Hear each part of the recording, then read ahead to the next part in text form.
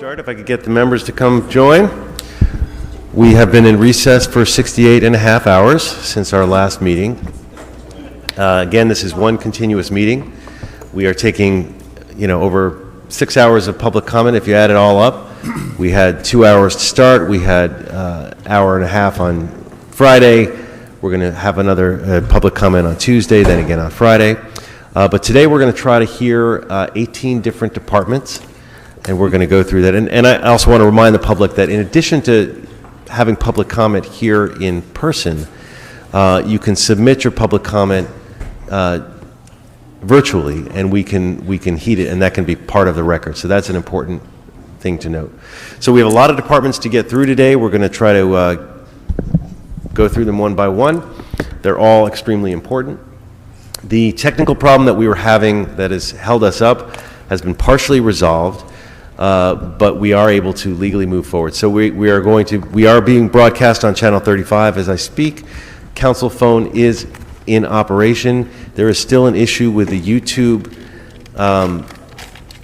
viewing of this, but City Attorney has assured us that that does not prevent us from legally moving forward. It just means that folks who have been watching on YouTube will either have to catch up, or they will be able to go to Channel 35 and use the council phone. So we have other ways for people to be engaged, and as soon as ITA gets YouTube up and running, they will do so. We don't know if that's a problem on our end or another end, but either way, we're going to move forward. So with all that, welcome back. Happy Monday, and let's just jump right into it and bring up the Department on Disability. And let me just say, as Department on Disability is an extremely important department in the city, taking a key role in the city's implementation of required agreements to ensure that our sidewalks are walkable and world-class. In fact, the department will have an increased role in the upcoming years as councils work closely with Rec and Parks and other departments that will play key roles during the upcoming Olympics. Improving access to our facilities each and every day in the coming years will require a steady hand and an active staff to make sure that the city makes the right decisions and doesn't repeat mistakes that could have drastic impacts both on access and on us liability legally. I want to touch on what the council is trying to accomplish, especially as it relates to improving access to differently abled Angelenos through this budget. And with that, I'm going to open it up with a question, because we've dispensed with opening comments and just jump right into it.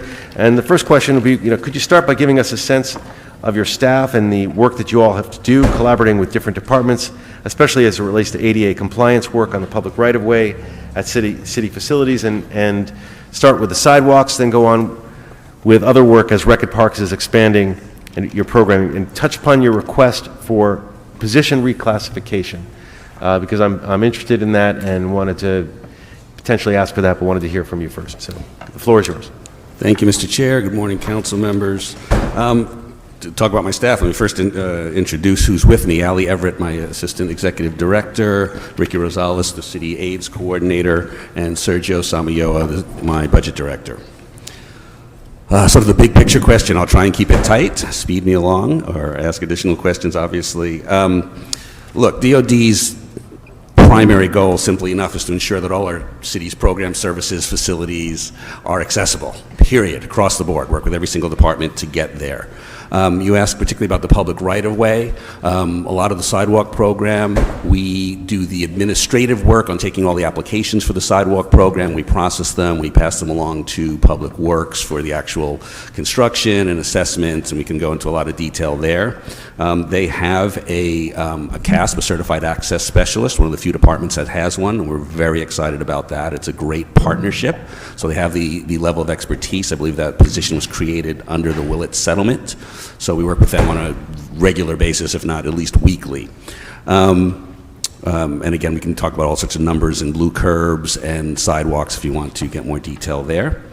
With Rec and Parks, with the Olympics and Paralympics coming in particular, making our recreation and our sport accessible, really having true world-class training that we need ahead of 2028 is something that's in the works. Play LA is something we've been working with since day one.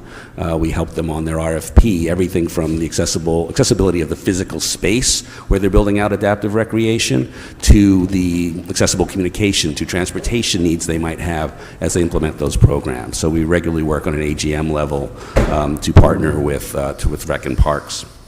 Broadly across the department, I do want to point out, again, we've got 4 divisions: our ADA compliance division, our city AIDS coordinator is part of the department on disability. He does all sorts of work, including homelessness work and overdose prevention.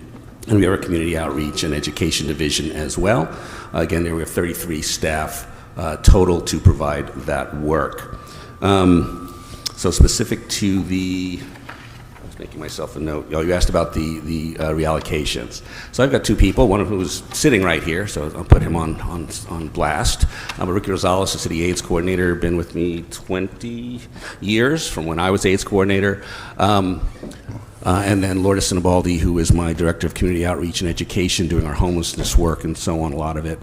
They're people that have been with the department. They have no space to move up. And with a small department like mine, if you want to keep moving up in city work, you have to leave the department. So I've got people with areas of expertise that have been just capped out. And one reason I would really argue we need this adjustment, which is only from a senior project coordinator to a principal position, they're doing the work. Not only are they doing the work as senior executives, they're doing the hands-on work too. This is one of those departments where everyone's got really 2 or 3 jobs. And so it's a $28,000 ask, I think, total, and I'd love to have it. We'll ask for a budget impact report on that. It's Great. understood, seems reasonable. Sometimes people leave the department, though, just for a few months, right? Thank you for helping out with LASA as interim ED, and of course, welcome back to this position.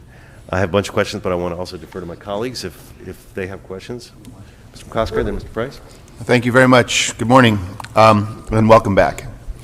Also, tell me about the request for the new position for the social worker to assist with the Inside Safe and the unhoused services. Absolutely. Our homelessness work goes across all of our divisions. So from the AIDS coordinator's office, who funds organizations to go out actually to encampments and work with really hard-to-place individuals, to our community outreach and education, where we generally have community program folks who provide durable medical equipment, assess people's needs, do intake and referral, and so on. But even before we were so engaged in the homelessness space, the Department of Disability's primary community-facing service is to help people with disabilities really get linked to services, not by just passing them on a referral phone number, but to give them a really warm handoff, to work with organizations and services.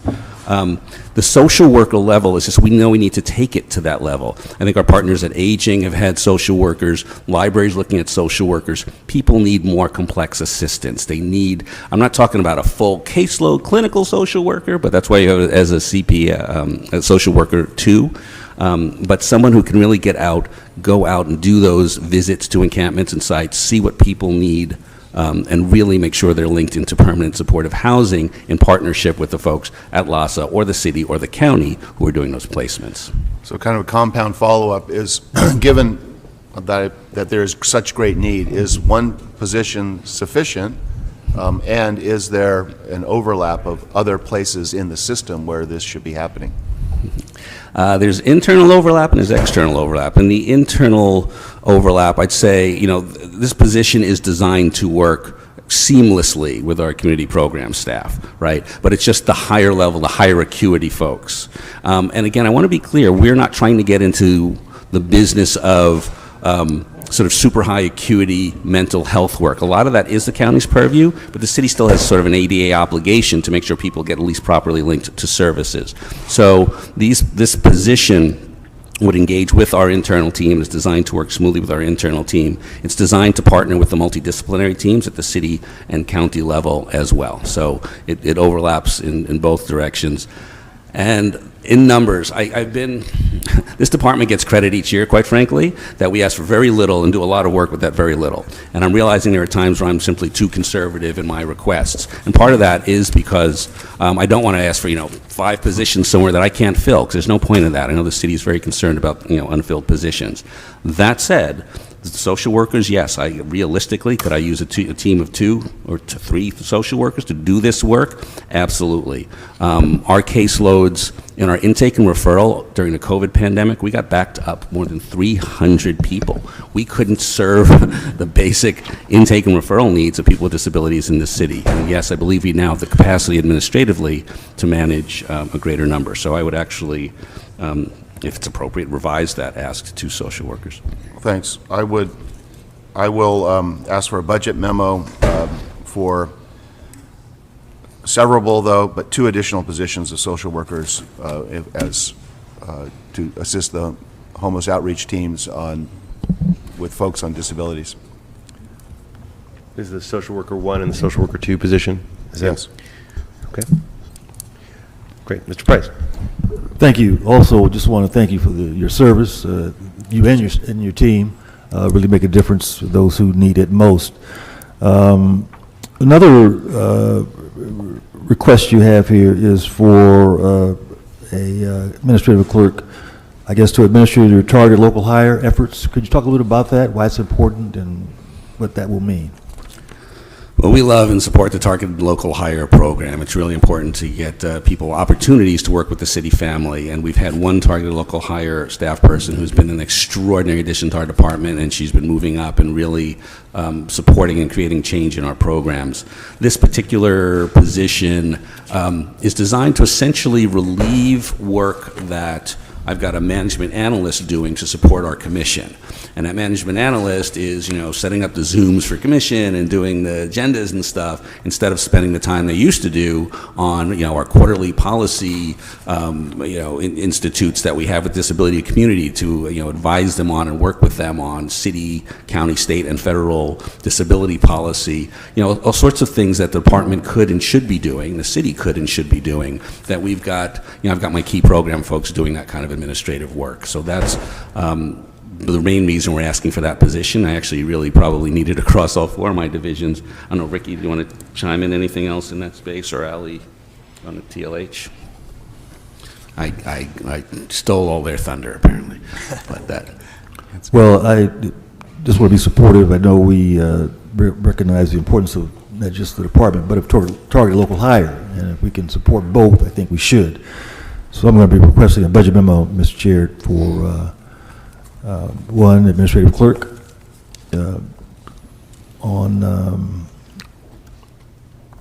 for disability assistance, target local hire, see how we can provide some assistance and help for the department. thank you, sir. Okay, Ms. Rodriguez. Thank you. Stephen, good to see you and your team. Thank you all so much for the incredible work. You guys are a small but mighty department, and I'm really actually thankful as well for the fact that you had a brief tenure, even in an interim role at LASA, because you understand how critical the interwoven nature of the work that you provide, and what should be within the realms of the county, what should remain in the realms of the city, so that we can maximize the resources that are the services that are delivered to city residents without overburdening city residents with the fact that they are members of the county. And so helping to ascertain the differences between the two, I think, is really important. So I appreciate that you had that opportunity. One of the questions, obviously, that we're working doing so much work on in the conversations around Inside Safe, I wanted to understand what historically your role has been, if any, to provide wheelchairs, crutches for some of the unhoused individuals. What has been historically the role of DOD, and what has been the resources that have historically been availed? How do we close whatever gaps we have in providing and meeting those needs? Thank you for the question. So a couple things. We used to essentially address the needs for durable medical equipment and related equipment through INR. We would get the request and we'd find somebody in the community who provided provided the equipment. We realized over the last couple of years that that's just not sustainable. It takes us more time to do that than to just get people the items they need because the demand was so high. And it's amazing how much you can change someone's life by just giving them a walker. Repairing, that's another thing we do is repairs. It's not just new equipment, it's also repairs. Repairing their wheelchair, getting them batteries for an electric wheelchair. You can really change someone's life in that space. So part of the evolution was we got, I believe, some general fund money. I didn't check that, but we got CDBG funding of $75,000 last year. We were not in this year's CDBG cut, which I'll be frank with you, is probably understandable in part because we underspend. We didn't get the program up running fast enough, and so we had additional dollars to keep it sustained. I'm not sure we can make it through the full year without some additional funding, but that will remain to be seen. So that said, we are providing those materials directly. It's about a 2-week turnaround if we're doing it through a community provider. It's a 24 to 48-hour turnaround if we're doing it directly. So some of the history of doing it is we were going out, this ties to your sort of loss and homelessness point. The community outreach that occurs, for example, big sites from Echo Park to MacArthur Park to some of those efforts. When our teams go out, we realize that people were just missing the fact that people had disabilities that were really germane to getting them housed. They were just missing it. I'm not trying to fault anybody in that space. And when we would go out there, we would get those items arranged. We knew that when people had service animals that they need to be treated as a service animal, get them appropriate housing for that. Again, get them the wheelchair. Again, help them with language barriers they have because they may be deaf or hard of hearing, et cetera. So all that said, the program is extremely successful now. I don't have my numbers in front of me for weeklies on that. Go ahead. We have processed 174 of them over this past 12 months. That's expanding very rapidly.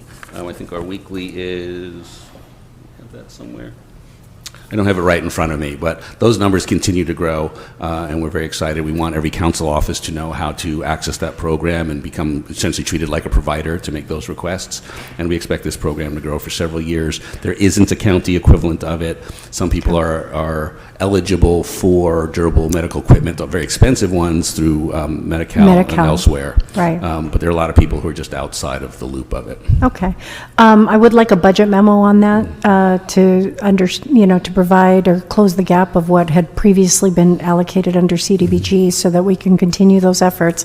But I would also like to, see that, of course, as you indicated, that a lot of times many of these are eligible for Medi-Cal reimbursement or whatever the circumstances may be, given that there are primary service providers even within the county that should be covering these costs, and to the extent possible that we maximize the leverage, assuming we're able to recreate and reinvest in this effort. But I thank you for that. Thank you. Yeah, just on that to make sure, important stuff, but to figure out how we can make sure we're supplementing, not supplanting. Because that's Right. when we start getting into these new spaces where others have responsibilities, we run that risk of sort of this city mission creep It's been a pattern. yeah. It's been a pattern. So, great. So lastly, all these budget report backs, please make sure they include detailed information detailing funding sources, departmental efficiencies such as deletion or vacancies, general deletions or deletions related to these requests, contract or travel reductions, or other creative suggestions. And I say that to all the departments listening. And the report should also include context for the funding, 6 months, 9 months, that kind of thing. Mr. Price. Can you give us an update on the Blue Curb program? Something I think most offices get requests for all the time. How are you working with other departments, and how is this rolling out now? Absolutely. In a moment, I'll turn to Ali for some numbers. But first, in general, again, the Blue Curb program, literally the curbs you see for accessibility. An easy blue curb is a post and paint. You put up a sign, you paint the curb, and go. We process all those applications. We have done it for well more than a decade now. For a long time, the city stopped doing blue curb work because there was a lawsuit pending in the state of California that brought into question whether you had to do it right in front of a house, you could do it at the corner near a curb ramp, where you had to cut a curb ramp into a sidewalk, and that got settled a couple of years ago. So since then, we continue to process all of those requests. We essentially technically approve them. We pass them along to the Department on Transportation.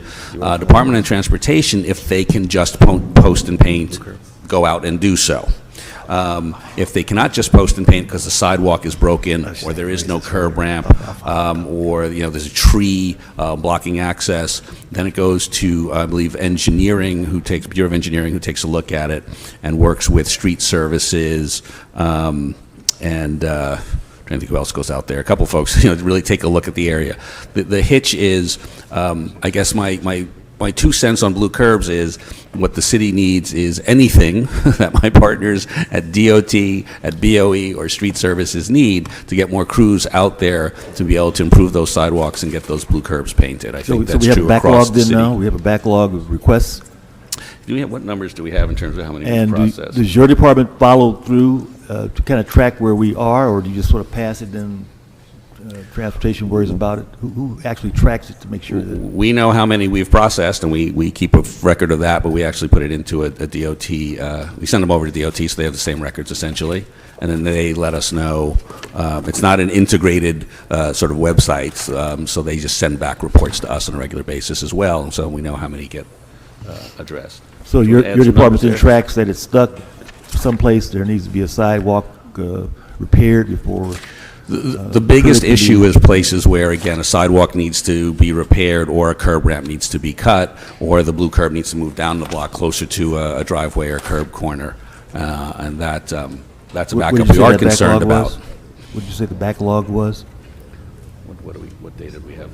So the Department on Disability has processed a total of 2,771 applications, of which the Department on Transportation has returned reports on 703 of those applications, of which 548 have conditional approval, which, as Stephen mentioned, requires some sort of additional work in order to be able to install the space. 85 were approved and 57 denied. So those conditional approval ones are the ones we want to figure out how to get fixed. When we take into account the long period the city wasn't doing them, I think we were talking about, it's up to 7 years of delay. I think that's come down, so I do want to work with DOT on that. I think the numbers come down when you talk about just recent years, but there's definitely opportunity, and I support anything we can do with them and Public Works to get more of these blue curbs built out. All right, thank you. Yeah, in fact, we had asked, I think, at DOT for a report back on the amount of time, because the 7-year time came up, and it just boggled all of our minds. How do you have a 7-year time wait from request to? So it would be great to learn that that's down to months rather than years. But I think we already have a report back coming, but we'd love for you guys to be part of that report back. So just to add them on to the report back, I don't remember if it was a special study or not, but we want to get a better handle on the not just how many have been approved, but the average amount of time it takes to go from request to blue paint and curb. Mr. Jaroslawski. Just to add on to that, it would be great to know what the path could be to bring it down to just a mere number of months. So what would you need resources-wise, both your department, DOT, Public Works, to bring it down to a reasonable amount of time? Thank Excellent, you. thank you. Great. Thank you so much. We really appreciate it. Appreciate the great work that you all do. Thank you, appreciate it. Thank you. Next, we will be bringing up the Department of Aging. Jaime Pacheco Orozco and team, welcome as you're making your way up here. As you mentioned in your letter, with 1 in 4 Angelinos being 55 or older, although this committee, the number is greater than that, including myself. This city is growing older, and your department has the important job of providing meals and services to our senior population, among other opportunities. I want to thank you for your attention to equity and your leadership and your letter. In your budget letter, though, you asked for $450,000 additionally to hire someone to provide direct services to the API community. What are you looking for in the vendor? How is that going to work? How is that going to help your department better serve the APA community, and why have you singled out the APA? Are we lacking in that community? Good morning, Chair and Council members. Jaime Pacheco Orozco with the Department of Aging. I'm accompanied today by my Deputy Director on Administration, Daniel Kim, to my right, and my Deputy Director on Strategic Planning and Partnerships,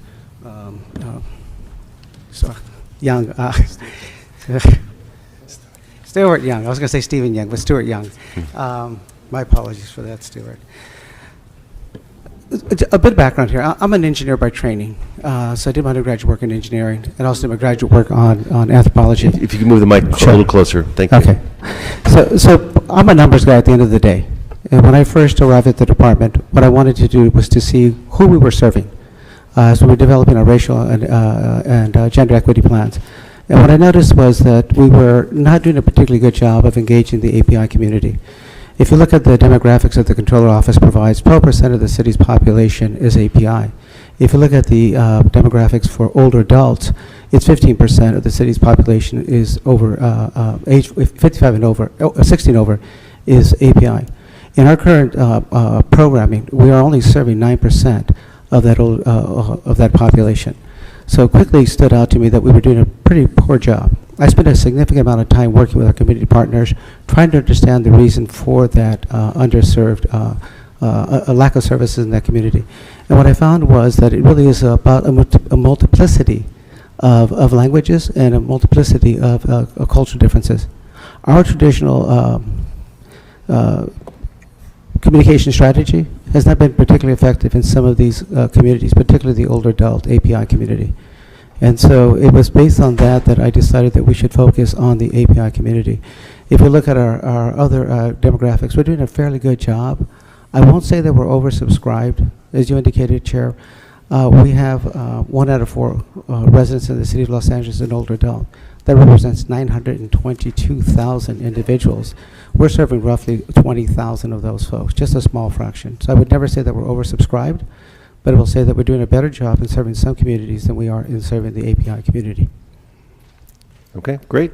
Thank you. So we'll certainly look into that, and we'll get a report back on the amount contractual services that would help you enable the API community. You had asked what we were looking for in that particular effort. What we wanted to do is identify an agency that has some traditional linkages to the community, that understands, and that can also serve as a technical assistant to our other senior multipurpose centers. As you know, we have 16 full-service multipurpose centers for seniors, and we have 3 mini multipurpose centers. Unfortunately, the ability to engage the API community across the city is not consistent. So we're looking for that service provider to be able to provide some of that technical assistance and linkage to the communities within each of the 15 area service agencies. Great, thank you. Mr. Rodriguez. Thank you. I have a follow-up, and I'm going to ask if you could pull your mic a little closer so that we can hear you more clearly. So I guess for me, and I know, Mr. Chair, you requested additional information, a report back, but if you look at demographically the city and you break it out, I'd like to actually understand what the fulfillment of resources are to each group of each peoples that you're identifying in terms of the subgroup, to make sure that we're maximizing our reach. And so that is data that I would like to actually understand to ensure that we're actually maximizing our reach to all the impacted communities. I know we did a lot of great work together during the course of the pandemic. I know how limited the staffing is. My field staff was part of the delivery crew to help meet the needs in terms of the in terms of the congregate meal programs that we funded through the course of the pandemic. But fulfilling the staffing needs to actually get those resources out to these communities is one of the critical gaps. So just in the line of priorities, I just want to understand that when you talk about this particular population, because I also know, like, for example, the Japanese American Community Center also provides senior meal programs and congregate meal programs in my district in the North San Fernando Valley region. So I'm wondering to what degree that the population that you're identifying, that their needs aren't being met with some of the other organizational efforts that are helping to step in and fulfill some of those efforts. So if we're going to have a conversation, I want to make sure that we're aggregating the information and the data to reflect where the gaps are with every demographic group and not singling out, so that we can truly reflect on the equity concerns that we're broaching in this conversation. Because I want to make sure that we're really widely reaching all of the different areas of our community. And so with that, I just wanted to just piggyback on your line of questions on that, and then I'll go ahead and hold, I've got other questions, but I'll go ahead and. Okay, I'll put you at the back of the list. Okay. Okay. Thank you. Mr. Kosker? Thank you, and good morning. One of the many weaknesses of the city is paying vendors on time. But I want to focus on your department, and it is extraordinarily important, of course, to provide these services through our contractors, that we get the payments out so that they can meet their payroll and acquire their services, meals, food, whatever it is. Tell me a little bit about your processes for making sure that we're fulfilling invoices and getting our vendors those pass-through payments at the service centers. Thank you, Councilmember. Let me respond to that from a staffing perspective. So when I first, is this loud enough? I feel That's like- good okay, now. Yeah, okay. thank you. So my apologies. So when I first came to the department, we had 1/3 of the staff, a vacancy. And so I made a commitment to ensure that we ramped up our ability to bring on staff. We are now down to 5 individuals who are we need to reach 100%. And we actually have identified candidates for those 5 individuals. One of our search closes this today, actually. But we will have all of our positions by the end of this program year. Ideally, by the end of May, we'll be fully staffed for the 50 positions that are in our position authority. One of the big issues that I raised in our budget proposal was the lack of accounting, fiscal and administrative support for our department. We are a small department by city standards, 50 staff, and we have about a $7 million city contribution. But the reality is we have over $70 million in funding that we work with on a yearly basis. Each of those have different requirements, reporting requirements. Each of those requires us to establish a contract, to do the budget, to process the invoices. And that has been a challenge. We, as with almost all departments, have had difficulty filling our accounting positions. And so that we were challenged in trying to make some of those payments on time. We ended up contracting with the city clerk's office for some additional support. But what we do in terms of payments, every month our agencies provide an invoice. Our program staff reviews those invoices to ensure that they comply with the requirements, and then it's transferred over to our fiscal folks who then process the payments. I've made a commitment to ensure that our agencies are paid timely. What I have told staff is nobody in our department would stomach not being paid their wages. So it's not acceptable that we would operate on a different standard when it comes to our providers. So I've made a commitment to ensure that we do process those payments timely. But on the other hand, we are short-staffed. In our original budget request to the mayor's office, I indicated that I was concerned our ability to properly maintain the integrity of our fiscal system. We lacked sufficient fiscal staff to process those payments. I have staff working overtime, and the reason I've been able to do this is because we had vacancies early on, and we identified those salary savings. But the reality is, with the level of funding that we have, we cannot continue to operate. I have a principal accountant, too, who serves as my chief accounting officer. That's simply unacceptable. It's well beyond the scope of her duties to manage a $70 million contract. So it is something that I put in our budget request. In our original budget request to the mayor's office, we asked for a chief accountant. We also asked for two accountants and an accounting clerk, simply to process the paperwork that we had. Given that $70 million, which is all equates to those pass-throughs, which are important, those all equate to meals and services and employees and folks that are out at your service centers. Those are your vendors. Those are your partners. I would be very interested in hearing what your goals are for getting those payments quickly processed, and I'd also like to know what the proposal is for additional resources in accounting to make sure those dollars get out the door. Because if those dollars are late, I mean, there are service centers that are not buying food on time or paying more for some services. And so can you quickly repeat again what you're looking for in your accounting function to make sure you can process those payments? So in the budget memo, and in hearing with the chair's request, we limited it only to a chief accountant. However, in our original request, we asked for a chief accountant, 2 accountants, and an accounting clerk. I would like a budget memo on the cost of those 4 positions. Thank you. And a report from you as to what your goals would be for a department to what timely means for making payments to vendors, to your partners. So what I have told staff, both my program monitoring staff and our fiscal folks, is that we should not take more than 15 days to process invoices. 1.5? 1.5. And the reason we chose that was because it does require us to verify the expenditures to ensure that the services have been delivered and to ensure that the invoices align with the grant requirements. So there is a programmatic review as well as a fiscal review. As you well know, each of these grants has its own fiscal requirements that are subject to OIG, federal, state, and local overview and audits. As I mentioned, we have multiple grants, and the reality is they have different timetables. We have grants that operate on a July to June, grants that operate on October to September, grants that operate from a January to December, grants that operate from a April to March calendar.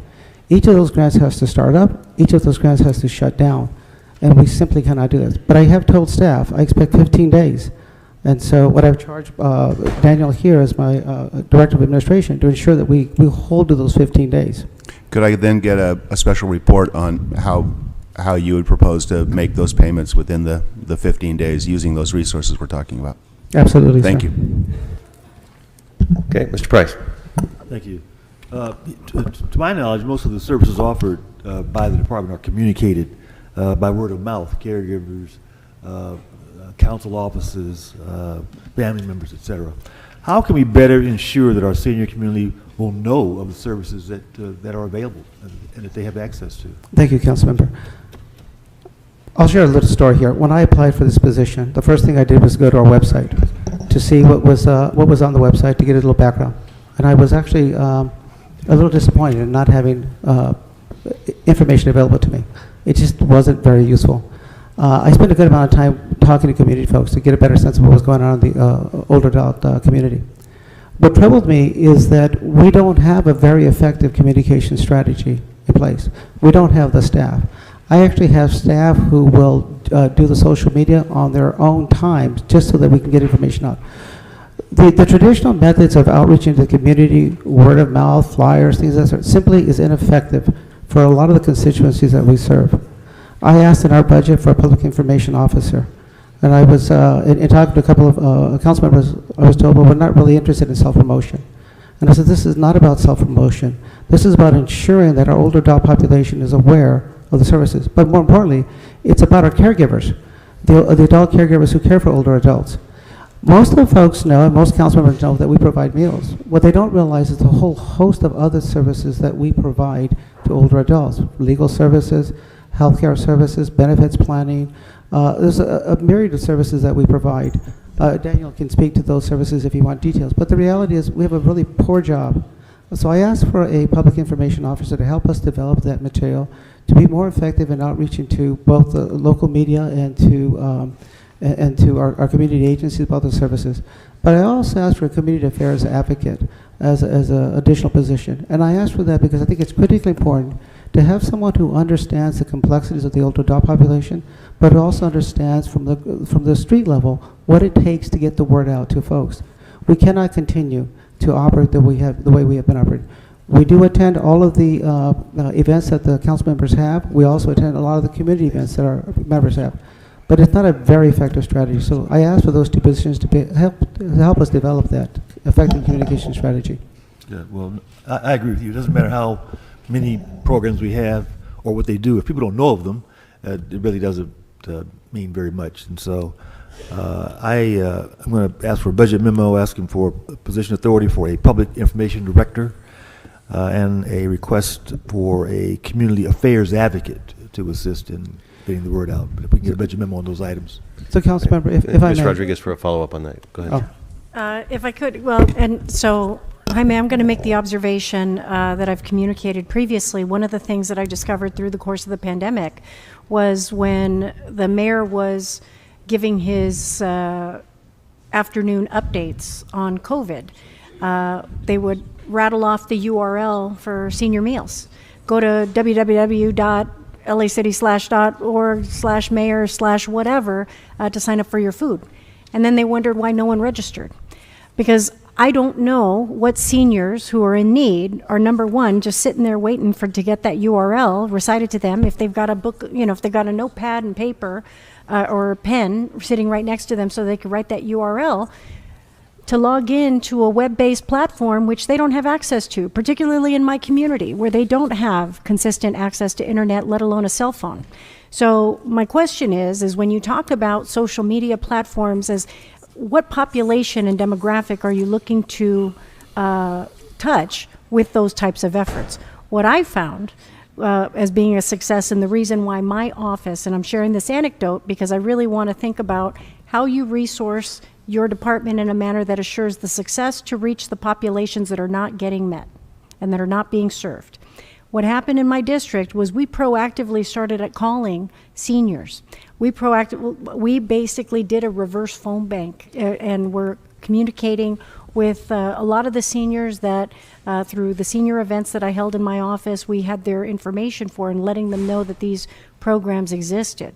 And my office single-handedly generated the single largest increase in registrations for WICS for the Congregate Meal Program when we were doing that through the pandemic. And I say that because that and traditional mail. And I say that because I want, when you tell me social media, I'm telling you my grandma's not on it. And I'm telling you that our community doesn't have the technology at their fingertips for the communities that we're trying to reach. So when we talk about equity, when we talk about methods of communicating and trying to reach out to these folks, I'm questioning whether or not that's the strategy that you want to deploy to ensure the efficacy of those efforts. So I just want to make sure we're thinking about who we're trying. Not everyone is on Instagram. Not everyone is on Facebook. How are you going to reach these folks? And so when we have budget memos presented about, what our strategies are, I want it to be mindful of what does an effective strategy look like. Because I'm telling you from experience what my office had to do in order to grow that registration for the signups for in an emergency. When people had to stay home and this population was among the most vulnerable, couldn't leave, couldn't go to congregate meals, couldn't derive those resources. And when the mayor made the announcement, hey, the governor, we got money and we're going to give you guys food, they weren't signing up. But our single-handed increase came as a result of my office proactively making those calls. So I just want to be clear about what your plan is and make sure that it's really thoughtful about what the strategy is going forward. Because, telling me that social media is your methodology, it doesn't resonate with me because I know it's going to miss an entire population of people that are not sitting there on Instagram, TikToking, or they're not on there. I agree with you wholeheartedly, So- council member. As you will recall, when the pandemic started, I was with the Department of Disability. Yeah. The Department of Disability, and we did exactly the same thing. We No, I stood up. understand. We stood up. I just want to make sure that when that budget memo comes back, that Sure. you're talking about strategies that are actually going to, reach the populations that we're talking about. Because what I'm hearing is social media. They have to do the Instagram post, and I'm just letting you know that what I found was more effective was not that. When we talk about the populations that we're trying to reach, because they're not just sitting there waiting to write down a URL to go to a website that they don't have access to because we don't even have equity in technology across the city. So I just wanted to make that commentary on that when we're having conversations about this budget memo. If I may respond, I want to be very clear. I wasn't suggesting that we simply rely on digital engagement with older adults. No, I understand. We're fully aware of I that. just wanted to, that's what was mentioned, and so for that reason, I wanted to communicate that. Well, my thought, the Public Information Director covers everything, and so not just limited to social media, but traditional media as well. And Exactly. hopefully with the director, we can come up with a strategy that addresses the concerns and reflects the Thank you, Councilman. issues that have been raised. Thank you, Councilor. It's absolutely that. That's why I asked for two positions. One was the Public Information Officer to be able to address all media, but I also asked for a Community Affairs Advocate because I do think it's critically important for us to have people on the ground who can work with our community-based organizations who are not part of our older adult system of care to be able to get the word out to folks. It simply can't just be traditional media. It has to be a broad range, a full approach. No, agreed. Ms. Yaroslavsky. Thank you. Just a question about the senior meals program. I see there's a big increase in this proposed budget, to provide senior meals. I'm wondering if staffing levels are adequate to handle the additional contractual needs. First of all, I want to thank the mayor for the recommendation to increase the funding for the senior meals program. As I indicated in my budget memo, roughly $3 million of that 2.6 and 813,000 is actually redesignated funds. It's not additional funding.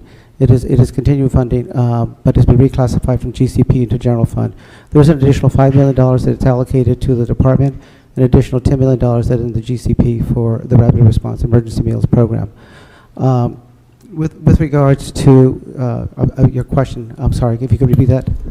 Is staffing adequate to handle the additional budget for meals? When we ran the emergency meal program, we made a commitment to ensure that almost all of the funding was made available for food. So we provided over 2 million meals during the pandemic, in addition to our regular meals program.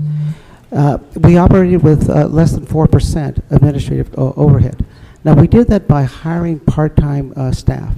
And what I found over the course of my tenure here is that that's simply untenable to be able to operate a program that way. You have to ramp up, onboard staff, and replace them. I had requested, when we put in our request for additional funding to add additional funding to our baseline, I had requested 2 senior project coordinators and 2 project coordinators, partly because I wanted to ensure some consistency, and I wanted to minimize the disruption of bringing new staff on board regularly. I think we went through 3 different shifts of staff because they would max out in terms of the hours worked on the program. But we did put in a request originally for 2 senior project coordinators and two project coordinators. And were those 2 positions authorized in the proposed budget? No, they were not. Okay, I'd like a budget memo on those 2 positions. Okay. There was actually 4 positions we requested. 4 positions. Thank you. Okay. Now, I wanted to follow up on the rapid meal issue, because it is a big jump. You're talking about now $17.6 million for meals. And it's a shift. In some ways, during COVID, it was a pivot, right? We used to be focused mostly on congregate meals in our senior centers. COVID crisis came, people couldn't be there, and we made this shift. Important to get people fed. I guess part of my question is I don't see a real detailed plan on how this money is going to be spent, so I'd like to get a plan of how you intend to spend this money, and how does it fit in with integrating back, or do you see this as a permanent mission shift? Do you intend to get back to the congregate meals that we had before? And the other question, how does it fit in with the whole panoply of organizations? Are we supplementing, supplanting, engaging the food pantries and all the others who have been in this space and who also expanded and pivoted during COVID? So, to answer your question, this additional funds that we received this year and that we received previously did supplement the traditional congregate meal and home delivery programs that were provided to the Older Americans Act and the Older Californians Act. That was money that was passed through the state. One of the issues that we have had with home delivered meal programs is that under the federal legislation, the only individuals who are eligible to receive a home delivered meal are individuals who have a disability, who are unable to perform at least 2 activities of daily living. With the pandemic, with the public health situation that we had, emergency health situation we had, we shifted all of our meal programs to home delivered meals. And the primary reason was because older adults were disparately impacted by COVID. 90% of the deaths in the state of California during COVID were of older adults. And so part of the issue that we had to ensure was that we had food going to folks who otherwise wouldn't come through. Now, with the additional funds, we recognize that if we were to adhere to the Older Americans Act that limited only to folks who had disabilities, we would not serve the number of folks who have chronic medical conditions, who are immunocompromised, who are still fearful of participating in the world. Social isolation is a huge issue for older adult population. As you can see, all of us wear masks. We continue to wear masks in our office because we have older adults walking through our doors. And so it is a concern. Folks in the older population are concerned. What we anticipate is we had, at the instruction of the council, we had released an RFP to identify service providers who could provide home delivered meals. We have developed that transmittal. We have submitted it to the mayor's office for release. That would identify our current service providers as well as those who were successful in responding to be able to provide the meals through the Rapid Response Emergency Meal Program. Right. And what's the cost difference between a delivered meal and a congregate meal? Then I'll go to Ms. Rodriguez for the follow-up as well after the. The congregate meals are, it's a little, let me take a step back here. It's a little difficult because it's an economy of scale issue. When we were doing the emergency meal program, we were delivering 2 million meals. So we were averaging about between $7 and $8 a meal. When we have the congregate meal sites and the home delivered meal programs that are offered through our multi-purpose centers, we're looking at about $9.60 and $10.65 respectively for those meals. So you're saying it's more expensive to do a congregate meal than a home delivery meal? Yeah, it's simply because of the economy of scale. So our vendor Because what? the economy of scale. So our vendor under the Senior Emergency Meal Program was able to purchase larger quantities of food through the production condition, produce it at a less cost. Our senior multi-purpose centers purchase food, or they have their own kitchens, their commercial kitchens to be able to produce the food. But it is a little more expensive. I mean, it begs an obvious question, which is if you could do it so much cheaper individually, then why wouldn't you just do it cheaper and then deliver those meals to the congregate sites? It doesn't make any sense that it would be cheaper to do individual deliveries than congregate meals. And if it was the case, then just order all the food to the sites. We have a number of approved caterers that our senior multi-purpose centers contract with. They procure those caterers and provide those meals. The approved caterers have to abide by very strict Older Americans Act nutritional requirements as well as food safety requirements. So it's not as if we can pick any vendor and say, okay, you can provide these meals because it's the cheapest. We have to ensure that our older adults are receiving the appropriate nutrition, but they're also preventing disease. One of our big issues with packaged meals is the amount of sodium in those meals. And so there are very strict guidelines on what is allowed in terms of sodium, very strict guidelines on trans fats. They're Different guidelines for delivered meals than congregate meals? no, across the board. So when we're looking at, that's why we have a list of approved caterers.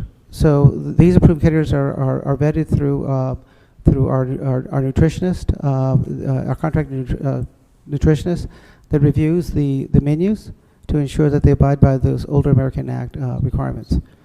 I'm going to go to Mr. I've got some follow-ups too, but you've I been waiting on one, so I- go ahead, Joe. I think I already know what your follow-ups are. Please, but go ahead you know. and take the baton then, and I'll take it back in a second. Well, I mean, I think what Mr. Blumenfield is saying, first of all, I know that there was insufficient ability to distribute all of these foods in delivery. That was a big problem. That's why my staff had to, a couple of times a week, go around and make the deliveries. So what Mr. Blumenfield's saying is that if it's cheaper and they're all achieving the same dietary guidelines, they're all fulfilling the same dietary guidelines, then why wouldn't you then also just en masse purchase and do the acquisition of the food? Everyone's going to get the same access, except one is a distribution effort that is conducted at the congregate meal sites at our senior centers. That also, again, goes to addressing the other issue that you were talking about, which is the fact that we know there's a lot of isolation. The seniors, I think one of the biggest, they talk about the most vulnerable were just horribly impacted by the fact that they were kept in isolation and were unable to engage with their friends and counterparts. So I understand what Mr. Blumenfield is saying when we talk about the cost. So the economies of scale kind of doesn't really jive. I think to the extent that if we want to have that conversation, number one. Number two, I think the other concern that I want to highlight and address and would like to know more about is the, kind of culturally attuned meal programs, that they're actually going to be interested in eating what we're providing them. In certain communities, they're more akin to having more culturally appropriate foods, we'll say. But again, I think the bigger concern that I have with respect to this allocation is the ability to deliver for it. Because I already know from firsthand experience that my staff had to be out there making these deliveries because there wasn't the capacity to deliver to these folks. So there needs to be a really solid plan in place in order to fulfill that. So I think, Mr. Blumenfield, I think that was part of what you were saying about, in terms of it's the same food. If we're going to order it, and deliver it, then why wouldn't you order more, deliver it to the senior center so that they could actually get And why the, would it be so much more money? Correct. To make it the senior center? You'd Right. think it would be, usually That's that's a lot cheaper to do it that Correct. way than to deliver it out. So we're not going to solve all this Right. here, but I think we need to get a plan, an expenditure plan, the number of seniors to be served from the Rapid Response Meals Program, the cost comparison between meal delivery and congregate, and to put all of that in when the congregate sites will be up and running. We were talking about a major expansion here, and we need to understand how it fits in, what our plan is, and also how it fits in with the service providers. You said you're going to contract out with the existing service providers that are already doing this. So I don't want to belabor it, but I'll put that as a report back, but I'll go to Mr. Yaroslavsky, who also had a follow-up on this too. Thank you. Just back to the budget memo request for the 4 additional positions, a couple additional things I'd love some information on. So an analysis of whether those 4 positions could be reclassified from exempt to civil service. My understanding is that they were requested as exempt. And whether or not your department could instead or partially reclassify existing vacant positions to fill these 4 needed positions. Councilwoman, our existing vacancies, we have 5 existing vacancies. Those are set to be filled. We have conducted the interviews. We are extending offers. We anticipate all of those will be filled by the end of May. We will not have existing vacancies. Okay. With regards to shifting from a exempt position to a civil service position, that's perfectly fine from our perspective. We simply requested at the time the resolution authority because we weren't sure that the funding would be secure. As you well know, that once you establish a civil service position, it's much more challenging to reduce that when there's reduction in funding. And an exempt position allows us to eliminate the position if funding disappears. Okay, thank you. Mr. McCosker. Thank you for that. I want to come back to this rapid response senior meals. So just so I'm clear, and this might not be for you, this might be for the CIO.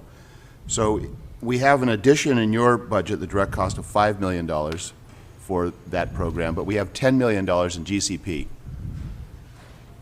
What is the meaning of the delta, the $10 million in the GCP for rapid response senior meals and the $5 million in the aging budget? I'll defer to the CEO.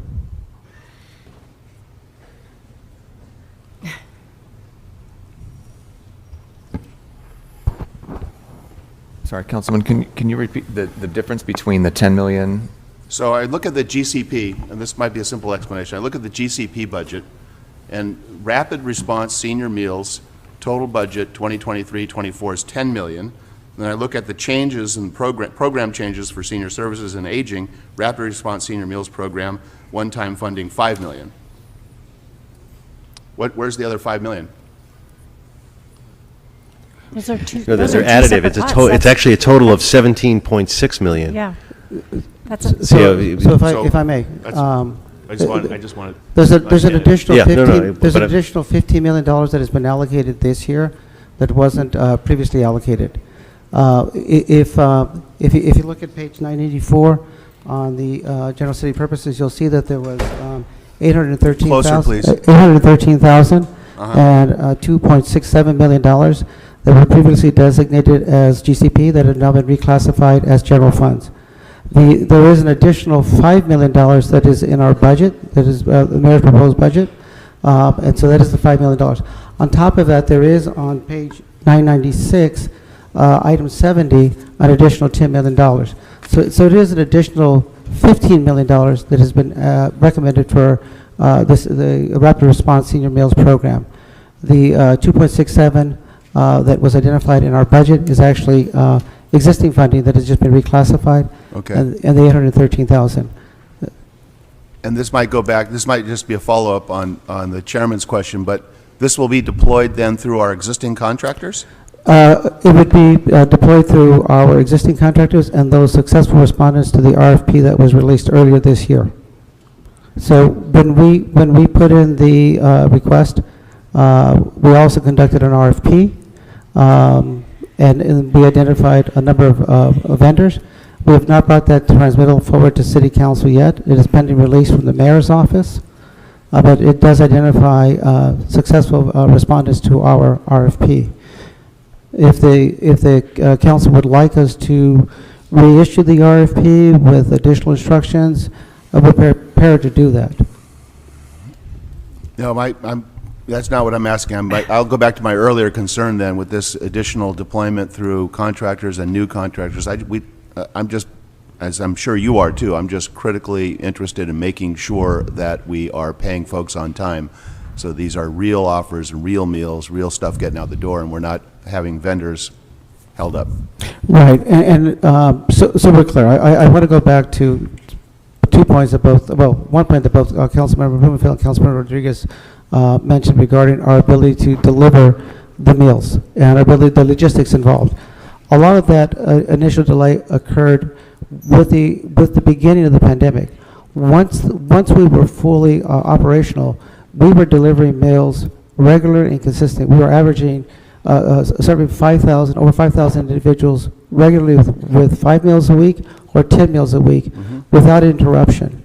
And so while it's true at the very beginning with the Great Plates program, at the very inception of the pandemic and the emergency orders we had to shift, we subsequently have been able to operate without interruption until the money ran out. And so we are prepared to continue. We anticipate if funding is made available, it will take about 4 to 6 weeks to be able to start up. It has to do with the logistics of purchasing the food, to developing the packages and all of that. But we're looking at a 4 to 6 weeks startup period. If we're given authority, we can start that process now. All right, thank you. Ms. Rodriguez. So help me understand, then, I'm trying to understand why some is in the GCP, why wasn't it all just provided in a single line item budget for aging if you're issuing the RFP for this food distribution? And just to correct, my experience was not that you guys were able to fulfill the deliveries on your own, or that the contractors, it was oversubscribed. So that's just personal experience in my district and knowing how my staff had to go out and make those deliveries. And that was while we were fully engrossed in the pandemic. So that was not my experience. Understood. But perhaps the CAO can explain. I don't understand why it's in GCP if there's an RFP going out from aging, and why were these pots of money set aside in 2 different? So I think the way, and we apologize, I think we understand your question. The funding that you see in the budget, it essentially represents a new program. So the program has wound down. There hasn't been an RFP issued yet. The difference between the 5 million and the 10 million, we don't necessarily see a difference there, so I can't give you a good answer. But we would need to go through, and I believe a memo is already requested on program design, on eligibility, on all of the program components of what the next iteration would look like. So I believe that was requested in a budget memo, and so that's, I think, I'm not going to speculate as to why it's in the GCP versus the department budget, but it would represent new funding, and it's also indicated, the 10 million is indicated as one-time funding, so that may also be the reason that it's in the GCP. Right, and we have to be very conscious if we're doing one-time funding, and we're building a program that's surrounding continuous funding. Let me just, Yeah. I want us to move on. Yeah. We're requesting a report back. There are a lot of details here that may need to be worked out. We may have to put this money into the UB and then work it out throughout the year as we move forward. But we spent enough time on it, and we appreciate it. We all also respect and appreciate the great work that you're doing, and the fact that you're helping our seniors, and that these meals are helping seniors, and expanding that is important, but we need to understand the costs and the benefits. So if I may, just say- Last word, we really need to move to the next topic, real quick. Okay, I just basically wanted to say that we are facing a serious situation with our older population. It is quickly growing. It is the fastest growing demographic. This is not a problem that arose as a result of the pandemic. It will continue to grow. We currently have 1 out of 4. By 2036, it will be substantially larger. We recognize, thank you. No, that I think we all understand that. I mean, it's certainly exacerbated by the pandemic, but the baby boomers were not caused by the pandemic. So let us move now to, thank you so much, to the Community Investment for Families Department. And we'll get,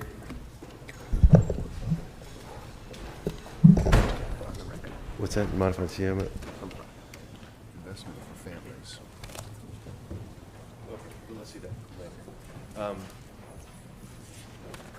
As you're coming up, before a couple other things, ITA is still having issues with YouTube. Please go ahead and sit down, just make some announcements here.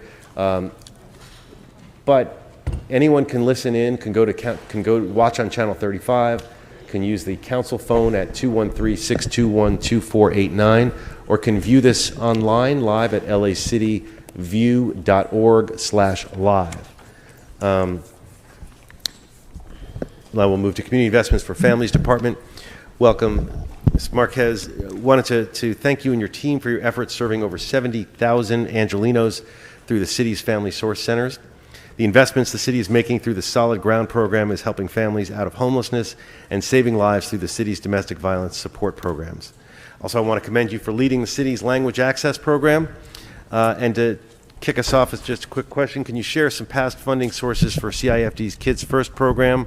Thanks. How that's worked in the past? Thank you. Good morning. Great to see everyone. The Kids First program was funded through HAP funding. The Kids program is a program that supports families with children in the San Fernando Valley. So it was created by Council District 6, but it does support families with children who are living in hotels and motels in the Sepulveda corridor. So it's currently funded at $700,000, and it is targeting 100 families, again, who are homeless.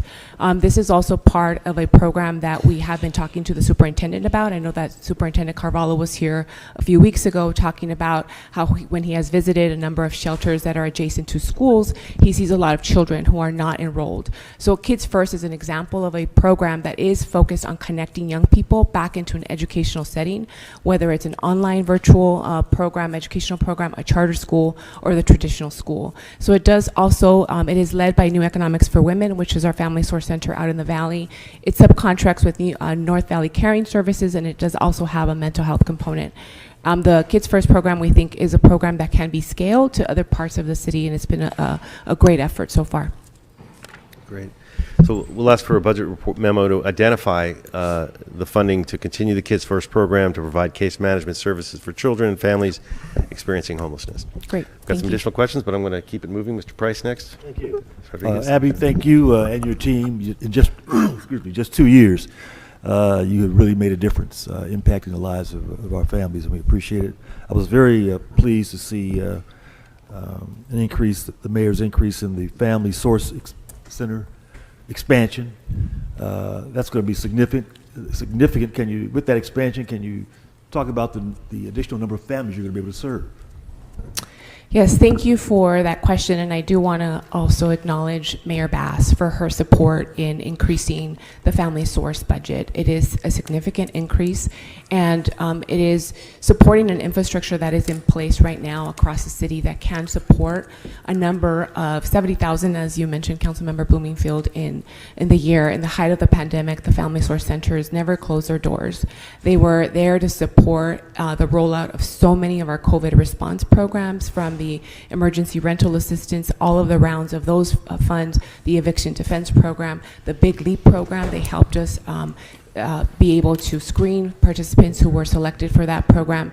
So we're very, very excited. The mayor in her first week went to All People's Community Center in your district, Councilmember Price. So what we hope to do with the expansion of the Family Source program are a number of strategies in place. One is we will now have the capacity, each Family Source Center will have $200,000 in their contract award to support families in crisis. It's up from what? 200,000 each from the general fund. I know, 200,000. They're getting 200,000 this year. How much did they get last year? So the increase is the increase is from 1.1 million to 1.5 for each contractor. And that represents a $3 million investment to support families in crisis. So each contractor will now have $200,000 available to support families who are experiencing a financial emergency.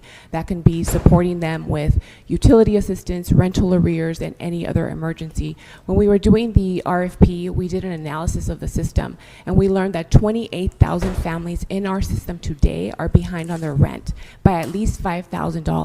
And of those individuals, only under 20% indicated that they have benefited from our rental assistance programs that we've had so far. So we know the need is great, and these additional resources will help the Family Source Centers respond to that need for the families that they serve. The other critical piece that we will address through this expansion is pay equity for our service providers. When we were doing the analysis of the Family Source system, we also learned that close to 200 of our employees within the Family Source system were earning poverty wages. So as an anti-poverty system, this is just not acceptable. So we acknowledge and appreciate, again, the leadership of the mayor and this council for supporting the system. What we will do now is continue to focus. We've added the two primary outcome areas for the Family Source system have always been to increase family income and to improve the academic achievement for youth and adults. The third piece that we will add now is housing stability, and we will be formally integrating the Solid Ground Homelessness Prevention Program as a permanent component of the Family Source system. So we're excited about the growth, and we're excited about the additional resources that have been allocated to our providers. Well, I think it's significant that we are expanding the Family Source Center because it really has been a lifeline to families in this process. Similarly, with the Solid Ground program that I think we pioneered in CD9, now it's going to be a citywide program, I think, will also have some real impact. Another program that had significant impact this past year was Big Leap. We had the last checks, I think, went out in March. Can you talk a little bit about the program, the follow-up that we're doing, and potential next steps? Yes, thank you, and thank you again, Councilmember Price, for your leadership with the Guaranteed Basic Income Program, Big Leap, and this council for investing in such an incredible program. I always say that I've had the honor of working on so many anti-poverty programs in close to the 20 years that I've been with the city, and I have to say that this has the potential to be the most transformative program. The Guaranteed Basic Income Program that we supported at CIFD has concluded. We did our final disbursement in March.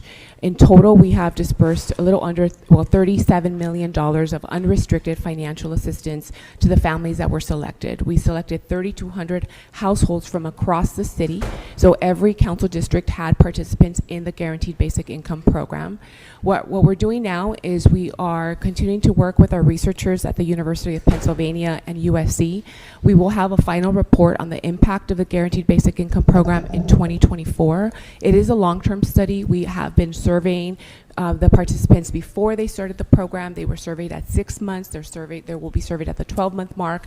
And we also have, we have a treatment group and we have a control group. It's a massive undertaking. It has a total study cohort of 7,000 people. Again, people who were part of the guaranteed income program and people who are not, to see the difference in behavior.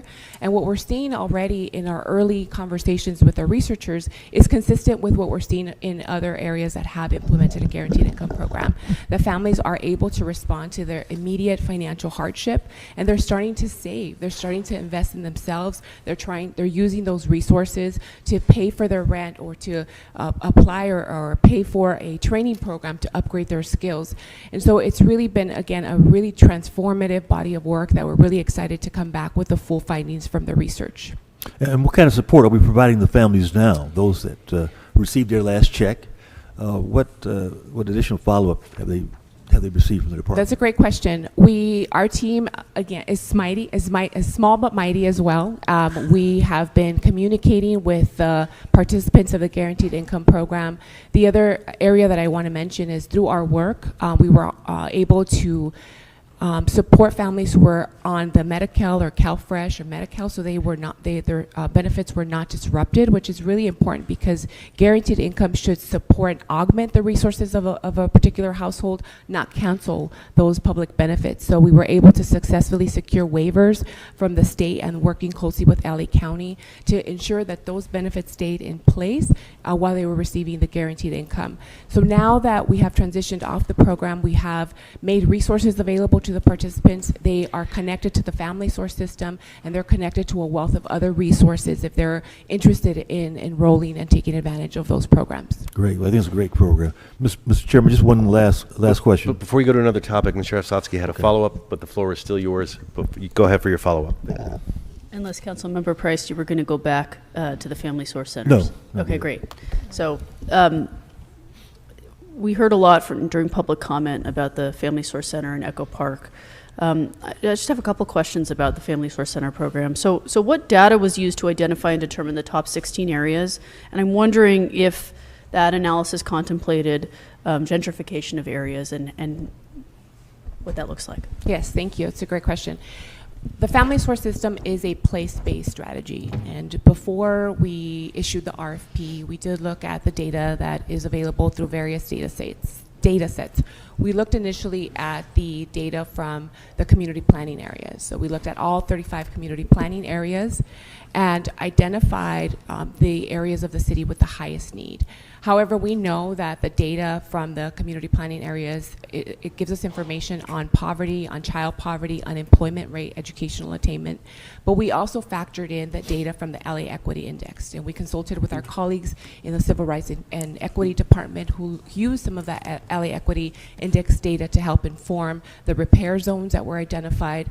What is unique about the LA Equity Index data is that it gives us a better picture of the areas with the highest need. It gives us information on communities and households who are rent burdened, communities that don't have access to banking services, they don't have access to health services, food deserts, which is a critical area for us to continue to address, food insecurity in our communities. So we did an overlay of the LA Equity Index data to help identify the 20 areas that were initially proposed in our budget request.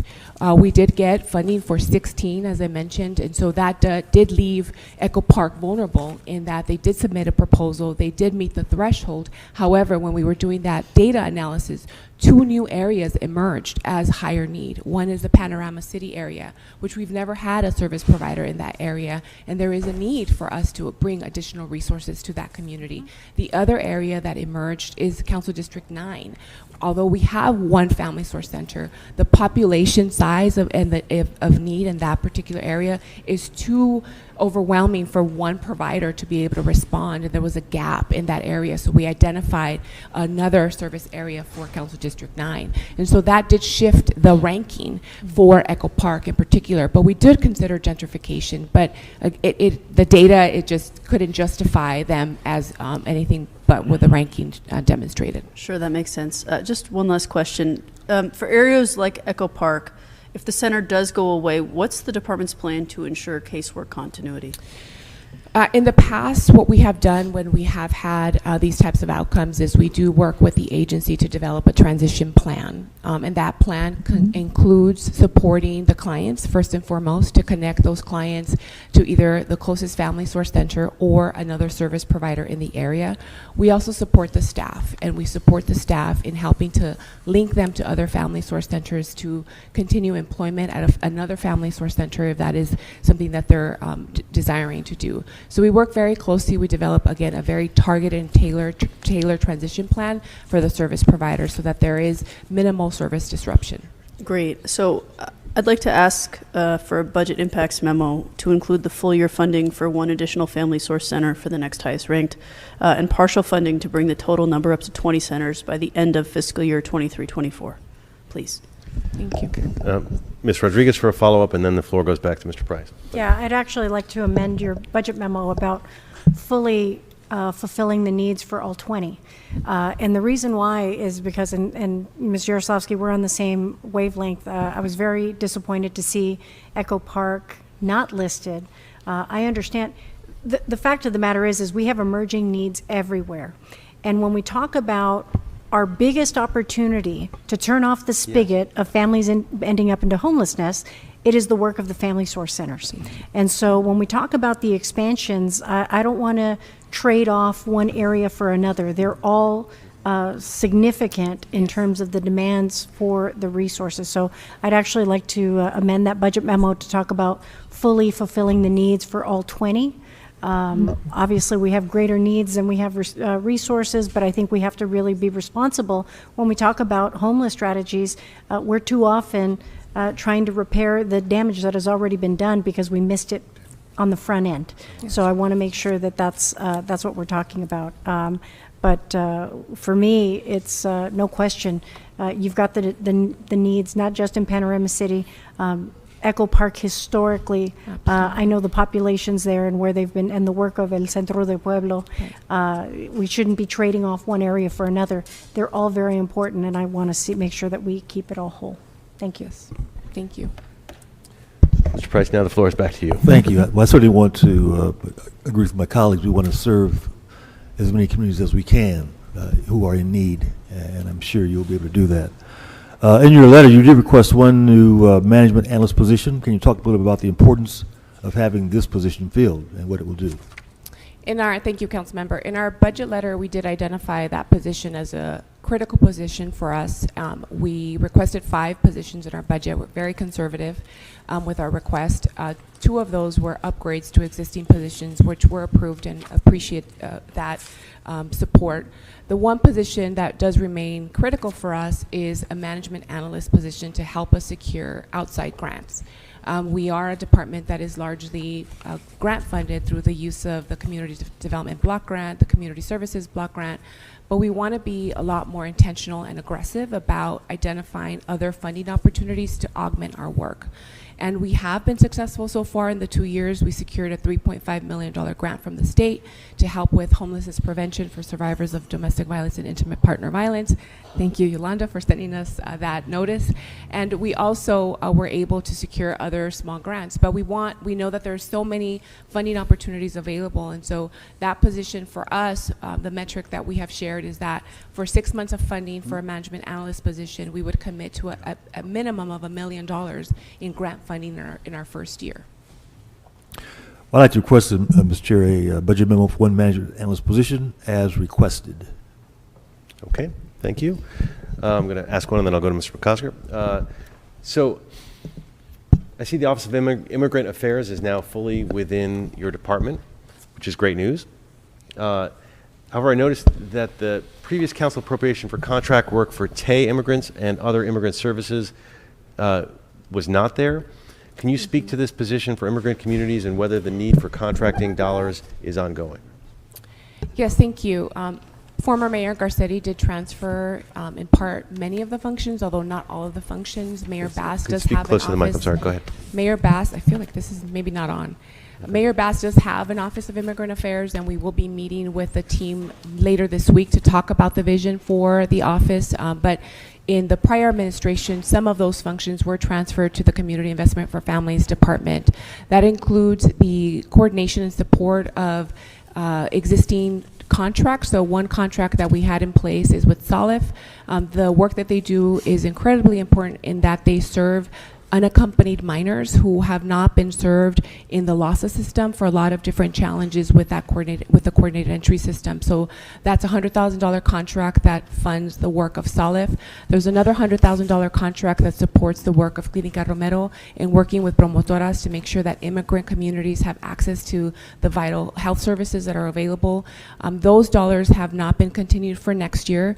In addition to the contract dollars that were set aside for us this year, includes supporting the work of the Language Access Program. That does involve coordination across the entire city. And we did submit a report, a transmittal, that was adopted by the Budget and Finance Committee that does put in place the ability for us to have contracts for primarily the largest one is $500,000 for Focus International that will provide support not just to our department but to various other departments who have language access needs to be able to address the diverse needs of our immigrant populations, including a set aside that we're proposing of $250,000 to help us support immigrant and indigenous communities. There's I believe there's 17 different indigenous dialects in our city that we have no capacity at this point to be able to respond to, and there's additional contract dollars that we requested in our budget memo because they were approved already by the full city council. Okay. Well, when we get a budget report outlining the service delivery from CIFD for immigrant families, including contractual service dollars that could be used to focus on unaccompanied minors and transition-aged youth. Mr. McCosker. Thank you very much. I'm asking for a colleague, but I'm also compelled by this question. A colleague wants me to ask about the cost of creating an Office of Survivor and Victim Services in your department. These are services that do reside across different departments in the city, in the mayor's office, in city attorney's office, and I'm personally very compelled by victims' rights and victim services. It also strikes me that that this aligns well with Mr. Price's question or ask for a budget memo about your grant writer, because a lot of this is grant funded. So could you respond to the possibility of having such a victims' rights services in your department? Thank you, Council Member. We do have a survivor services unit currently in CIFD. It supports the work of our team that oversees the shelters, the human trafficking and domestic violence shelters. To expand that, we are happy to come back with a detailed memo on what we would envision for year one to expand that work to include other victim services, coordination. We can come back with a budget memo, but I would propose a longer term study to have a really robust plan in place. I will ask for that study. And I will say that I believe my colleague is really interested in and I don't want to speak for her, interested in the independence of having these services in a place like your department. I'm very interested because victims are often so overlooked.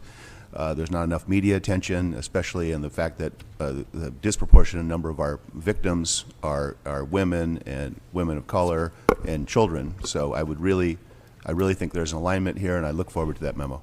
Thank you. Ms. Rodriguez. Thank you.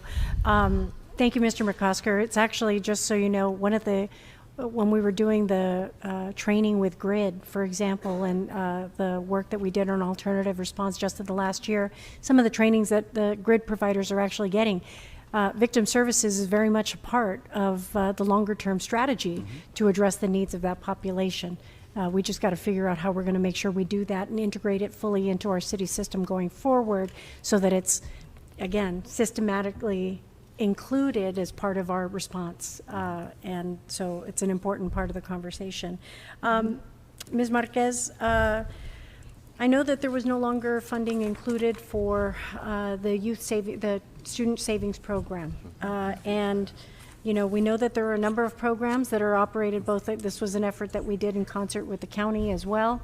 Can you talk to me a little bit about what some of the differences are with the program that we were administrating in terms of the populations that it serves versus some of the other opportunities that are there so that we can ensure equitable access across the city? Thank you for that question, Council Member, and for your leadership and support of ensuring that there is coordination and consistent support for youth programming across the city. The Children's Savings Account Program has been a critical program for us to support, not just because it does involve a MOU. We currently have an MOU in place with LUSD and LA County, which, as you can appreciate, it took a couple of years to get to this place. But really, the Children's Savings Account Program responds to a gap in the current statewide program. The governor was the mayor when San Francisco created the first Children's Savings Account Program, has been very committed to this work. However, the program that was announced in the governor's office is a great start. It's an incredible opportunity to support so many Californians across the state. But it currently has some gaps. It is structured a little differently than our program. It's a scholarship program, whereas our program is truly a college savings account program. The state program is not connected to a financial institution. So families like our families across LAUSD who want to go to a local bank and make a cash deposit would not be able to do that under the California program.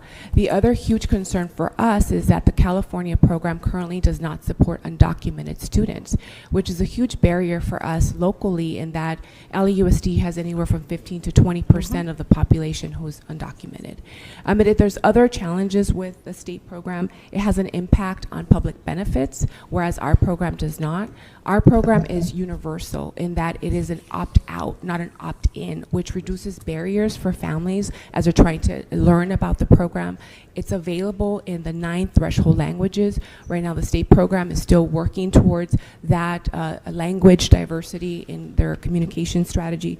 So there's a number of different challenges with the state program. Again, there's no MOU yet in place with the state program and the local school districts, whereas we already have one. So we were asking for gap funding for us to be able to transition this program into the state program in fiscal year 24-25. We're hopeful that the state program will absorb and change their criteria so that they can absorb not just our program, but there's 20 other local programs across the state of California that are eager and working closely with the governor's office and their team to make sure that the state program does fully capture all of the needs of California youth in their work. Okay, thank you for that. I would like to request a budget memo on the cost of funding the program for LAUSD students who would not otherwise have access or qualify for the program, as you mentioned. Thank you. Colleagues, any additional questions? Lastly, I want to get a special study, so not for the budget, but down the road, requesting CIFD to report back with the prioritization criteria to implement the department language access plans. And with that, thank you so much. Appreciate that, and we will move on to the next department.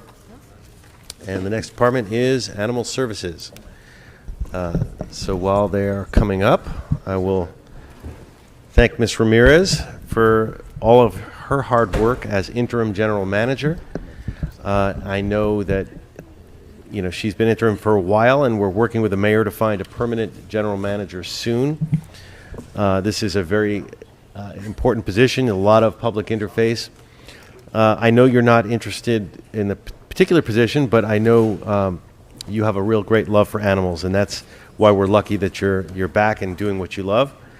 For those of you who don't know, I certainly have a soft spot for animal welfare issues, and it's been a cornerstone for me on policy issues for a long time, since my days in the Assembly working on spay and neuter issues, banning the sale of fur here in LA, leading the charge on our citywide cat TNR. But Ms. Ramirez, I want to thank you for collaboration on all these things with me. We've worked together on them. We're a city that has been headed in the direction of our shelters being more about animal welfare than public safety for years, which is important. It's also why we changed zoning to allow rescues to come out of the shadows of industrial areas and go into commercial corridors where they can actually be more effective to help increase our adoption rates and lower our euthanization rates. So whether you're an animal lover or not, doing these kinds of things actually saves the taxpayer money, which is an important part as we discuss the Animal Welfare and the Animal Services Department to talk about it in terms of just cold, hard dollars and cents, because there's a lot of arguments being made. So with that, let me jump into the first question and start with what I referenced earlier and we've worked on together, the citywide CAT program.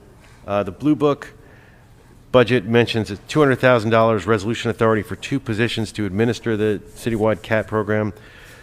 These positions were added recently to get the CAT program started. Please describe the program, the field operations, administrative activities that they've undertaken, and let us know what the status is of this program at this point.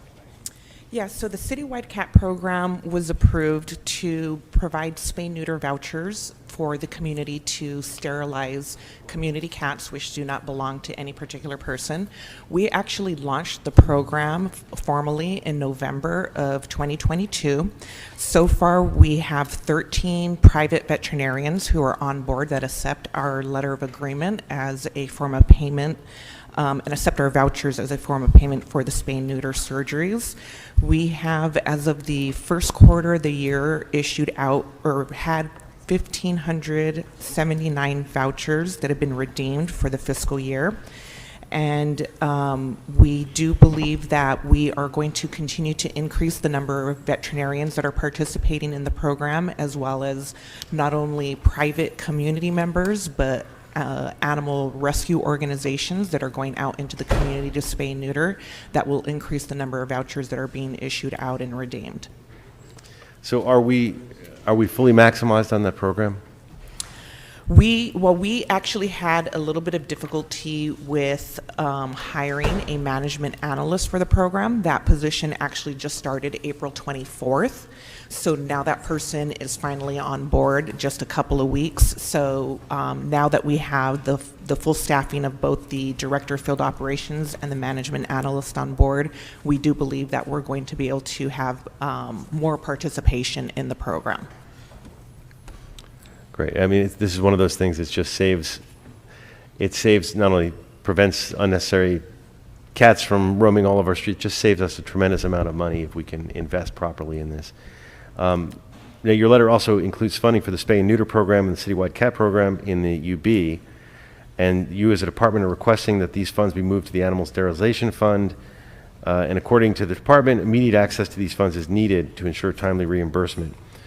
So the department's ongoing spay and neuter program, of course, which does the vouchers, it's underway. As I understand it, you do not have enough funding to fully reimburse.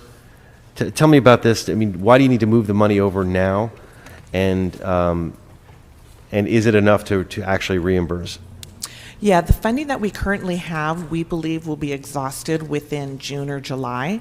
So if we do not have access to this additional funding within current fiscal year being immediately available, we won't be able to pay the spay and neuter providers, which will obviously have a detrimental impact on the program and will actually negatively impact about 40 different private veterinary clinics that accept our vouchers as a form of payment.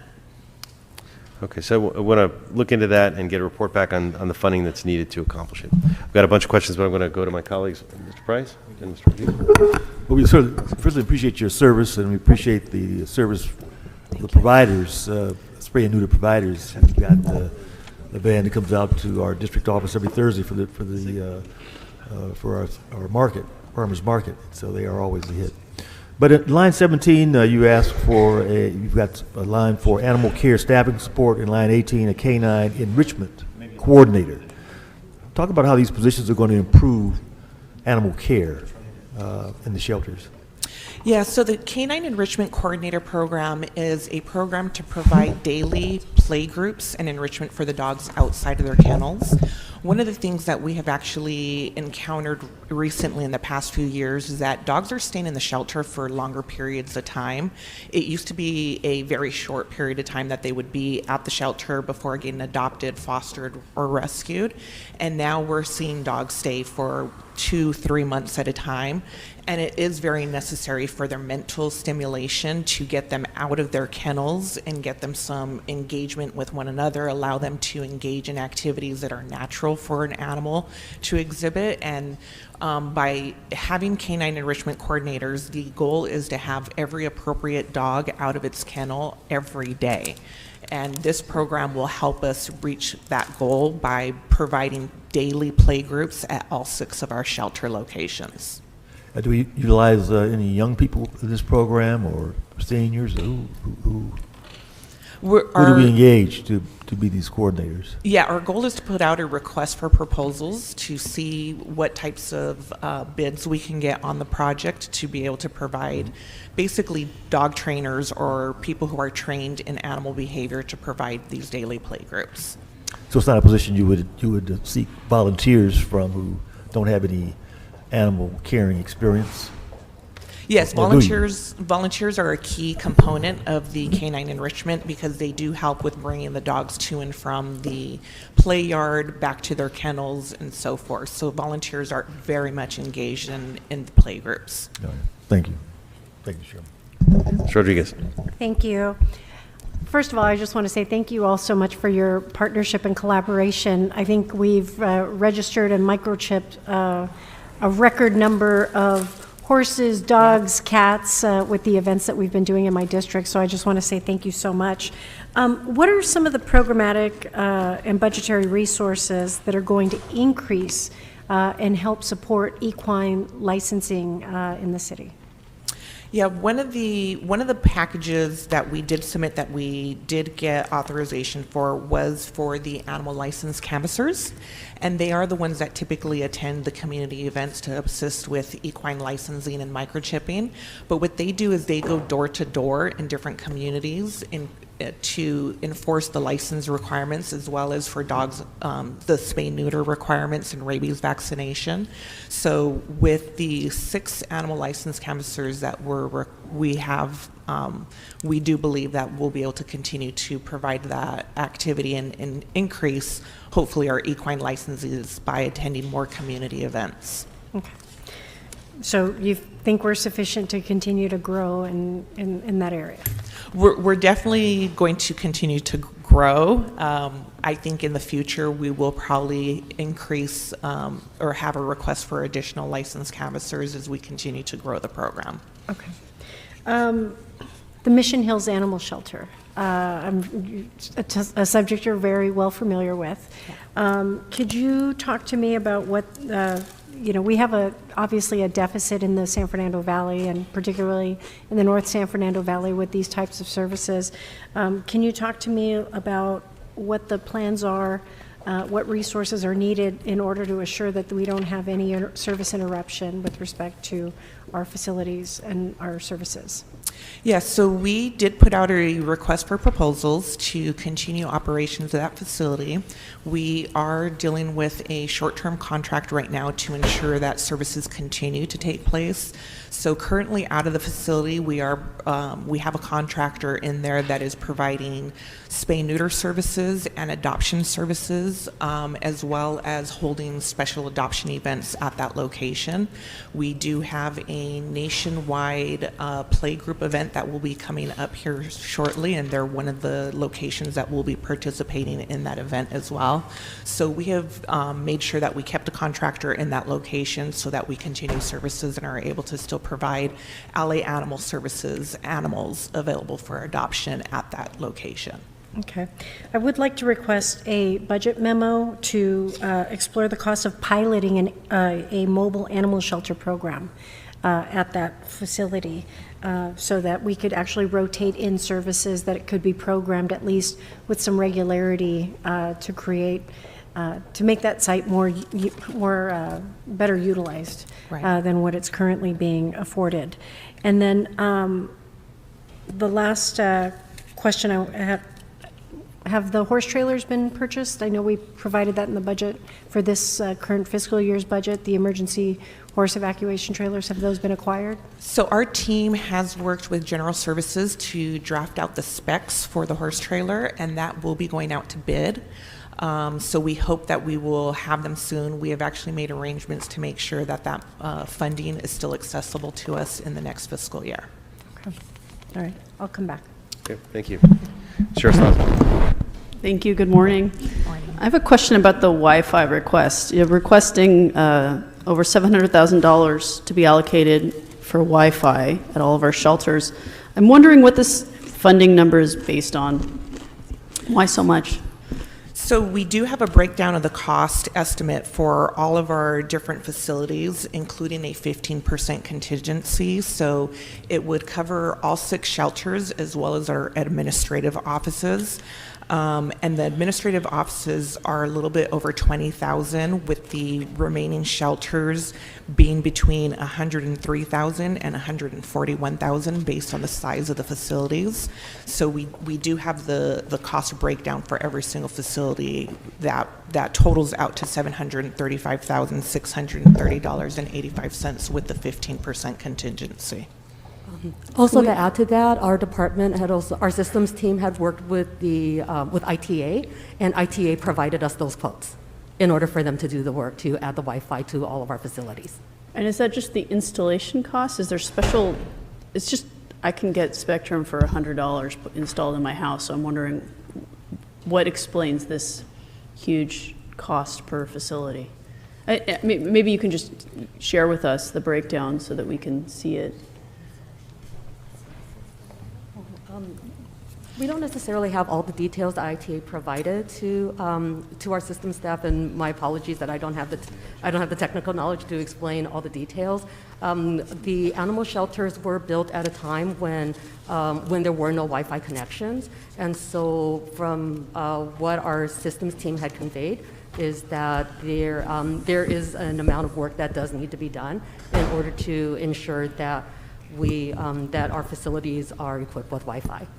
Yeah, and I believe a large part of the cost is running the fiber optics. Okay. Well, I'd like to request a budget impacts memo on the Wi-Fi funding, including if we split the install over a couple of years, just given how huge it is. And then if we can get that information, too, on why it's so much more, understanding. Yeah, breakdown on the actual cost of what it is. 'Cause Yeah. I mean, I live in a 100-year-old house, and so but if it's, just love to know why and how we can support it. Thank you. Mr. Kosker. Thank you very much. I want to ask about the volunteer program and where you are with the volunteer program, and I believe you're in a search for a coordinator? No, we actually do have a volunteer coordinator that has been with the department, I believe, since about April of this year. I'm sorry, April of last year. Oh, okay. And we currently have active about 1,800 volunteers. In the first quarter of 2023, they have volunteered 19,548 hours. So it's an extremely robust program. One of the packages that we did receive authorization for was to provide 6 additional animal care technicians as volunteer liaisons. Okay. And those are those are the animal care technicians that work directly with the volunteers on a daily basis at the shelter and assist them with anything that they may need, and also provide them with training so that they can handle animals of various behavioral issues. Thank you. A new issue. Can I go to a new question? Yes, go ahead. So at the south end of the city, we have South LA and Harbor area, each have shelters. I'd like you to respond briefly to opportunities at the Harbor area shelter to repurpose some of our spaces to create more space for dogs and cats. I know we have an aviary there, which is underutilized. And we also have beautiful landscaped area, which is really nice to have, but when dogs are so, and other animals are so cramped and constrained on the rest of the site, it might be a luxury we can't afford. Could we repurpose particularly the harbor area to make sure that the harbor shelter to make sure that we have more space for animals? Yes, we can definitely have that conversation with General Services and look to see what we may be able to do to reconfigure some of the areas that are underutilized to increase the number of kennel spaces that we have, and we can definitely have that conversation. Could we have a special study? I've only identified the opportunities at the harbor because I've walked it and seen it, and maybe we could do that across the system to make sure that we're maximizing the area for animals so that they can be, more appropriately housed when they're not being walked or socializing with each other. could I get a special study just describing what those opportunities are for repurposing some of our spaces? Yes, absolutely. Thank you. I'll wait for the special study before I ask for money. Okay. Cover a couple of things. I think we're now, did anyone talk about the animal control technician request? I don't remember that coming up, but I did want to get a report back if it hasn't been asked about those positions. With funding coming from salary and other savings, potentially, how they could manifest themselves. So to get a report back on it and how it could potentially be funded within the department. Also, there's South LA shelter. I understand this shelter is in really bad condition, but we have the Stray Cat Alliance operating it, and they can't seem to operate it to achieve their shared goals if it's not in good condition. So I want to get a report back on the cost to bring this shelter back to operational standards. It may mean checking with GSD on an estimate, but either way. And for clarification for that, were you talking about the Jefferson Park shelter that has Stray Cat Alliance out of it? Yes. Okay. Yes. Another more general question. I had gotten a note from the head of the Animal Services Commission, who was saying that, the number of staff, he sent a note saying, with just a huge number of staff that's needed, and, in all the different, I'm not going to go through all the positions that he mentioned, but help me understand our staffing needs generally. Are we on target? Are we, I see this huge discrepancy in what I'm being told on the one hand by our commissioners, and then on the other hand, by our department. So we did put in several package requests for animal care technicians. We requested 20 animal care technicians specifically for animal care at the shelters. As you know, we have 6 shelters that operate or are staffed 24 hours a day, 7 days a week, including holidays, to provide care, food, and sanitary environment for the animals. Of those 20 that were requested, we did have 14 that were blue booked, so we are requesting the additional 6. In addition to what we're requesting today of the 6, we did have packages in for 30 additional animal care technicians, which was not blue booked. So those were animal care technicians to provide foster coordination, assist people with pet retention opportunities so that they can find other ways of keeping their pet, whether that's obtaining assistance with medical care for their pet, whether it's referring them to our pet food pantry to assist them with pet food or supplies, or referring them to behavior modification trainers. We also requested additional animal care technicians for adoption counseling to assist people with connecting them with the appropriate animals. And though the 30 animal care technicians that were requested for those programs were not approved. Okay. Yeah, we are obviously resource restrained, but Yeah. I'd still like to get a sense of what all of those were. So if we could just get a report on those, likely we can't fund all that, but certainly want to understand what it is that what it is that you say would take to get Yeah. there. The budget does include $700,000 for canine enrichment services at all the city shelters, which is great. But could you describe what that is and how many canines are going to benefit from these services, and how the level of canine enrichment services provided by these funds is distributed across all the shelters?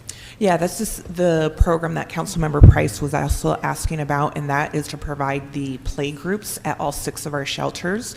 We are currently contracting with a vendor at this time to provide play groups which are affecting animals at our South LA, West Valley, and East Valley locations, and the goal is to be able to provide dog play groups at all 6 locations. Okay. Okay, great. No, that helps clarify it and build on that, so appreciate that. Colleagues, Ms. Rodriguez, did you have another question? No, I think I'm good. Okay. Thank you. Okay, well then, thank you so much. Thank you. For the great work that you're doing as interim. We really appreciate it, and we'll keep moving. Next up, we have our city clerk's office. General Manager Holly Walcott. Welcome. And I want to thank you for being a constant in our city and supporting so many city programs and offices, really the glue that keeps a lot of it together. From processing invoices to staffing our city council and committee meetings, your staff are consummate professionals, and I want to take this opportunity to commend you all. Thank you to your staff that are working around the clock for the special election and the neighborhood council elections and all the work that you're doing gearing up for the 24 primary. Also want to thank your staff for stepping up with passports. We recognize the importance of this work and your role in supporting other public institutions. You don't ask for anything in the memo. I'm not going to ask you any questions up front. I'm going to see if any of my colleagues have any questions. Ms. Rodriguez. Yes. Well, first of all, Holly, I want to thank you. You have helped us navigate some pretty difficult times, including the election of a new council president in the aftermath of some of the dynamics. And I would be remiss, your staff has always been incredible, but special shout out to Luigi. He's always got our back in public safety. But thank you guys for all that you do. I still want my Robert's rules and the rules of decorum. I think we have the Roberts rules for Okay, you. so I still want that. I want to be able to distribute that. So I had a question. You indicated that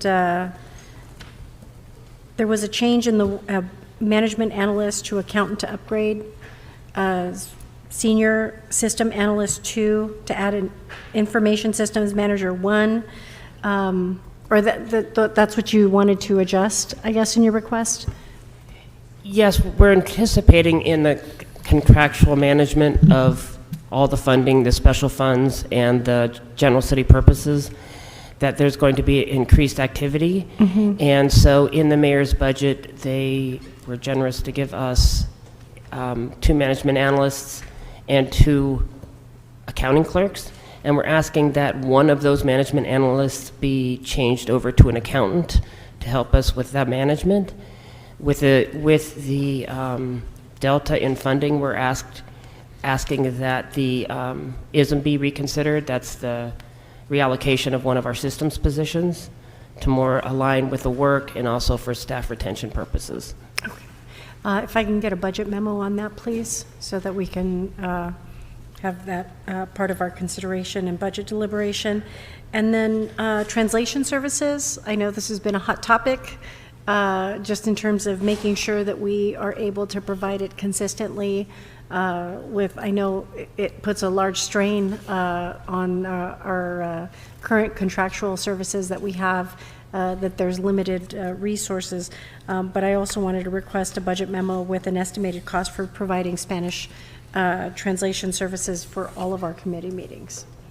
And again, thank you and your team for all that you do to support us. We appreciate you.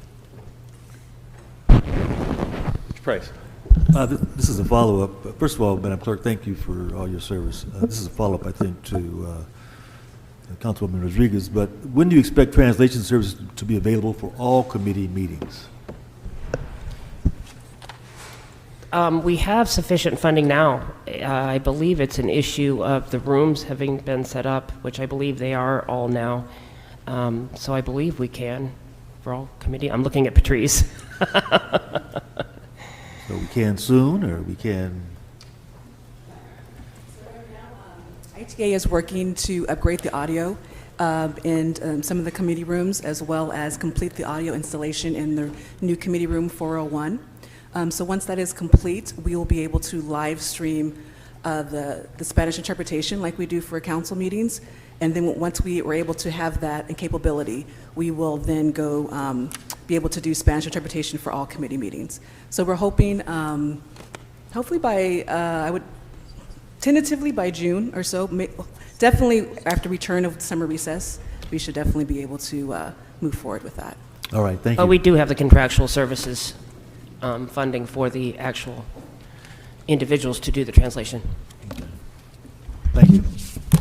All right, and the other thing I want to point out, you are the first department that your requests actually are going to cost us less than what is being requested.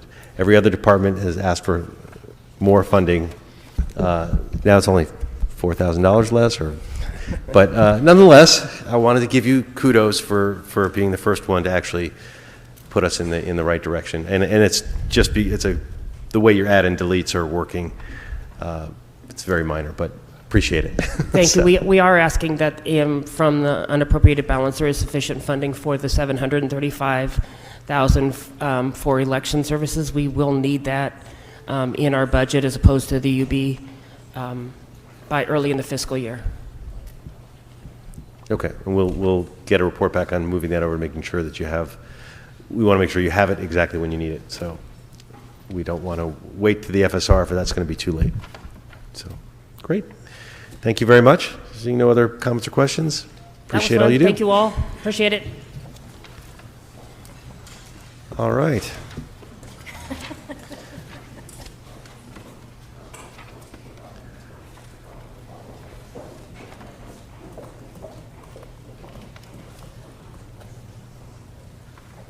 Next, we're bringing up the zoo. Ms. Verrett, come on up. We appreciate all the great work that you do. And as she comes up, I want to highlight the conservation work that has been a staple of the LA Zoo. In fact, the LA Zoo was instrumental in saving the California condor from extinction and is leading nationally as well as globally. And last year, the City Council made a large investment in decarbonization of zoo property, funding a general fund appropriation of $10 million plus and a DWP investment that will end up with a multiple 10 in the tens of millions to completely decarbonize the LA Zoo and generate up to 3 megawatts of power. Thank you for all the work taking care of our animals, being a leader in animal care and conservation, for being a forward-thinking GM that partnered with BOE and LADWP to place so much solar, battery, and EV resources on your property. In fact, colleagues, some of the most EVs, the most EV level 3 chargers in the state are being used here at the LA Zoo, which I think is wonderful. And we want to see more of that and continual work. With that said, most of your budget is not contained within the general fund budget as we see it. Some people mistakenly say that this is an off-budget department. It is not. We certainly have expenses in our pensions and other obligations. The zoo is certainly subsidized by the city's general fund in that respect, and the relationship with GLAZA is always, it's complicated and unique, and it allows us to thrive, but it's certainly the revenues that come in at the door. A good portion of those goes to a nonprofit that then spends that money on the zoo. But in terms of what we're dealing with here today, we don't see a big budget ask on our table. So I'll start with just a question of if you could describe how appropriations to Zoo Enterprise Trust Fund came together, and specifically speak to our partnership with GLAZA and your own expectation of the increase in receipts and our increased partnership. Thank you, Councilmember Blumenfield and members of the committee. I'm Denise Ferret, the General Manager of the Zoo, and I'm joined with May Kwan, who's the Assistant General Manager. Specifically, as it relates to the Zoo Enterprise Trust Fund, the revenues are based on our attendance projections, and we're continuing to sort of recover from COVID. Prior to COVID, we had a total attendance of 1.8 million visitors annually. The last fiscal year, we had 1.4 million, and we're on task to achieve about 1.4 million this fiscal year. For the 23-24 proposed budget, it's nearly 1.5 million in attendance that we expect, and so the related admissions revenue, concessions, and membership revenues and nighttime event revenues are all predicated on that attendance projection, along with reimbursements from GLAZA. Great, thank you. Colleagues, Ms. Rodriguez. Denise, good to see you, and congratulations to you and your team, and of course GLAZA for Zoo Lights. It was phenomenal. It was just it was wonderful, spectacular, really enjoyed it. And as a new mom who used to have her membership push in the hillsides, up the hillsides to get back into shape after my kids, you know, you guys create such a wonderful environment for families, and I just appreciate the work that you all do and the support and collaboration of GLAZA. It's really wonderful to have this collaboration that affords our city this unique opportunity. I do want to request, you know, some information about, as you know, we were looking at some of the additional investments that we need to make with respect to some of the work that we were doing with Prop K, for example, to find a successor.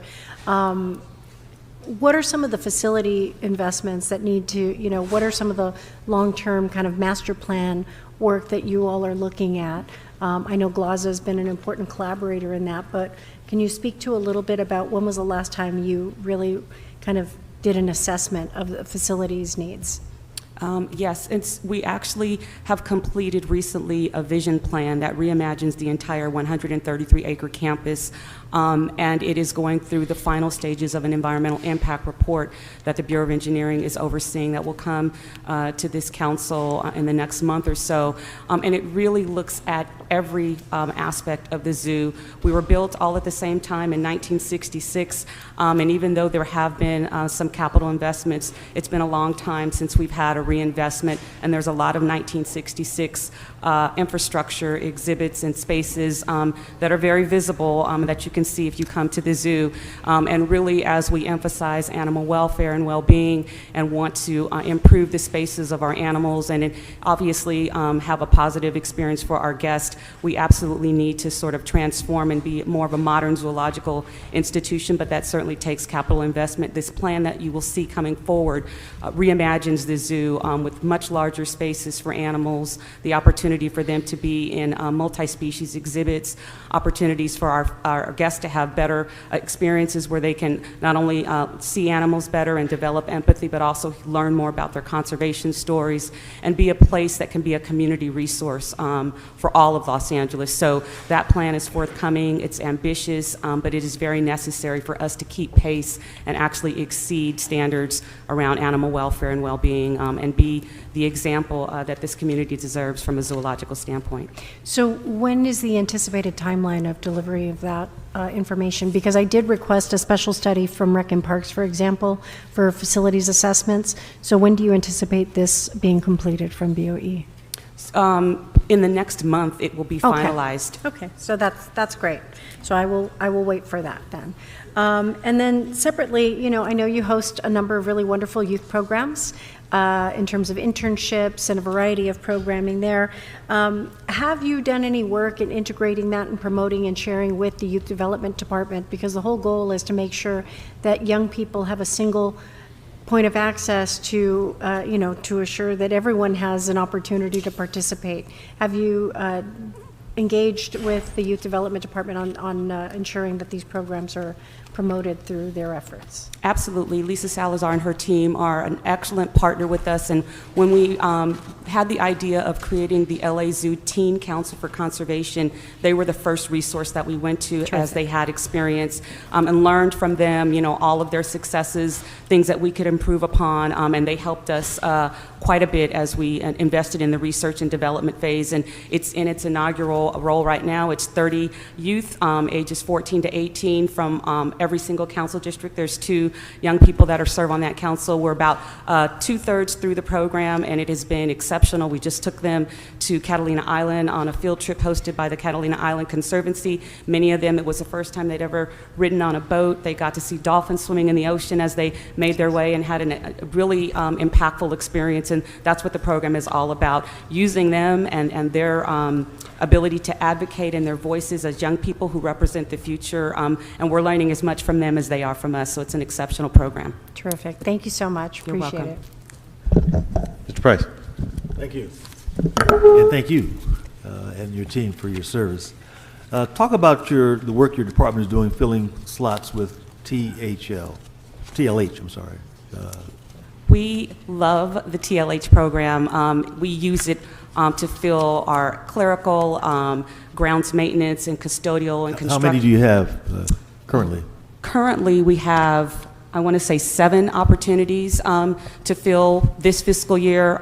We've filled 23 since the inception of the program, and we are always looking to grow that each year in the budget process. We will have new positions, again, that we can fill through the TLH program, and it is incredibly successful. We see people going on to promote from that program, and we absolutely love it.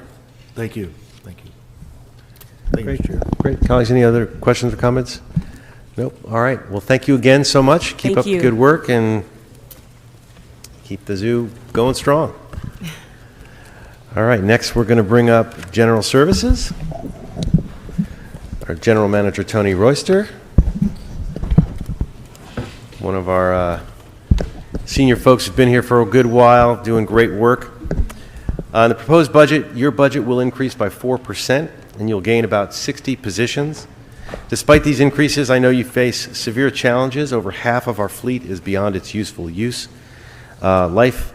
And as we make decisions about replacing vehicles, we have to address whether EVs are available, especially for specialized vehicles and equipment, and how much they cost. Our buildings have been about $50 million in deferred maintenance, and will face costs decarbonizing them. However, we have to give credit where it's due. Tony, your department is working to decarbonize our entire fleet, including heavy-duty vehicles such as trash trucks, skip loaders, and yes, even buildings. GSD manages the majority of city-owned property and is a crucial partner with DWP and BOE and the city's decarbonization goals. And you guys have been just relentless in a good way. With that said, I'll start with what you've identified as an immediate challenge, which is hiring. So please tell me about your vacancy rate and the biggest challenges you have to hiring and the new, well, let's start with that. Sure. Currently, our vacancy rate is about 15%, and we're working very, very closely with the personnel department to address those challenges. We have created and implemented a couple of programs that we have for trainees, for apprenticeship, and also for the target local hire. For example, we have what we call a mechanic internship, where we're working with the LA Unified School District to work with a lot of the kids or students that are interested in being involved in that type of work, and to bring them on our sites to get familiar with what we do, and to provide like an 8-week training program from them through the Trade Tech college that we're working with, and then we prepare them for a 2-year training program where they can transition into the city as a civil service versus going through testing. And also, is this TLH or is this Bridge or both? It's both, a combination of both. It's hybrid, and it's something that, along with the personnel department, we've created ourselves. That's because we have so many different specialty types of occupations in GSD. It works for those particular classifications.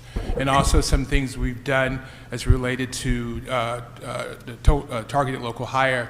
We bring in probably 80, 90 individuals over the weekend, and we do interviewing in large groups and able to make some pre-job offers. And also we're working with the personnel department on a pilot where we bring that number of people in, at the same time have the ability to do fingerprinting and also medicals where we can move the process through. And if you look at the typical positions that we're asking to be filled, for instance, if you look at some of the fleet positions, currently we have about a 5% vacancy rate, and we feel very comfortable if we would give those authorities that we can fill those positions. And it's similar when you get to building maintenance, a number of the positions that we have are vacant, that we can get those positions filled too. But we really want to thank the personnel department for working very, very close with us to be somewhat flexible to help us do that. And also you had mentioned some of the challenges we're having. Some of the challenges we're having, some of the classifications like accounting or accountants, it's very difficult to get them. Mm-hmm. And another issues we're having is that some of the positions that we have are going over, transferring over to DWP because of pay. For instance, you have storekeeper. I think we might pay like $55,000 a year. They pay $77,000 a year. And at the same time, we're on a 12-step program. They're on a 5-step program.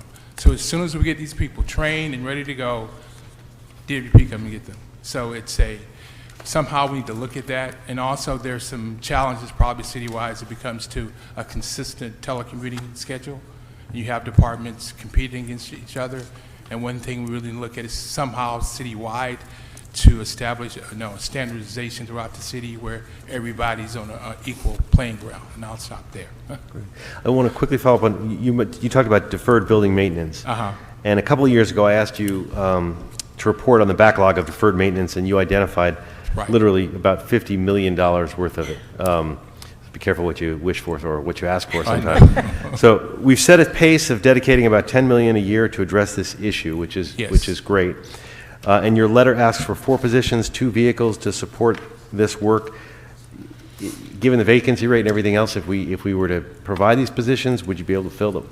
Yes, I think we were very comfortable. We think we can fill them because I think the positions and classifications we have, it's between 5 to 10% vacancy rate, and we're working very closely with the personnel department to get those positions filled, to get this work done, because we're very thankful to the council and also to the mayor for making commitment to deferred maintenance. We've last year was $10 million, and most of that money has been committed and have been encumbered, and we're waiting on the equipment to come in, and we have plans to prepare to spend the second $10 million that we have, and really thank you very much for that. Great, and I'll follow up with that, asking for a report back on those positions. And Ms. Hollins, you wanted to add to that? Yes, I just wanted to add some additional content to it. As we said, there's a significant amount of deferred maintenance that's currently existing for our facilities that has a lot of adverse impacts to our operations, and there's certainly a need to continue investment in this area.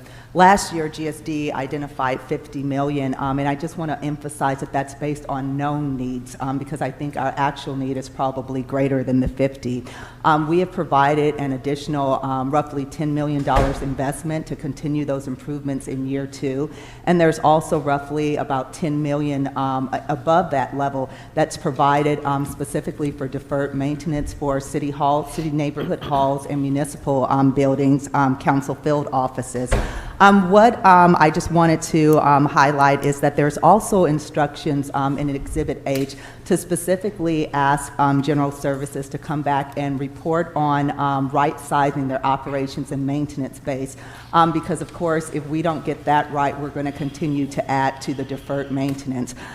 So that is something, like I said, right now, GSD each year receives responsibilities for new facilities, but their base funding for their operations and maintenance isn't adjusted for those additional facilities that are brought online. So what happens is they're constantly responsible for more facilities, but the funding doesn't increase for that base. So that's the intent of the instruction in Exhibit H, just to make sure that before we get to next year's budget, we have a better handle on what right-sizing the operational base would mean, and then that would be a safeguard against incurring additional deferred maintenance going forward. So it's a plan to basically get us out of this constantly addressing deferred maintenance by being proactive on the first end and having the appropriate resources to avoid deferred maintenance from happening to begin with.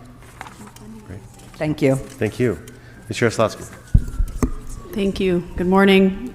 I'm wondering if you can walk us through your current staffing and capital plans for facility sustainability, and whether or not you have to go out after outside funding to help increase energy and water efficiency. Currently, as it relates to sustainability, a number of funding dollars were provided in there. For instance, if you take, for instance, EVs, currently there's funding for that. I think so far we've probably installed EV chargers probably close to 350. I think we have additional plans for another 140. When it comes to like water and electricity, the city, I think, consistently, probably for the last 7 or 8 years, have given us, I think, almost $4 million, and we're seeing like a tremendous reduction in some of our uses in water and electricity. At the same time, those savings are generated, but that we have to use those savings to deal with the increases in rates through DWP. And another thing also we're doing, we're working with the BOE on decarb. And they have identified so far 9 facilities, and $31 million have been invested for 9 facilities. At the same time, they're putting a plan together to look at the city holistically, to put a long-term plan to address most of the facilities. And they also have identified another phase 2, I think, is coming to council for decarb. And when it even relates to fleet, we just recently hired a consultant to come in and to develop and look at our fleet and determine what should be EVs, what's out there, and what we can do. But once that is identified, the most important thing is infrastructure. You can have all that equipment and EVs or whatever, if the infrastructure is not there, that's what we need to address. If you think about maybe 15, 20 years ago, when we put together what we call the alternative fuel program with LNG and CNG, that's what they did. They identified the infrastructure and the equipment that can address that, and that's what we need to do to move forward, to put a long-term comprehensive plan and come back to the policymakers and determine what resources are needed to implement that program to meet our goals. Okay, so just a follow-up question. How are you incorporating the citywide building decarb work plan into the work of your sustainability team? Like I said, what we're doing is, is looking at the facilities, working with the BOE to identify our current facilities and what can be converted into all electricity. For instance, if you look at the plan they have now, they have 9 facilities, I think libraries, they have, I think, the zoo, you have a number of other facilities that we're looking at, so we can do a comprehensive conversion from natural gas into electricity. And the long-term plan with the consultant is to look at all the facilities and determine probably over a 10 or 12-year plan, what's more critical that we can move from phase 1, phase 2, phase 3, so everybody know what the big picture is instead of just doing piecemeal. We'll do electrification here, or we could do the solar here, but we want to do it all in one facility and do everything at one time. But we're working with BOE to put that plan together, to come to council, to explain to you what is we plan to do and what the resources is needed to implement that plan. Thank you. I'd like to request a budget impact memo on reinstating the management analyst position to support the citywide building decarb work plan. Great. And related to that, similarly, get a budget impact report on the building carbonization program found in Council File 21-1039 that outlines the staff needs for future decarbonization projects. Okay, thank you. Okay. Ms. Rodriguez. Thank you. Quickly, Tony, good to see you. I understand that we have a lot of repairs and upgrades to make in all of our facilities and what those needs are. Even just the estimate of $50 million a few years ago, we know that it's gotten exponentially more expensive to implement. So how much does that $10 million on an annual basis, what is it really resulting in terms of materializing, addressing the backlog? Right. Because if you look at most of the monies being spent or invested in, it's on like air conditioning and HVAC system and some and roofs, and most of those are at police and fire stations. Okay. And we're trying to look at, because this is really just addressing the critical stuff that's health and safety wise. And like the mayor's office had indicated, that Bernice, that there's more we have to deal with. We're just dealing with the surface. Right. So was the identified needs, was that completed as part of a special study, or? Which one? On the facilities needs for the disrepair? Have we done like a full comprehensive assessment? I think, like I said, we've done the GSD, we've identified some of the critical stuff for the next 5 years. Okay. That was the CAO, $50 I million think, along with Bernice. study that they did. Yeah. I mean, $50 million. Okay. Yeah, has done a really good job and really in-depth Okay.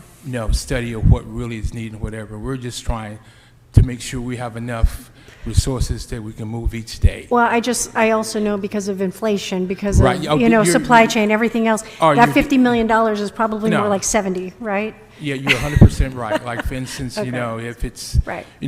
5 years ago, it was $27,000. No, now it's probably $37,000. Right. And I think we're trying to get to, what are we getting for our money? We're most likely, because of inflation, we're getting less. Right. And that is definitely true, and that's what we need to look at, and look at our numbers again if they need to be recalculated to include inflation, and we might need more than 50 now. It could be 70 or 80. And that's what I'm getting to, is that I think we need more than what we're actually allocating, because the actual costs to deliver these improvements is far greater than what we've actually allocated, given some of the market market impacts of what we're living through in our reality, and the staffing levels to implement this work. Correct. So I want us to come in with realistic expectations about what $10 million really gets us. It's probably woefully insufficient. And to what degree have you collaborated with any other departments to assure that we can, in terms of like supply acquisition, how do we get kind of harnessing our purchase power? Have we engaged with any other departments, or even the proprietaries to identify how we might be able to garner some of the things that we might need so that we can achieve greater efficiencies and perhaps even greater cost savings with some of the supplies that might be needed for these improvements? Sure. What we do, one thing we do is sometimes we work with other agencies like piggybacking and see there you can get things more, at a much cost-effective way if we collaborate with other cities, other counties, and our procurement do that. And at the same time, our fleet people, we might work with the county or whatever, or other departments, or trucks. When we look at the city as a whole. Right. For instance, if we're buying trucks. So like sanitation. Sanitation, definitely, okay. yeah. Okay, all right, just making sure. Okay. So one of the contractual services that are being provided with respect to support for ABH, tiny homes, all of that work, it indicated that among the services that are provided also includes the management of the storage units for personal property? Yes. And so help me understand, because I thought that was a function that the service providers were doing, and so how does this work? What I think we're referring to, we have a number of facilities, especially the navigation centers, where they have those storage. So we're just maintaining and supporting the facility. Okay, so it's not... No. Okay. Which is like, for instance, if there's an HVAC issue, if there's a plumbing issue, electrical issue, this is support, because I think we support about 24 facilities with the Bridge Homes, also tiny homes, close to 3,000 beds, and in the budget there. Individual AC units and whatnot. Got it. And then finally, Mr. Chair, the one question I had was about the hydration station maintenance. It's how, from where we are now, I mean, I know we have much more work to do in that area. I'll just cut to the chase. I want to see a budget memo on getting the staffing and the resources needed in order to expand the support, addressing the service needs of the currently installed hydration stations, but for upkeep, maintenance, but of course expanding whatever support is necessary in order to continue with this work and expanding hydration stations in our city facilities. Okay, thank you. Thank you. Okay, thanks. And in fact, I want to follow up on that one, because I agree it's important, hydration, you got to stay hydrated, and as well as, trying to get all the plastic bottles out of our system, and so it's very important. But what I don't understand, what I don't understand, I've got my non-plastic bottle here. Why do we need new, positions and vehicles for this? Why can't this be baked into all of, we're talking about changing the filters, and obviously I have I changed the filter on my refrigerator, and it's a pain, but this is obviously more complicated. Why can't we have just the maintenance staff at each Rec and Park facility and at each building change their own filters? Why do we need a special person to go around doing all this? As it relates to it, when we initially started, we thought that a filtration system was not needed, and then DWP looked at it and looked at the quality of the water, whatever it was necessary for there to be filters replaced, and sometimes the filters have to be replaced monthly, quarterly, whatever it is important to those. We're just struggling just to get the basic stuff done in other areas. And if we pull from there, something else is not going to get done. That's why that we're asking for the additional staff to do that. Yeah, I just, and that may be the most effective. I want this to happen, but intuitively, it doesn't strike me as the most efficient way to do it, in the sense that we have somebody responsible for a park and every other aspect of that park. Why don't we train them to change the water filter? And I think, like I said, when it comes to the parks, we don't maintain the city facility. Any city facility. I'm just saying, every facility that we have where you have a hydration system, we have a system of operation and maintenance. And so, why can't we just add this responsibility with proper training and support and whatnot to the existing maintenance facility staff, wouldn't that be a way to scale this up a lot more than hiring separate people to go driving from place to place? But it's a possibility. What we can do is look at it and come back and report back what options are there. If we can do it that way, if we can't, then it might be less, resources that we need. But let us come back and report back on that program and make a determination and clearly answer the question that you have with some additional details and facts behind it. Great. No, I appreciate that. And as I said, all about hydration. That's Want okay. to move forward with. There's not a value judgment on doing it. It's just Not a problem at all. It's an efficacy Because question. my biggest concern, I just do not want to take other time and whatever from other areas, and at the same time trying to achieve our environmental and sustainability goals. We've been more than happy to go back, look at it, and look at our numbers and see if they can be modified to meet that. Great. Yeah. And what is the real time that it takes? Right. I mean, also wanted to talk about the EV charging fees. Correct. Regarding, are the chargers in GSD standalone parking lots and city facilities, libraries, they're free or they cost? Because I've seen different. I see some where you just plug it in and go, whereas like in the GSD lot behind my office, you have to have either credit card or a RFID card. Yeah. It's my understanding that most of the charges we have, we do not charge. And I think the biggest challenge we're having as relates to charges mostly is at City Hall East, where people are occupying the space for 8 hours or more, and what we're attempting to do is to recover some of our costs at the same time to encourage turnover so other individuals can have an opportunity to charge their vehicle. Right. And is the goal fee recovery, or is it the cost of electricity, or is it to generate vehicle turnover? It's a combination of both. We're looking at 35 cents per kilowatt, and that will recover our electricity costs, but it's not going to recover our installation costs of the equipment. But at the same time, we need to have people turn over so other people can come in and have the opportunity to charge their vehicles. Right. And then the other aspect, as someone who drives multiple electric vehicles, car and motorcycle, different places, a lot of times they're broken. Right. I mean, I'd say 2 out of 3 when I'm just out and about. That's how long it takes to find a charger. You have to go through 3 of them before you can find one. Will this maintenance? How do we make sure that the maintenance is part of it and incentivize the maintenance? Because that's part of the issue. Is maybe there's not an incentive to maintain them. Correct. I think that what we need to do is also make sure we have additional or sufficient staff to maintain them. As far as I know, there probably are some issues with them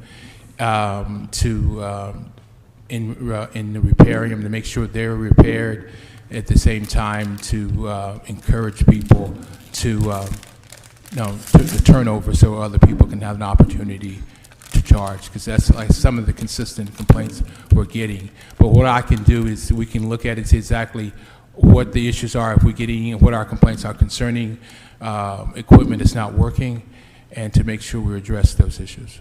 Great. I mean, that may be a special, unless you think it's a budget impacts study, I would think maybe a special study on that and what it takes to figure out a system that'll actually get them maintained. Right. Because I think we'll be maintaining by contractor at this time, correct?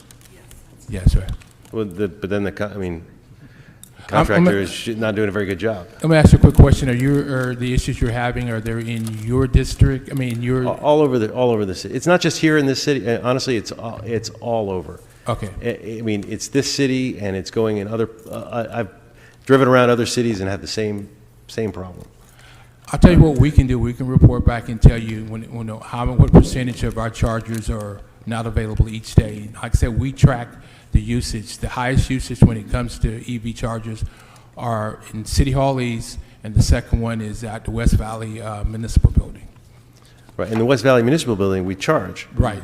In City Hall East, we don't. Right.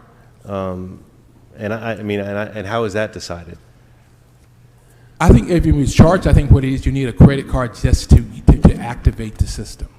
So are you receiving a bill for that? Well, no, I mean, my lot is right behind, there's two lots at West Valley Right. Municipal Buildings. The city lot that is with the council office, and then there's Right. the public GSD lot that's right behind it. Mhm. Both of them require an activation.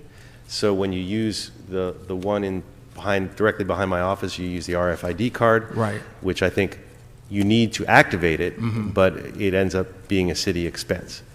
But for the public that comes, they park in the GSD lot, Mhm. and they still need a credit card or RFID card to activate. I don't know that they're charged or not. At this time, we're not collecting any revenue on I don't think anyone would know that just driving up, because it looks Right. like you have to put your credit card in to Right. make it work.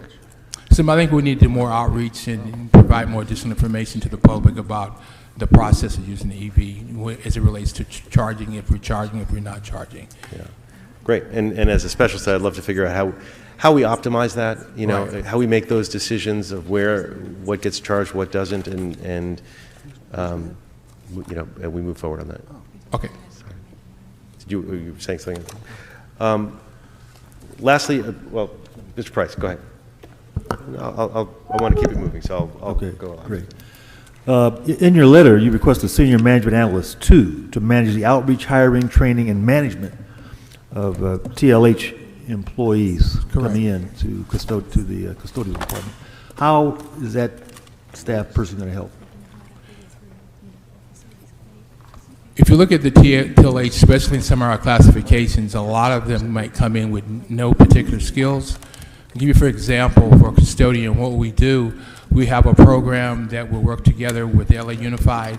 Once we hire them, we take them and train them and prepare them before they come into the city, doing a lot of the work, because the important thing is to make sure the individuals or the employee has the skills they need to keep their job. Because one thing we need to be focused on, it's good to get a job.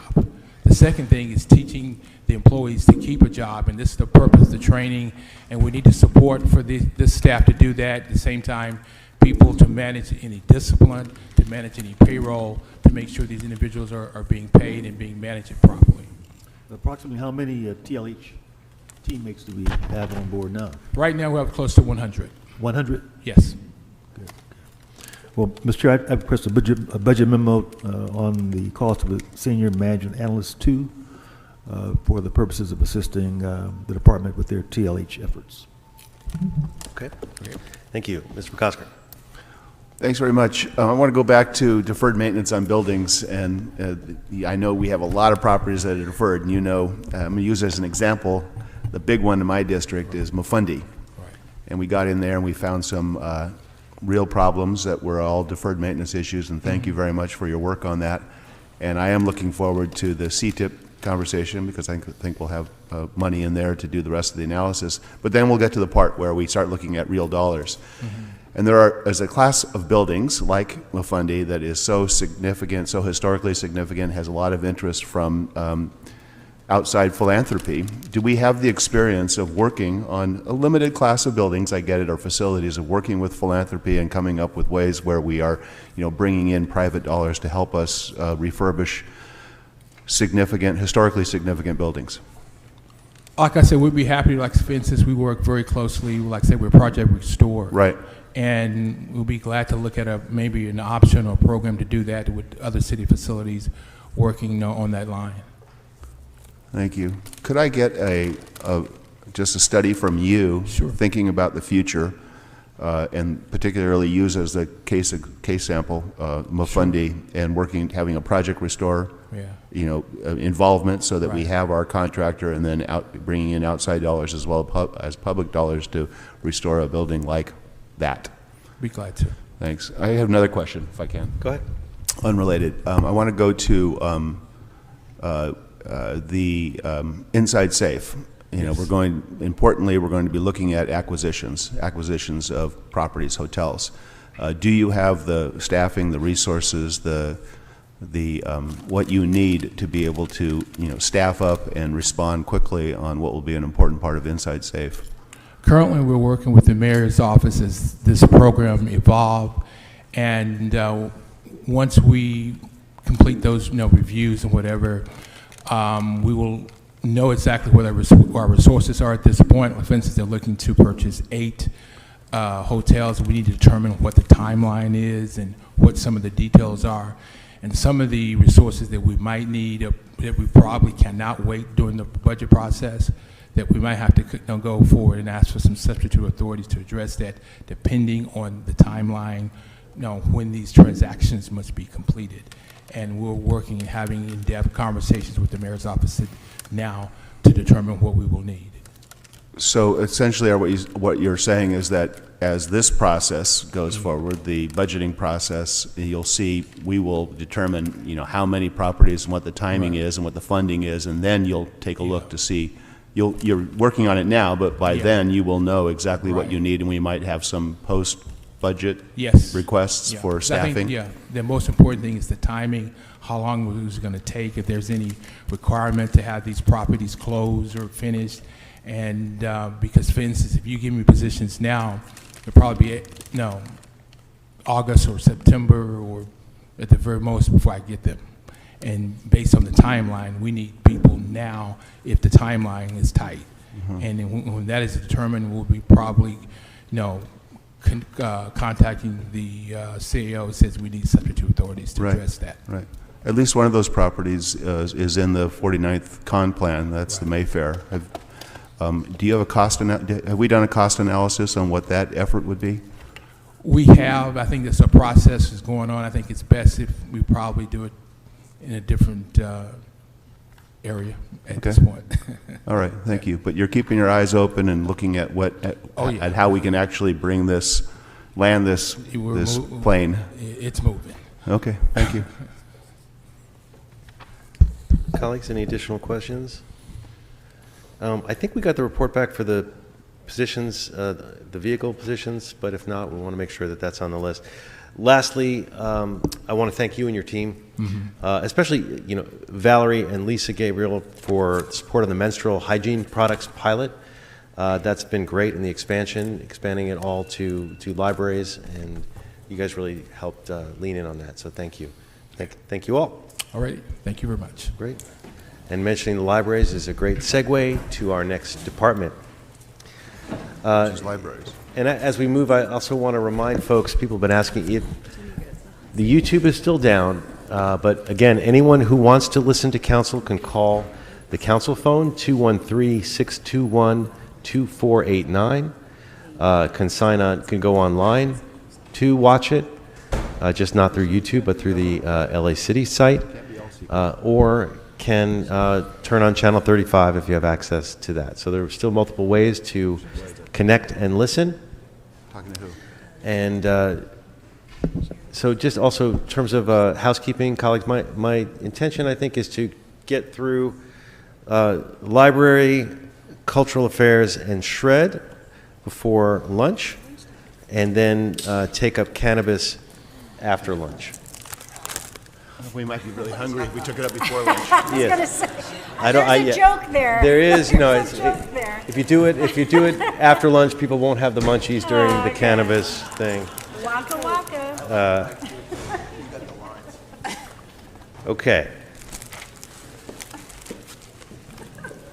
So move on to the library. I want to thank John Sabo, his team, for their work managing the LA Public Library, all branch libraries, and our beautiful historic downtown LA Central Library. Today we'll discuss briefly the public maintenance and care of libraries in LA and hear about what we as a city can do to support and improve the entire system. We have 72 branch libraries in the downtown Central Library, providing services from Boyle Heights to Silver Lake to Canoga Park to Wilmington, across all city neighborhoods. Today we want to highlight some of the work that this budget could include in partnership with the LA Public Library, springboarding on projects that have already been funded to further our climate goals. Our goal is to see how well the over $241 million budget is managed and carried out, especially as the city gets closer to traditional numbers of annual visitors as we come out of COVID, which used to be in the hundreds of thousands. We'll move into this. Library is not unique in this regard, but it is one of those departments that is funded through an initiative. So in terms of our choices, in terms of how much we spend, that is set for us by the voters. But with that, we'll just move into questions, and I'll start with small thing, but the proposed budget continues one-time funding to the various special library accounts to continue the pilot program for providing the feminine hygiene products at no cost. That's how it was ended the last one. Was happy to push that initiative. Please tell me the current performance of this program. Has it been implemented now in all of our libraries? You know, there were a lot of people who were concerned when I first put this forward that people were going to take advantage of it and it wouldn't be effective. Could you let us know how it's working and the metrics that are used to determine its continuous expansion? Yes, thank you very much, Council Member. And yes, the initial pilot was fully implemented. It's been installed at our central library, 5 branch libraries. Usage has been excellent, and we certainly want to continue it and to be able to continue it to all locations of the library. Great. All right, I've got additional questions, but I'm going to keep it moving. Ms. Yaroslavsky. Good morning. I'm wondering how the social worker program is going and where you plan to house the additional social worker positions you received in this budget. Thank you. Yes, it's going very, very well. It's a very front and center solution that's part of our library experience office, looking at alternative solutions to being a safe, secure, and welcoming library. There is tremendous need across Los Angeles. There is need for this, frankly, in every single community in all of our branch libraries. We were very excited at the end of February to bring aboard our very first social worker. That person is already working successfully, primarily right now at Central Library, but also assisting branches as well. We are on the cusp of hiring another social worker, and then are very eager to hire all of the positions that are funded in the current budget.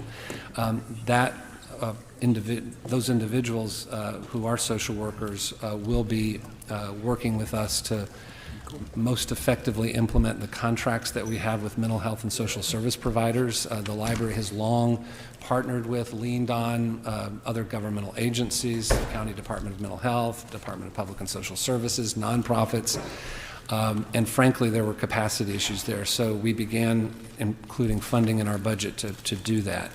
The challenge is how we best deploy those resources and to make certain that we're deploying them to where the need is the greatest. We certainly, looking at issues that we have in our branch libraries and at Central Library, have a general idea of where we anticipate them to be going, but we really are going to rely on that lead social worker to help best allocate those resources, knowing that we need them throughout the city. But there have been some really wonderful success stories already with helping people find transitional housing and other resources. So it's been a real success, and we're really happy to have it on the ground. And when those social workers are there to provide those services, it allows our very talented staff to do what they do best and assist our patrons and provide other programming. Thank you. Mr. Price. Again, John, thank you for you and your team. You know, the libraries have become the new community centers. That sort of was the fact during the pandemic, and I think they're evolving to that even now. So just appreciate your service. And I certainly appreciate my early training at Vermont Square Library, where I used to walk to from Normandy Avenue Elementary School almost 50 years ago, or maybe over 50 years now. I was going to say. But we see there's an increase in line item 26, your racial equity plan. Talk a little bit about some of the contractual services you think will be provided and offered within this plan.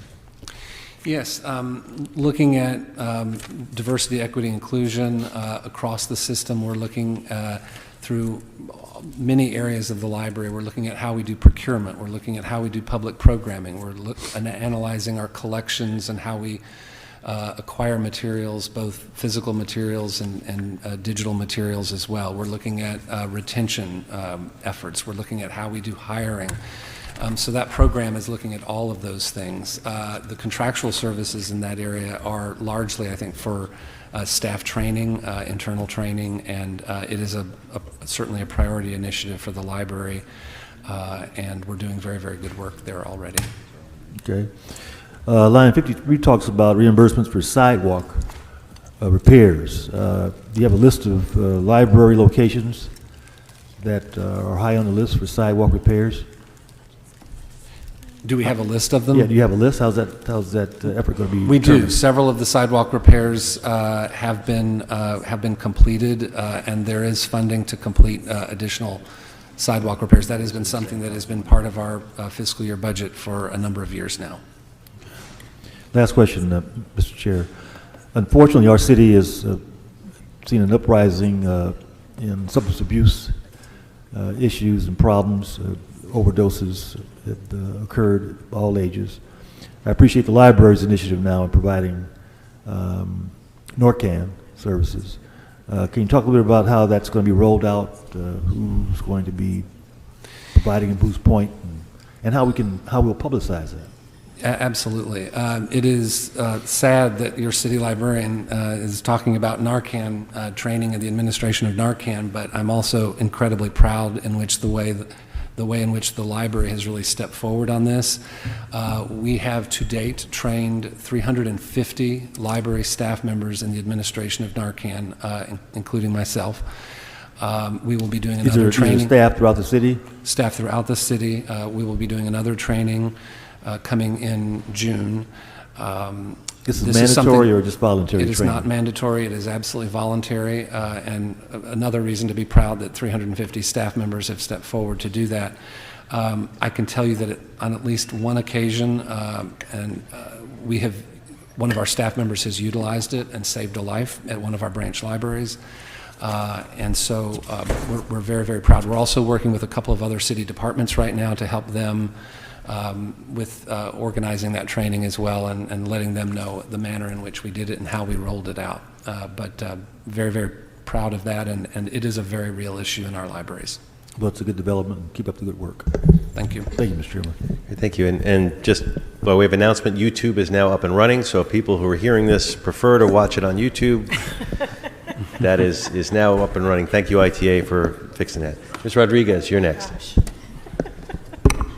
Thank you. John, good to see you. The other Zabo, as we like to say. But I want to thank you all for the work that you do. It's been so much fun to collaborate with you in my own district, and just appreciate the work of all the different branch libraries and the work. I know that there's been a lot of struggle with security concerns, and how is the allocation, which is currently budgeted, how is that going to help address and meet some of the needs and the concerns that I know many of our personnel are experiencing at our various staff at our library locations? Absolutely, and for quite some time, our libraries have dealt with very, very challenging security issues and just a variety of incidents that happen in our libraries, and everyone's certainly heard about that. One of our efforts, and it's been a multi-year effort, and the social workers I was speaking about address that to some degree, is to make certain that we have more than one tool in our toolbox to deal with it. We are very grateful for the assistance of LAPD and contract security. We have security deployed at many of our locations, and they provide a tremendous amount of assistance. The efforts with some new hires that we have, which are in city classification customer service representatives, but essentially are going to be non-uniformed library ambassadors who are trained in de-escalation techniques and helping to refer people to social services and things like that. Those individuals come on board for the very first time on May 8th. And we're very excited about that. We know, I'm confident that they're going to be successful, and I'm also confident that we're going to need many more of them. But the kinds of incidents that are happening in our libraries, some absolutely require law enforcement, some require our contract security, others don't. And when that's the case, we want to make certain that we have the right solution for the incident. Right. And so all of these other solutions that we're deploying are part of that, as well as some additional staff training on de-escalation and dealing with very challenging and difficult issues. But it is a challenge. It's an ongoing challenge in almost all of our facilities. Well, these issues come up in all of our facilities, and it is a challenge for our staff. And when they're dealing with that, it means that they're not able to do what they are Correct. normally doing, providing all of the fantastic programming that you've spoken about. So my question is what has been allocated sufficient for what the need is with respect to security services? We believe it is. We asked for an additional increase when we presented our budget to our Board of Library Commissioners. That was provided. A lot of that was the increased cost of the service, but it did include some expanded scope for traditional security. And then, of course, we're funding all of those other alternative solutions that I mentioned and continue to be including that in future fiscal years. Terrific. And, you know, I'm a super fan of your social media effort. You guys do an outstanding job. You have an incredible team doing that work. Given that you're engaging and doing such a magnificent job of engaging young people, you know, utilizing these social media platforms, are there any internship programs, any other youth-focused programs that are currently made available to have young people take more of an active interest in perhaps pursuing opportunities and career paths within the library department? Yes, in fact, on Saturday we had a volunteer recognition program that acknowledged the thousands of volunteers, many of them teen volunteers, young volunteers, who help us in all sorts of ways. And we absolutely love that because we want to recruit people into the field.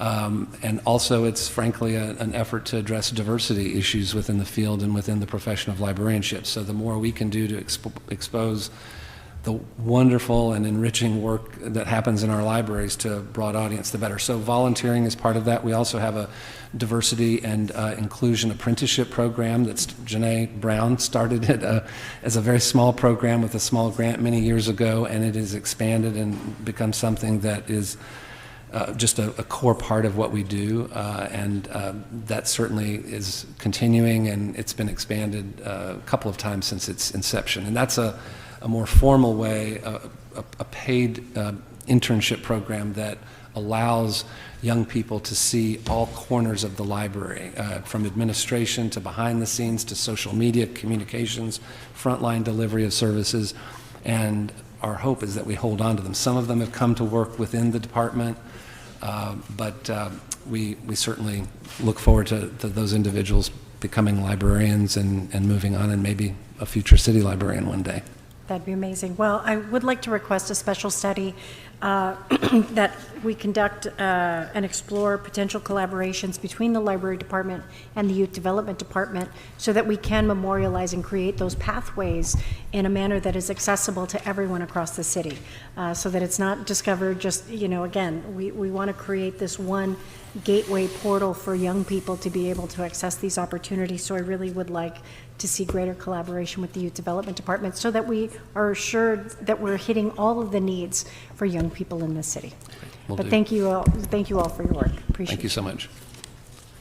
Mr. McCosker. Hello, how are you? Good, how are you? Good, fine, thanks.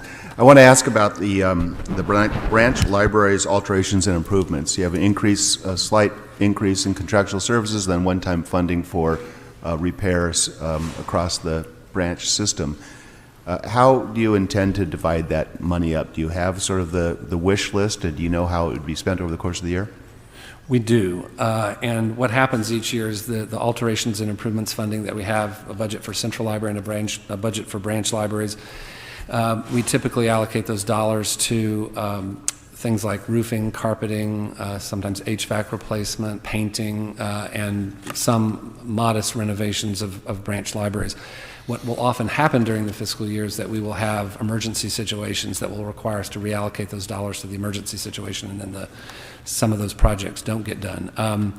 And we are also engaged right now in a facilities plan that will look at all locations throughout the library and look at not only those basic needs, but renovation needs and other facility needs that we have.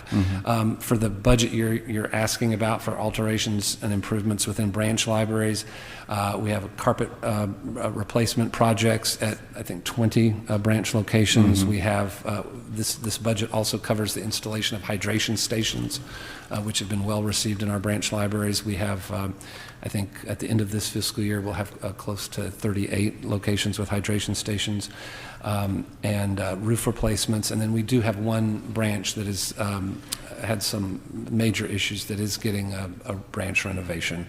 But these dollars are, given the size of the system and the amount of square footage across the city, are frankly rather modest to be able to address the kinds of facility issues that we have, even the basic issues. But we work very closely with General Services to prioritize where those projects are most needed throughout the city. Yeah, I agree. I imagine you have a lot of needs.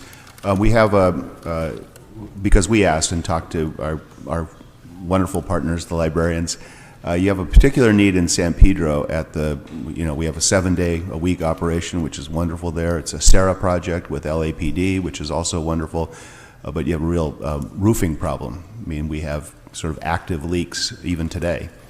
And so I just ask you to pay particular attention to that one. Absolutely. Will do. Thank you. Thank you. We were talking about homelessness before, and I just wanted to, and check in with you on the resources in terms of addressing the homeless folks who come in. And we talk about no wrong door policy. That was part of the city's strategic plan, that someone who's homeless can approach the city at any place. And one of the biggest doors we have is our library. How does that work with the library? If somebody comes in, they're seeking homeless services, is it simply a referral? Do you guys have access to HMIS? Is there someone designated to do that, or how does it work? It's an issue we've been familiar with for a very long time, and I like to talk about all of our new initiatives and brag about the services that we're bringing in to specifically address this, and the list is very long, and I had the opportunity to talk about it a little earlier.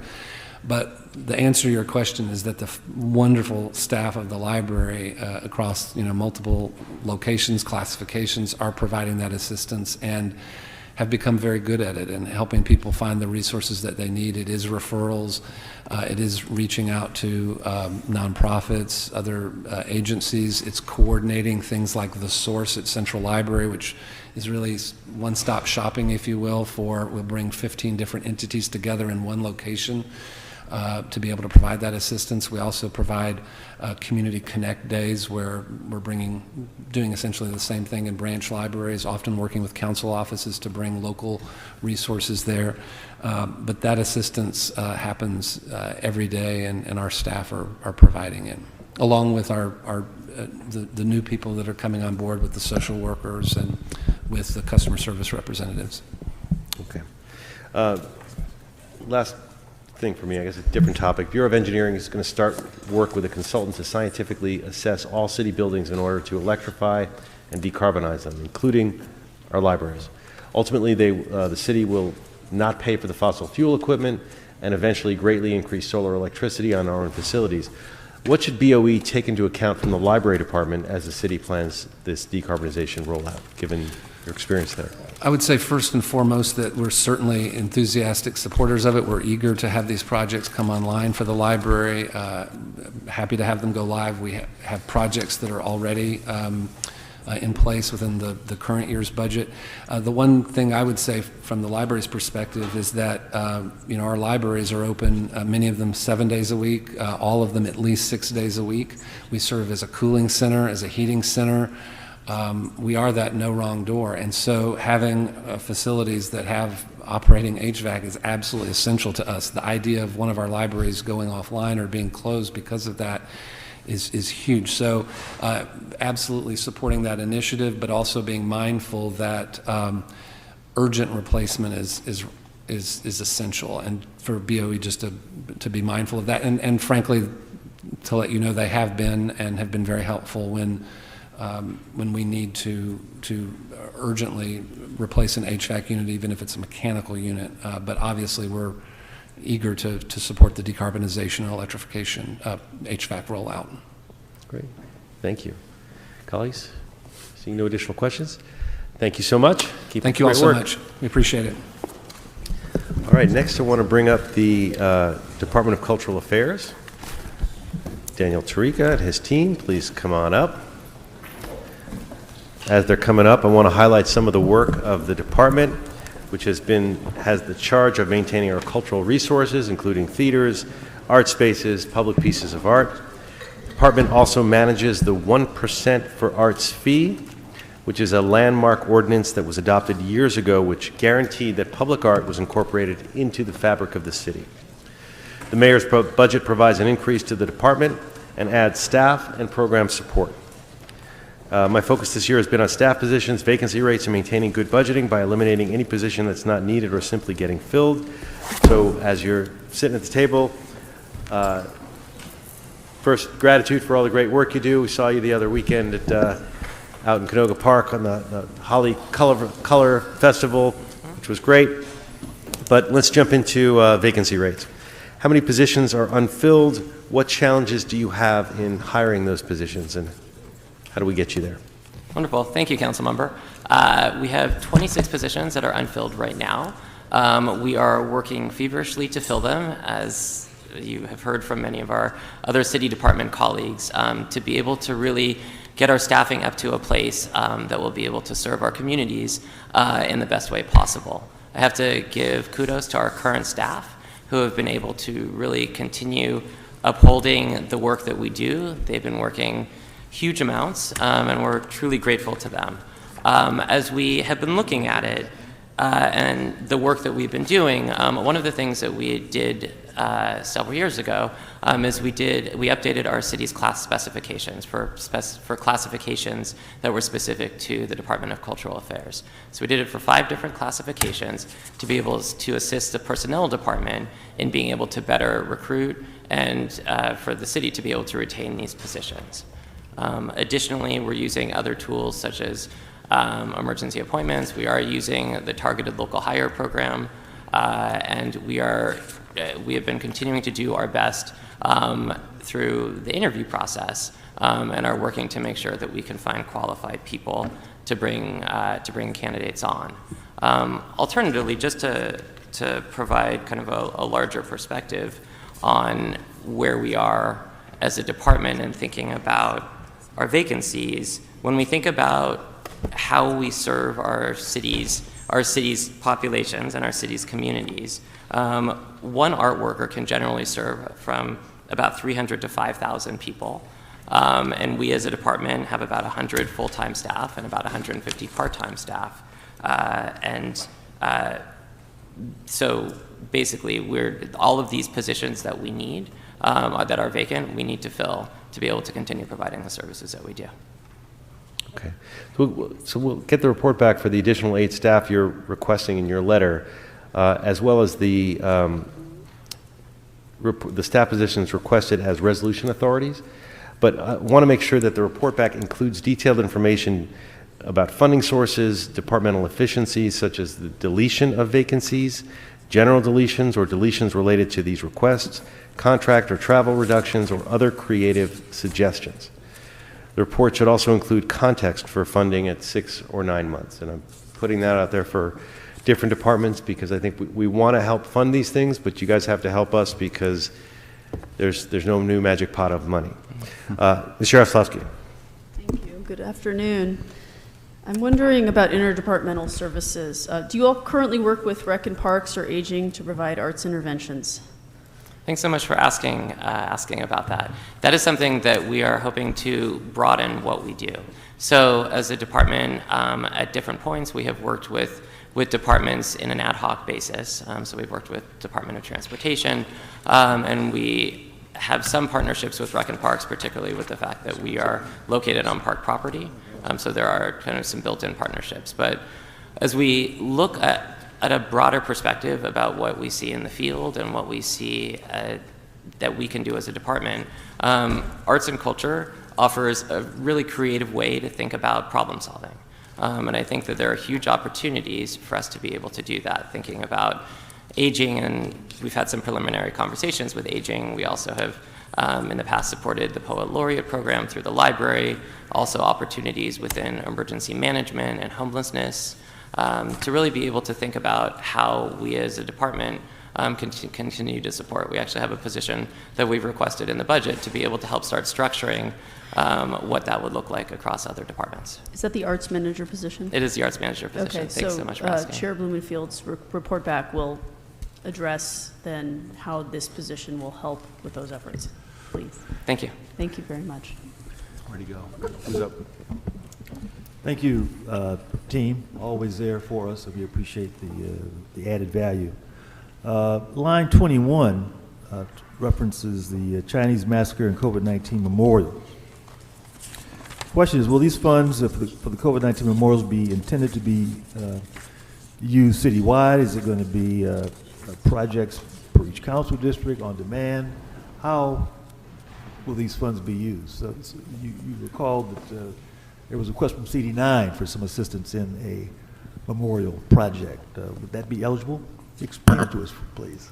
So generally, I'll start off responding, then I'll ask Felicia Filer, our Director of Public Art, to speak a little bit more about it. For the 1871 Chinese Massacre Memorial, that site is specifically where the massacre occurred. So that is in the El Pueblo area of the city. On the larger memorial question, I'll ask Felicia to talk a little bit more about that. The question specifically is about the COVID-19 memorial. Oh, about the COVID-19. Oh, I'm sorry. I thought you had said the 1871. Good morning, Councilmember.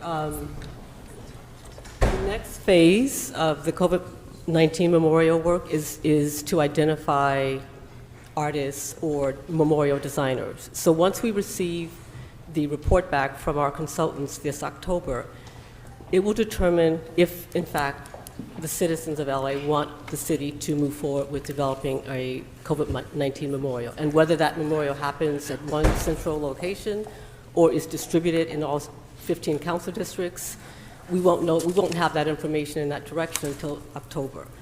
So the $250,000. I'm sorry. You say you won't have the information until when? October. This October. The consultants are conducting their listening sessions as we speak. So once we get their report back, then we will determine what the next phase will be in terms of identifying designers and an approach to developing a memorial. If your district, and I know your district is one of those that would like a memorial, then whatever the strategy is, there might be some districts that don't want a memorial, and there might be some that do. So we'll use that information to develop the next phase of the approach and place the memorials in the parts of the city that are interested in having them. Okay, well, we look forward to that. Many of our historical murals need maintenance and refurbishing. As you know, a constant complaint. Do we have adequate funding for both new murals and mural preservation in this current budget?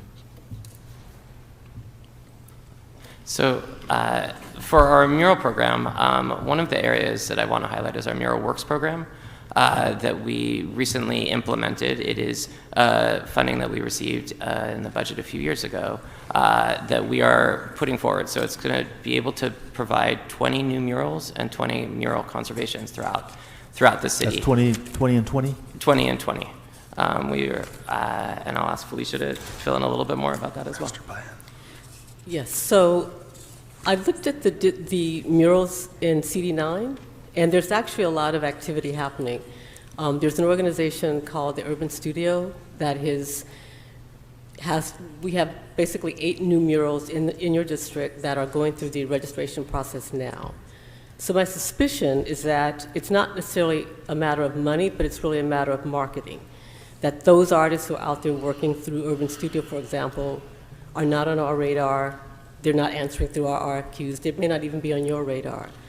So maybe the best approach would be to meet with your office and try to figure out who are the influencers, where are these artists, these muralists making work, and to see how we can invite them into our process.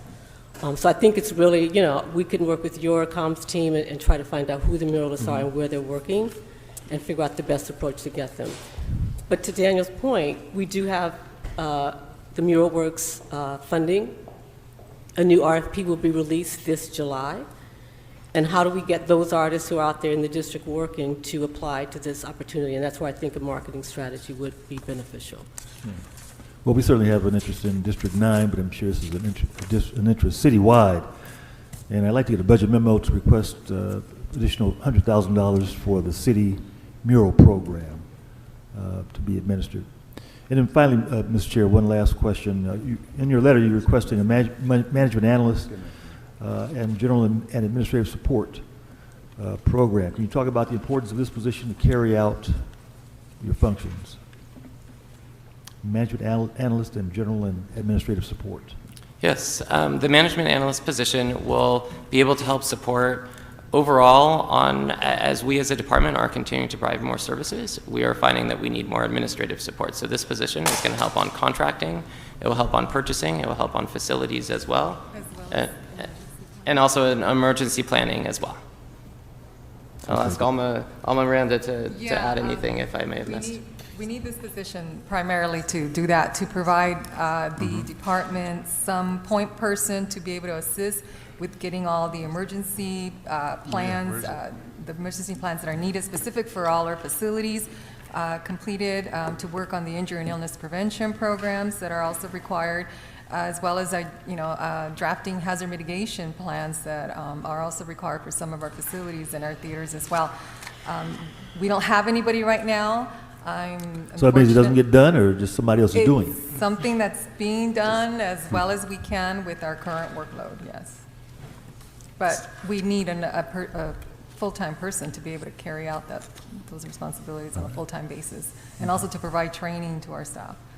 I think given, just to add to that, given the additional challenges that we're facing as in our communities, in our outward-facing facilities, there's more that we need to do on the emergency preparedness side to be able to train our staff, to be able to make sure that our theaters, our community art centers are prepared, whether it's natural or human challenges, that we need to be able to make sure that we have our staff adequately prepared.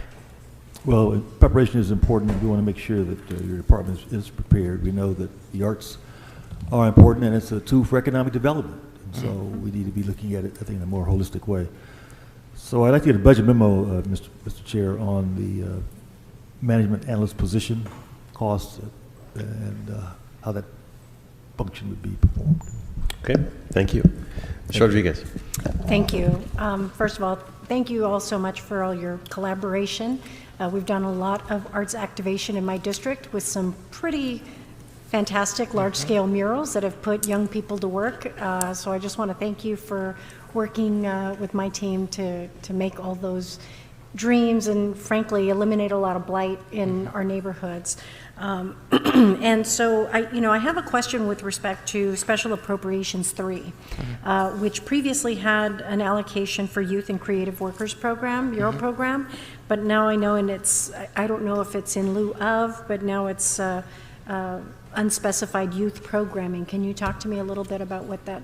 Those are actually two separate line items. So the Youth and Creative Murals Program was a one-time fund that we received several years ago in 22-23. And the youth programming is funding that has been ongoing at that same level that we use to support the work in our community art centers. Okay, so this is specifically for the Community Arts Center. Now, when you say the one-time funding, was it just general funded, correct? Or was it special funds? I believe it was special funding. It came through the Recovery Act funds. Okay, okay. And so with respect to the youth programming, I would like to see what your plan is in terms of engagement with the Youth Development Department on that. You're in the audience, you heard all my reasons why on that. But it's particularly helpful for, if you look at a community like mine in the Northeast, where we are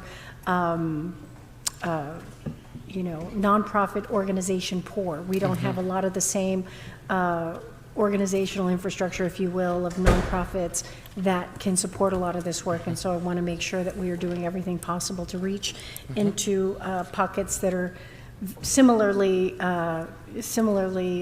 deficit in those sets of resources. I also noted that in Special Appropriation 2 category on social justice, art worker investment, Tia Chucha's Cultural Center was not to receive any funding in this cycle. And, you know, Teatruchas is one of the very few, if only, arts agencies in the Northeast San Fernando Valley. And so I would like to request a budget memo on adding $10,000 for Teatruchas Cultural Centro Cultural. And then lastly, you know, our city is diverse. And for a number of our communities, particularly even, you know, preceding the pandemic, arts, culture, you know, programming is not widely accessible for a lot of communities that are living in poverty. You know, I know we can look at both from a demographic perspective, socioeconomic. There has been a widespread deficit, and yet the arts are such a catalytic force, as Mr. Price indicated, even for the purposes and the function of economic development. It can be an incredible tool. It was how we helped a lot of local artists even during the pandemic when they were affected by it. And so some of the programs and cultural programming that we do as a city, I think, is critically important for how we, you know, with a city as diverse as Los Angeles, with the largest population, you know, majority population Latinos, largest population of Mexicans outside of Mexico City. I mean, every diaspora you can talk about the scale. But my concern is when I'm looking at the investments of art activations that we're doing with large-scale programming, it's not necessarily aligned to the population and the diversity of the city. And I want to make sure that we're aligning the cultural programming that we're doing in concert with the demographic, the geography, where it's accessible. I think those are really important indicators and factors when we have conversations around equity. And so I want to make sure that when we are talking about this programming in the city, largely to provide opportunities for families that look to that free cultural activity, because you know, not everyone can afford to spend, you know, $100 or, you know, anything to go anywhere, let alone with their families. It's cost prohibitive oftentimes. I think the programming that happens in neighborhoods is critically important. And so I would like to request, you know, that we, you know, I want to get an assessment in terms of an evaluation, and I guess this would be a special study, perhaps even in concert with Ms. Maddox, to look at, you know, how we are allocating these resources and doing arts programming in this city that is in alignment with the population demographics of our city, geographically, to make sure that the San Fernando Valley is getting its share of programming. That's always been a fight, and Mr. Blumenfield knows this. There's a reason why we're a broken record on it, because it continues to seem to happen. But I'd also like to get a budget memo on the budget impact of allocating an additional $150,000 to the El Grito celebration, which is addressing the independent celebration for a lot of Latino communities here in Los Angeles. And again, I thank you all for your work. Well, thank you, and we agree. We have many different avenues that we have been using, and that I think that we can further strengthen on being able to enhance the cultural equity throughout the city through frankly, through both our brick and mortar facilities and also through our grants program. We've got really kind of exciting opportunities through our Public Space Activation Fund that I encourage to take this moment to be able to encourage folks to apply. It is a program that we have that you don't need to be a nonprofit, you can be an individual, you just need to have an idea and a way to be able to come forward to be able to activate our communities. So I think there are huge opportunities, and I look forward to partnering with you on that. Thank you. Thank you. Mr. McCosker. Thank you very much. I wanted to ask about, I have a few questions. I wanted to ask about your chart on the number of individuals served by arts facilities and centers in the coming year. We have a higher proposed budget, which is great. Really appreciate the mayor for that recommendation. More staffing and a lot more opportunities for folks, but we show a projection of going down by about 20,000 folks. What is that about? So it has been fluctuating a little bit as far as coming through the pandemic and then coming out of the pandemic. going into and through has been a lot about meeting our communities where they are. So whether they're in person or virtual. We anticipate a slight decrease as we are looking at some of our centers that are currently under construction, being able to provide additional services and trying to figure out how we'll be able to do that. We anticipate, and I hope that we'll be able to exceed the estimate that we have in there. Great. I mean, one of those that's going to be closed temporarily, and there's probably more, is the Warner Grand. Will be closed for a while, and I'm sure that's just an example of one. I think you have a couple that will be.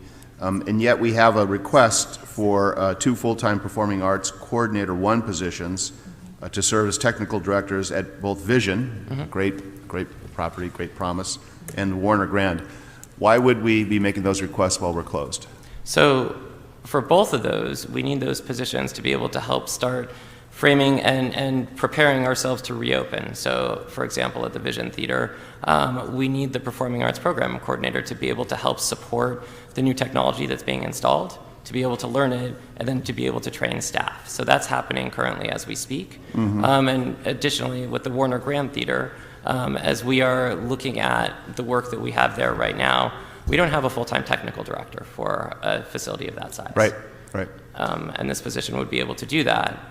So with 9 months funding, you'd be able to bring somebody aboard and have them in training while the construction and the modifications are occurring? I'll ask for a budget memo on those 2 positions. Let me ask you about, thank you very much for that. Let me ask you about the Watts Towers. We have funding for Watts Towers, which is wonderful, which is really, really great. And I'm glad we have a continuation of funding. Is that everything we need for the cultural crescent for that asset? I think that's a dangerous question to ask. That's what I do. There certainly are additional needs. Do you want to, Alma or Rosie Lee? Yeah, well, would you want to say? Rosie Lee can speak. Rosie Lee is our acting community arts director and the director of the Watts Towers Arts Center campus. I think just to kind of give a framing, we receive funding for ongoing conservation, and we receive funding for additional facility work, correct? Actually, it was only for ongoing conservation. We received $500,000 for that, but we did put in a request for additional construction work for the Watts campus. Specifically, we need $1 million to be able to restore a property that was just purchased that's neighboring the Charles Mingus Arts Center. That's going to be considered our new Watts Towers Resource Center. And according to GSD and BOE, there's an estimate about $1 million that we need to be able to refurbish that building. In the meantime, it's going to be built and it's just going to be fenced in. So, which will add blight to the community, as you know. So we definitely would like to have funding to be able to restore that property and get it ready for the public to use. The other source of funding that we requested was for security cameras. It was a total of $125,000 to be able to provide, to augment to the current, patrol officers that we have there, security officers. So, and it's very much needed. That Ms. Rosalie could attest to that, and so we would like for security cameras to also be installed there. Right. And the other last request that we received, that we requested and did not receive, unfortunately, was the request to restore Simon Rudia's home that would be positioned within the Watts Towers. It would be a replica of the house, and I know Ms. Rosalie could probably talk more about that, but it would be an enormous asset added to our Watts Towers so that it could, again, provide the historical information about the person who was responsible for building these towers, as well as to provide for additional tourism, right, to attraction, so that we could have more people come and visit these awesome towers. Ms. Rosalie? And we're 100 years old. And you're 100 years old. We missed doing the big birthday party. And we weren't able to celebrate in 2021, so we're still celebrating our 100 years. We're going to be putting up some street banners soon. And we're the only official tourist site in Watts, and we need help. Our campus needs a lot of development. It's the only green space big green space in Watts. We have the highest pollution of all the council districts, as we have the planes flying over us all the time, the railroad track and all of that. So we need quite a bit of attention there. We would love to rebuild Simon's home. We did make a trip to Italy, to Nola, Italy, to see where he lived, see his family, to see what his intent was when he came to Watts. We are looking forward to getting that Watts Towers Resource Center so that we can house our resources and make them available to the public. We have a large international partnership and visitors that come to us on an annual basis. So we're looking forward to expanding our campus. We're actually working with the LA Neighborhood Land Trust in designing what's going on that strip of land there. And we also know that our indigenous community is not represented at all, and we intend to make sure that that community is represented because of the demographics of our neighborhood. Our young people need to see people who look like them and the history of our community that reinforces they have a place to be, that they belong, that they are powerful. So we continue to make those kind of museum and art education opportunities available to our children. We just had our piano recital a couple of weeks ago. They were so happy just to be out live. It's our first live session since 2019. The young people we had from 5 years old to about 80 years old. We have a senior music program. We're the oldest partners with CalArts, some 30 years. In our music program, along with the jazz mentorship program that was started some 40 years ago with Mayor Bradley and Buddy Collette and all of those wonderful jazz musicians. We still have that program going. It's evolved to a different way of belonging now. It produces the festivals that we do. We're the oldest festivals of their kind in the United States of America. We will be doing the 40th annual Watts Towers Day of the Drum this year and the 45th annual Simon Rodeo Watts Towers Jazz Festival this year. So we look forward to hosting LA with these activities. Thank you very much. Thank you. I appreciate that. And I'm glad that we have the funding for the festivals, which would be lovely to be at again. I'm going to request that we look at the $125,000 for security cameras in the CTEP program. So if that could come back as a budget memo for CTEP. And I'm also going to request a budget memo for phase funding for the Charles Mingus campus, the $1 million, and phased funding, because we can't spend it all right away, on the GSD quote, which I think was $900,000 for the Simon's home. Thank you. Thank you. Thank you for the cameras. Those are so important on our campus at this moment. We have a podcast, an illegal podcast that goes on. It's called High at the Watts Towers, 6 o'clock on Wednesday. They actually promote smoking and selling and all of that. We're working with our senior lead officer to mitigate it, but it's a challenge for us now, and the cameras would really help to shine a light on what's going on our campus. Appreciate that. And activating the site. I mean, it's so wonderful to be welcoming people back to the campus given post-pandemic, so that's great. Thank you. Thank you. Thank you. Thank you. Colleagues, any additional questions? Thank you so much. Thank you for the great work that you do. Thank you. All right, we have important department coming up, although it is the department that is now standing between you all and lunch. But don't let that change your mindset. Ask the questions that you need to ask. So as they're coming up, like the Department of Civil and Human Rights to come to the table, we want to certainly thank Capri Maddox and her staff for coming, for the work that they're doing and coordinating.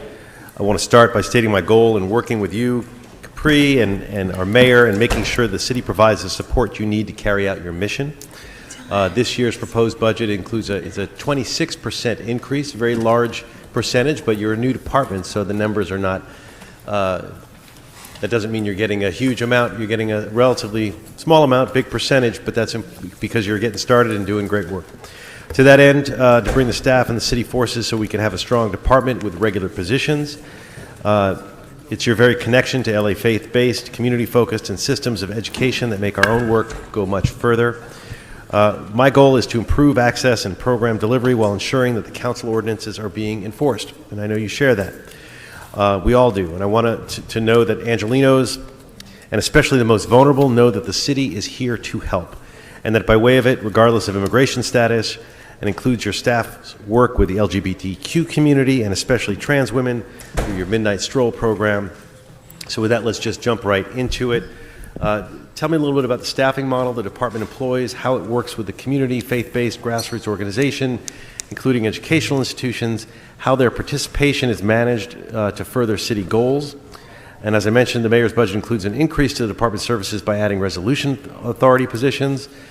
Could you describe how adding your request, the principal project coordinators and community affairs advocate, improves service and delivery? Sure. Thank you so much, council member. I'm really grateful for the work that we've been able to do here. And as you know, your role as chair of the Budget and Finance Committee, you know that we're out in the community. We're doing, so much. And with all of the members of, now they're all seated as well. I'd just like to acknowledge all the other members of the Budget and Finance Committee. Thank you so much for having us today. Capri Maddox, Executive Director, LA Civil Rights Department, also known as Civil Human Rights Equity Department. I think it's important to know that we are in the community and there is no wrong door to fighting hate and discrimination. So our model is we have commissions, that we have 41 commissioners that actually help us to lift this work, whether it's the Human Relations Commission, the Transgender Advisory Council, or even thinking about the Commission on the Status of Women, the Reparations Commission, and even our enforcement arm, where we have the ability to bring cases against folks that violate your civil rights in the areas of commerce, education, employment, and housing in the private sector.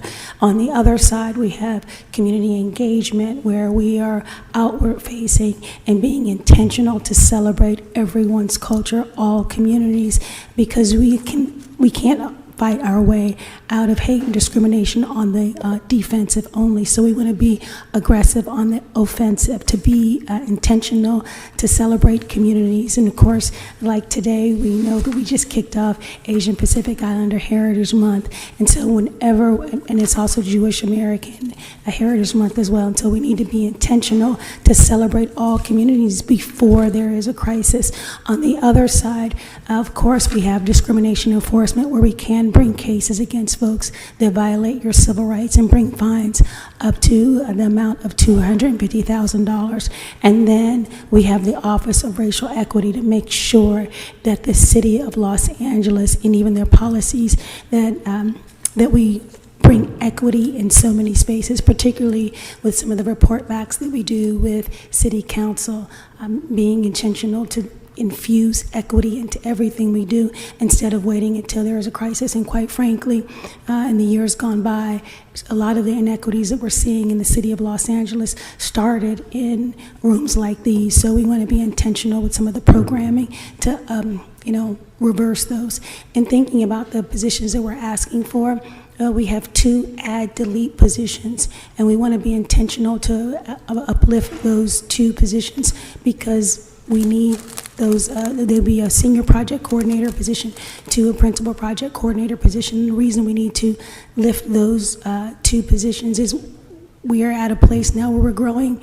Of course, we're still a small but mighty department of about 40 people that are doing this work to serve over, 4 million residents in the city of Los Angeles.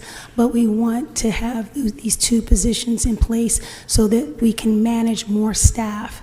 Right now, there's some people that are coming on board on the team of the equity side of our office, and as well as our operations side, that are being managed by senior project coordinators. And we need to lift those positions so that they're they have the ability, I should say, to manage other staff members, such as senior management analysts and other staff members that they'll need help.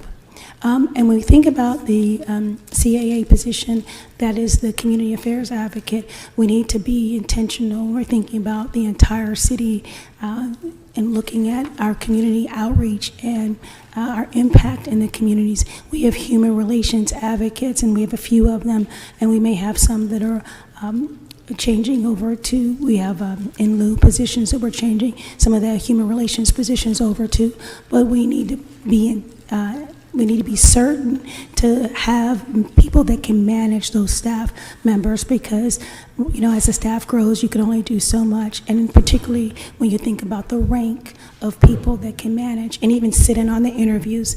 There's so many interviews that I have to sit in on, even with vocal cord challenges, because we don't have people that can actually sit in the interview to help us in those spaces, to make sure that we, you know, have a number of people to fill in on those interviews because they don't have the rank. So we'll certainly ask for a budget impact report on the addition of those, the coordinator position, community affairs position as requested. Yes. Okay. Mr. Price. Well, first of all, thank you and your team. You guys have been extraordinary in a short period of time, really have made an impact. We appreciate you for your outreach and your engagement. And you really are setting a tone that's been very positive. Line 11 talks about discrimination enforcement, you know, part and parcel of what you all do. Since 2020, have you received, well, how many complaints have you received, and are you working through them? Can you walk us through how someone with a complaint would approach your office and what happens? Sure. We've received hundreds of complaints. We're north of pretty much about 400 complaints for the year. And someone would call our office to get assistance through our intake staff. Definitely would tell us what their complaint would be in the areas of commerce, education, employment, housing, the private sector. If it happens in the city of Los Angeles and someone, this offense, they don't have to be even LA City residents, by the way, as long as the offense happened in the city of Los Angeles is a case that we actually can take. And then, of course, we would open an inquiry and to see if this is something that is in the purview of our ability to handle. If not, we would actually do a referral out to folks formerly known as DFA, Department of Fair Employment and Housing, now known as California Civil Rights, or even the federal government through the EEOC. We would have the ability after that time to have an investigation take place, and we are pleased and very, very grateful to our budget chair. Is that last time we were seated here, we didn't have the mechanisms to really, launch in this space, and I'm grateful that we actually have an assistant general manager as well as 5 investigators that are ready to move forward in this space, and of course we have our intake staff that's helping us. I want to let you know that after the inquiry and the investigation happens, we will determine whether or not someone's rights have been violated. And after investigation takes place, and if there's a notice of violation, then that complaint can come back to our folks that are actually our commissioners, as well as the general manager, and we would actually make a determination of how that case could be settled. One thing I really want to add and to highlight is the fact that we have mediation services that are being done at no cost to the city of Los Angeles, and once we ramp up, this benefit is coming, you should know this benefit is coming from Pepperdine School of Law, and this benefit can be a value add to the city of Los Angeles of anywhere between $100,000 to $300,000. Has that been utilized? Are people utilizing mediation? Yes, the mediation, and I believe to date 4 cases have been sent over for mediation services. And these are complaints against the city or? No, private sector. Private. Yes. And when we think about the areas of commerce, education, employment, and housing, you'd be surprised how the range of things that can happen in the city of Los Angeles. We're talking about people that will not rent to residents because they have concerns, the words they use, about immigration status of people that are prospective tenants. Or when you go into a business, there are some businesses that may turn folks away, or to make it so that people that are that have ability challenges cannot access or use their facilities. So there are a number of ways people are being discriminated against, even because of how they identify. So these are real problems that are happening in the city of Los Angeles. In terms of the housing situation, do you just turn them over to housing, or do you work those cases jointly? How are they resolved, either landlord-tenant or habitability or other issues? Well, we don't work on those, and then I actually know a little bit about the work at the housing department. That's actually where I started my career in the early 90s. But there is it's more of the discriminatory practices that happen. But I do think there may be some ways where, especially if there's abuse, where people are making things uninhabitable for their tenants, that we could do a referral over to the housing department. Well, you have a big job, but you're up for it. You and your team are up for it. So then, again, just continue outreach and keep engaging. And I think Thank that's you. going to go a long way. And thank you so much, council member, because you are out there in the community with us as well. We really appreciate that. Thank you. Ms. Rodriguez. Thank you. Hi, Capri. Hi, guys. Good to see everybody. LA Repair.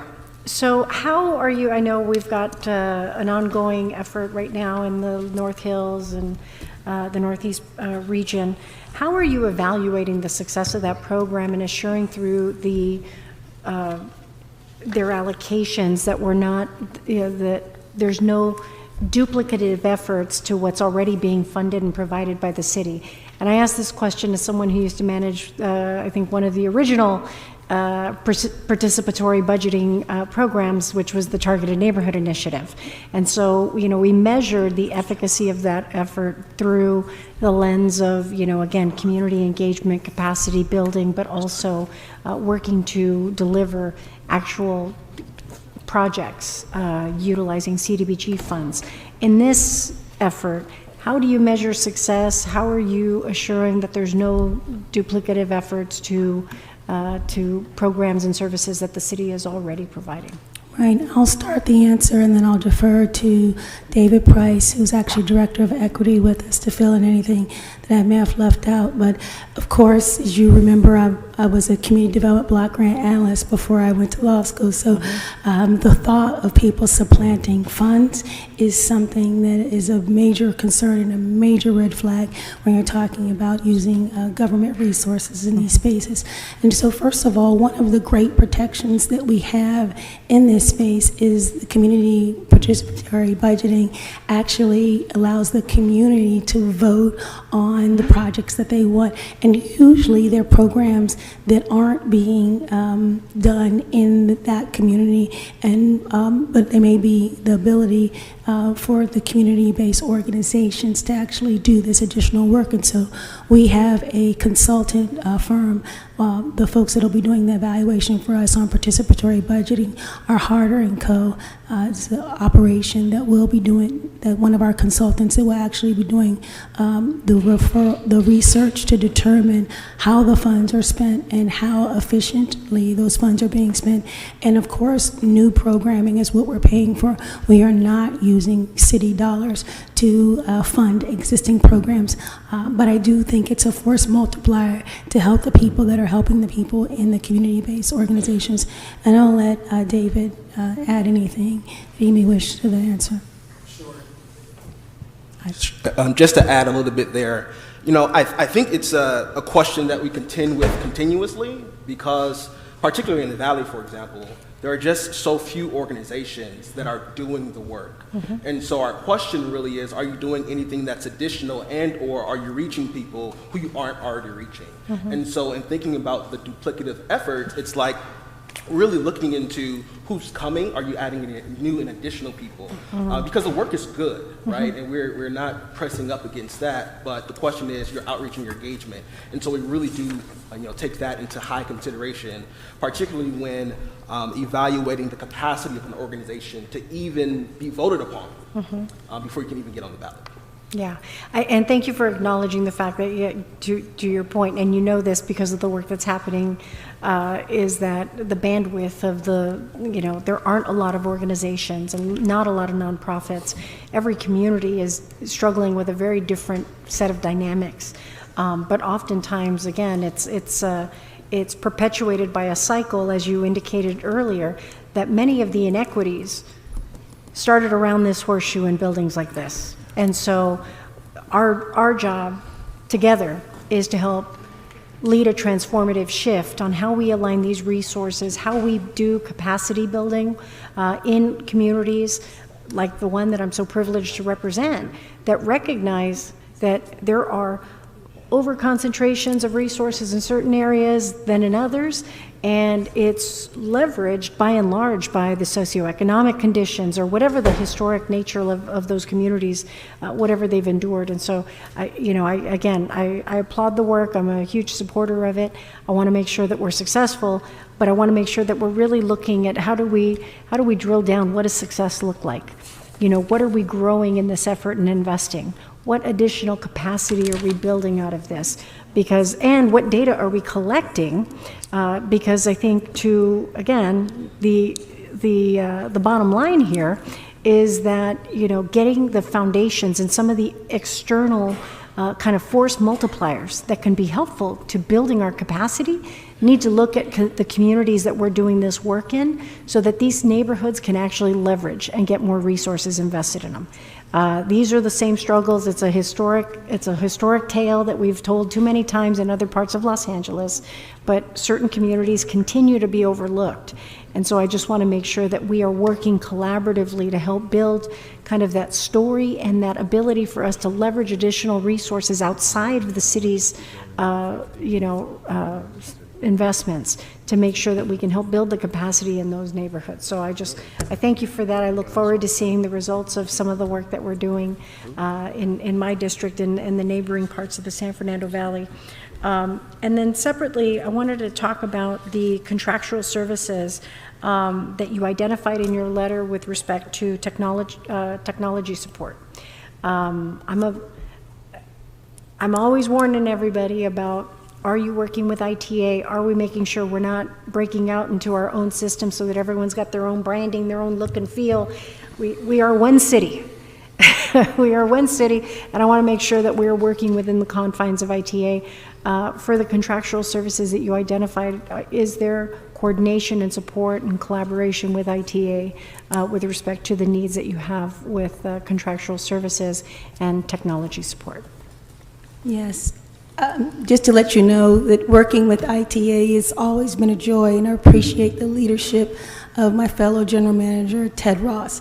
First and foremost, I want you to know that the request that we have in our budget, we had in our budget actually last year and for a systems analyst position, it was denied. The department of ITA actually asked us to place that in our budget last year. We did not get the position. And then this year, ITA put a position in their budget request for us to help with some of the smaller departments, and it was denied again. So we have someone that's helping us on a part-time basis. It's about $70,000 a year, and this person is a wonderful gentleman that helps us with all of our computer snafus, and actually when we are starting up with new employees, I don't have to tell you that we just moved into new office space in September of 2021, so making sure that that entire operation was wired up, one, and then number two, we have new employees that are coming on board. They need their desktops and laptops and cell phones, and so just to onboard those people, or even to be a liaison for us to ITA. For example, we actually were hacked as a department, and so we needed a little assistance from ITA, but the person that really was our connector was our ITA consultant. So now I guess my question is, and I would like a budget memo on this about adding the systems analyst, but if ITA, and again, this would have been a good question for Ted, but if ITA did have that position funded, then would you necessitate this position? Are they capable of actually providing and supporting all the other smaller departments, right? Because, you know, New and Nimble is your group, Youth Development Department, we've got a lot of folks. So my question is it, and I guess we can amend a budget memo for ITA, but to figure out where it would be best suited so we're not creating duplication. Yep. We can work with ITA on the memo Okay. to see what makes sense, but that is the issue. And the other thing we should know is when we have a consultant, they don't have the access to the full range of the systems. All the passwords and all the backdoors as someone that is a full-time city employee. So it's actually better for us to have a full-time city employee to do this work. Got it. Thank you. Great. And I'm not sure we covered it, but getting a budget impact report on the changes in contractual services funded this year, including contracts that are sunsetting in the current fiscal year, with the inclusion of increased funding for services, including translation services, targeted program outreach, such as the Midnight Stroll, discrimination enforcement, and the expansion of participatory democracy. So just want to make sure we've covered that. With that, colleagues, anything else? No? I was going to just ask about exactly that, contractual services to support those positions. So I look forward to seeing the memos. Thank you. Great. Good. Well, thank you so much. Thank you. Appreciate that. Thank you all for your support. Thank you. Appreciate it. And we're getting ready to take a short recess. One other quick thing as far as budget memos from Friday, we realized there was one that needs to be added to that, which was a request for budget impact report regarding the 20 unfunded resolution authorities positions in various classifications to allow BOE to accelerate the filling of vacant positions and support their rotation program. That got missed. We wanted to just add that. I've got one off. Sure you want to eat? Oh, okay. Is it different? You just did. Same one? Same one. Okay. Great. Like mine. We're on the same page. What's that? Okay, and reminder to all departments to get their memos in. We know it's a lot of work to get. We've asked for a lot of memos, but if you can get those in as soon as possible, that will help us tremendously to move this process along. We are going to take a break for lunch, and we will come back with the Department of Cannabis, and let's all meet here at 2 o'clock. So let's gavel down at 2 o'clock, enjoy your short lunch, and see y'all later.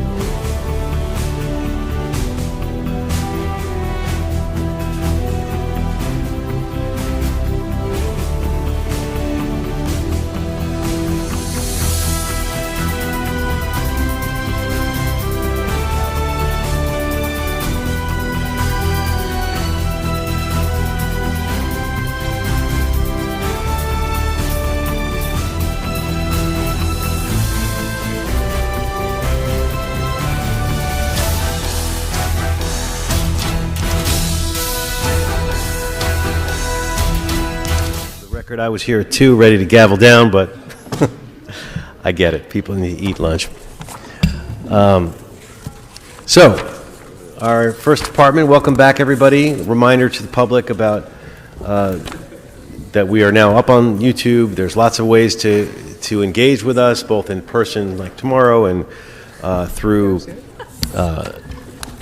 online and submitting your comments and submitting questions as well. So we're going to start with Department of Cannabis Regulation. Michelle Garagayan, welcome. There she is. While you're coming up, I want to thank you and your team for your efforts supporting the safe access to cannabis through your local licensing of commercial cannabis activities, for your social equity program, and for your efforts as LA leads in this space to promote equitable ownership and employment opportunities in the cannabis industry. Same time, as you know, it's been 7 years since we legalized and licensed, and we still don't have folks out there like we should. So let me start by just saying how many new businesses were issued cannabis licenses in 22-23? What portion of these applications were social equity programs? And welcome and thank you all for being here and for being the first post-lunch team. Thank you for having me. Could I ask you to repeat the question? I'm so sorry, sir. We'll just start with an easy one, which is how many new businesses were issued cannabis licenses in this last year, and what portion of these applications were social equity? Great. Jason, I'm going to pass it over to my licensing director. It's hard to hear because of what's going on outside. Yeah. It's hard to hear. All right. Unfortunately, I can't change the outside noise, but we can turn up the volume a little bit. And move close to the back. Yeah. Good afternoon, council members. Jason Clean for the Department of Cannabis Regulation. Yeah, your mic isn't. Okay, there it goes. Approximately 200 new licenses were issued. 80% of them were to social equity businesses. 80% were social equity businesses? Correct. Okay. That's great. And can you describe the department's changes to assist with shortening the processing timelines and expediting land use reviews for new applicants? Go for it. So with the assistance of the City Council, the department has adopted a number of new procedures, such as a land use review process. We're currently processing pre-application review records within 30 days. That, in conjunction with the streamlined equity share review and the legal business entity record, allows social equity applicants to get through the process in 90 to 120 days if they're ready to go. Okay. And I guess the biggest problem we have is the unlicensed cannabis places, right? And that's how many unlicensed cannabis businesses has the Cannabis Enforcement Task Force actually shut down through the city? And how many have actually remained closed? Do you know? I think LAPD has been up, I think it was last week, I believe.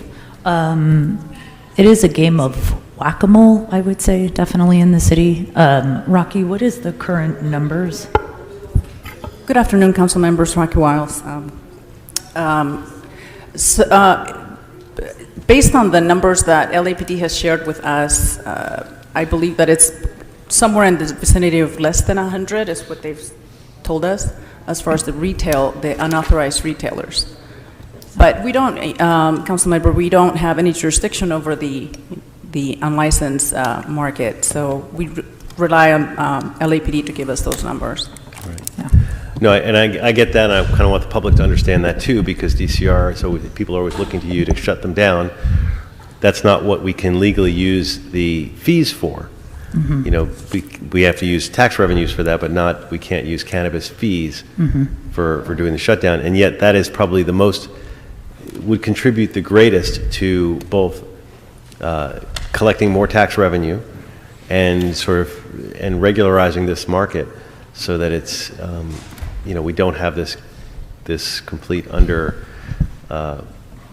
this black market going on at the same time. Mr. Price. Thank you. Well, thank you, Michelle. First of all, you and your team.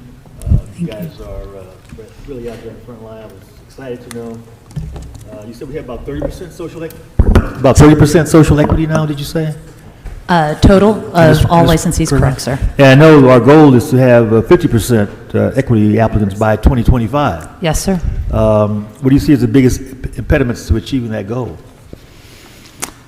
Right now, if we are able to implement our most recent ordinance, I don't see an impediment in achieving that goal at all by 2025. You recently reported that as of March 23, the complaint portal received almost 6,300 complaints. Correct. 70% have been investigated and closed. Can you provide more insight into the types of complaints these were and how many were credible or not credible? Sure. I'm actually going to pass this question over to Rocky Wiles, who's our newly implemented director of our Compliance and Enforcement Division, which was funded last year. Council member, I'm sorry, I had a hard time hearing the breakdown that you wanted. Well, you said you have 70% of your investigations now are closed of the 6,200 complaints received.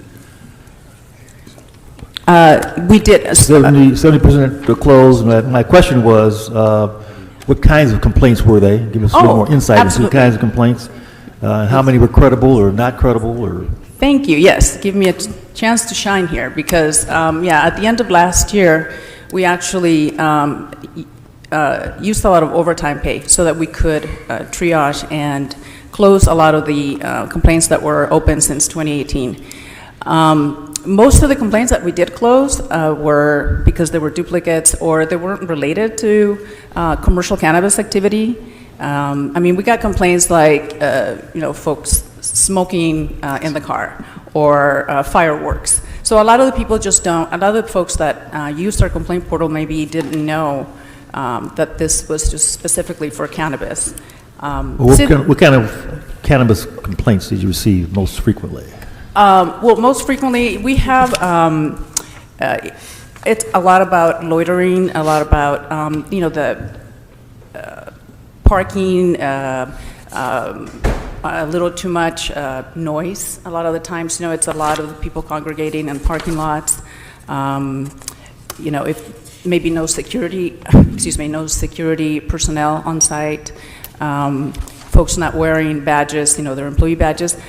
Things like that, or when we go into a store, if they're not correctly labeled or somebody's not helping you. So these are the things that we have to go in, that the unit needs to start doing, implementing a compliance inspection program so that we can go in there and make sure that these folks are operating according to the rules before they break the regulations, before they break the rules and regulations that we have put in place. And how many do you have assigned to doing those inspections? And How many what? how many persons do you have assigned to doing inspections?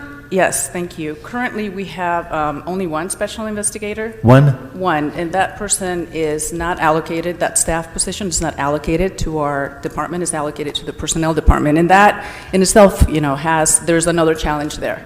Because sending a special investigator to these cannabis businesses with a personnel badge, it's not really going to hold a lot of weight. In fact, I haven't sent them out there because of that issue, but we are working it out with personnel and hopefully, we'll work that out.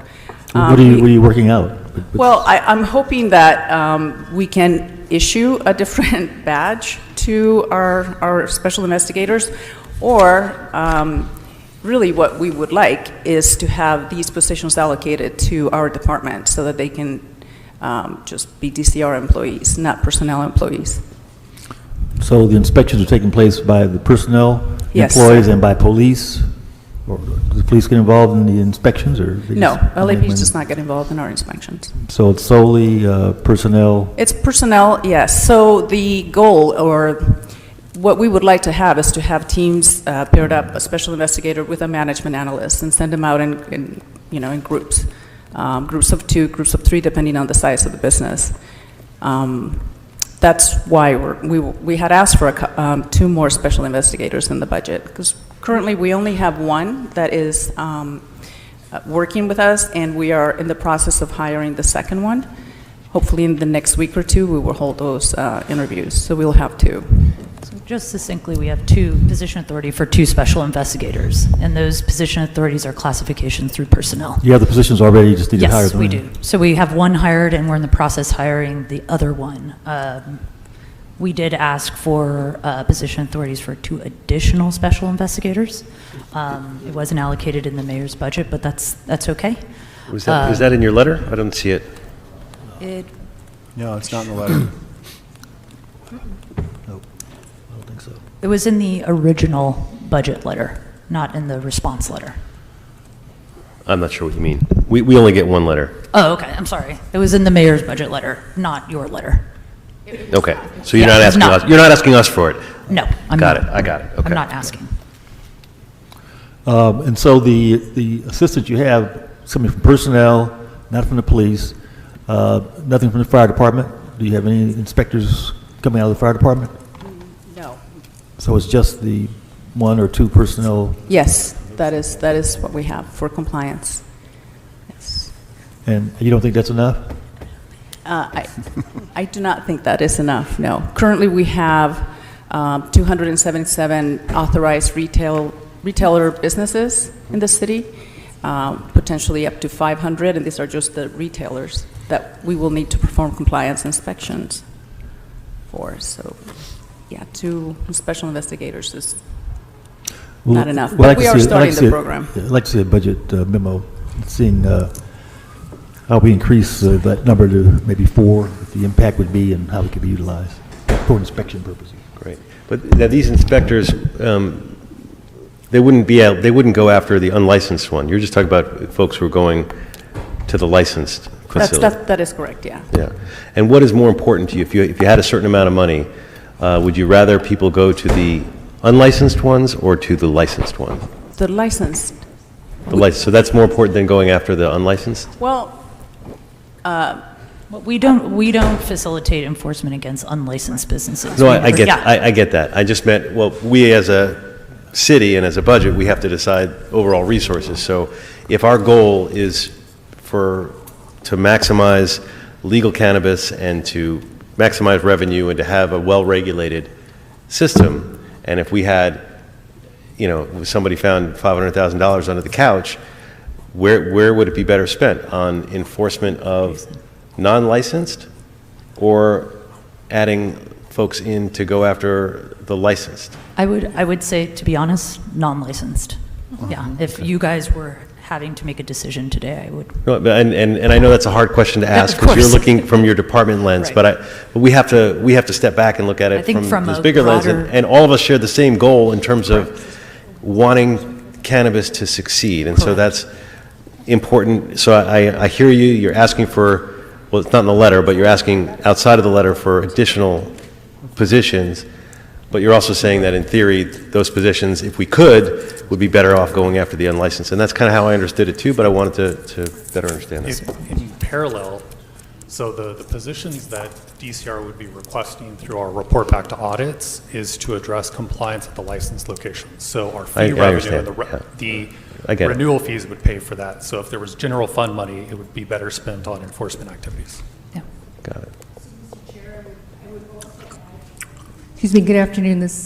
Good afternoon. I would also add that I think the question is, for unlicensed enforcement, should it be in the cannabis department or maybe the LAPD, right? I mean, Right. that's also, I think, a Well, question. that right now, needs to be- it's exclusively, as I understand it, but correct me if I'm Right. wrong, it's exclusively in LAPD, Exactly. and cannabis does not have Right. the authority to go after the unlicensed, which is part of Correct. what makes this difficult, because we know that that's the biggest problem, but it's not in your direct purview. Correct. We do everything we can to assist in the enforcement of illegal businesses as much as possible. Rocky spends, I would say, 50% of her time liaising with PD and others. And that's really important too, because if you just ignore the licensed ones, then, they could be doing things improperly. Yeah. But I absolutely agree, sir. I think, there needs to be any additional resources should definitely go towards. Okay, Ms. Rodriguez. Thank you. Well, to that end, I've been the queen of enforcement on this stuff. So there was originally allocations in the fire department's budget to assist in the enforcement tactics with respect to illegal cannabis operations, and it's since been eliminated. So any insight, and I neglected to ask this of the chief, but, I know there is an earmark within LAPD's budget for enforcement of illegal cannabis, but it's now missing in fire. And obviously, I know that, building and safety also had a component, as did DWP when we were doing the utility shutoffs. So how has that effort looked? I mean, I know we had, if I recall correctly, last year in the budget, there was, I want to say, a GCP item, or there was some kind of line item that was kind of around illegal cannabis enforcement that wasn't directly assigned to any one committee or any one department. So can you speak a little bit about the elimination? I mean, I know fire is a different conversation, but what has their involvement been?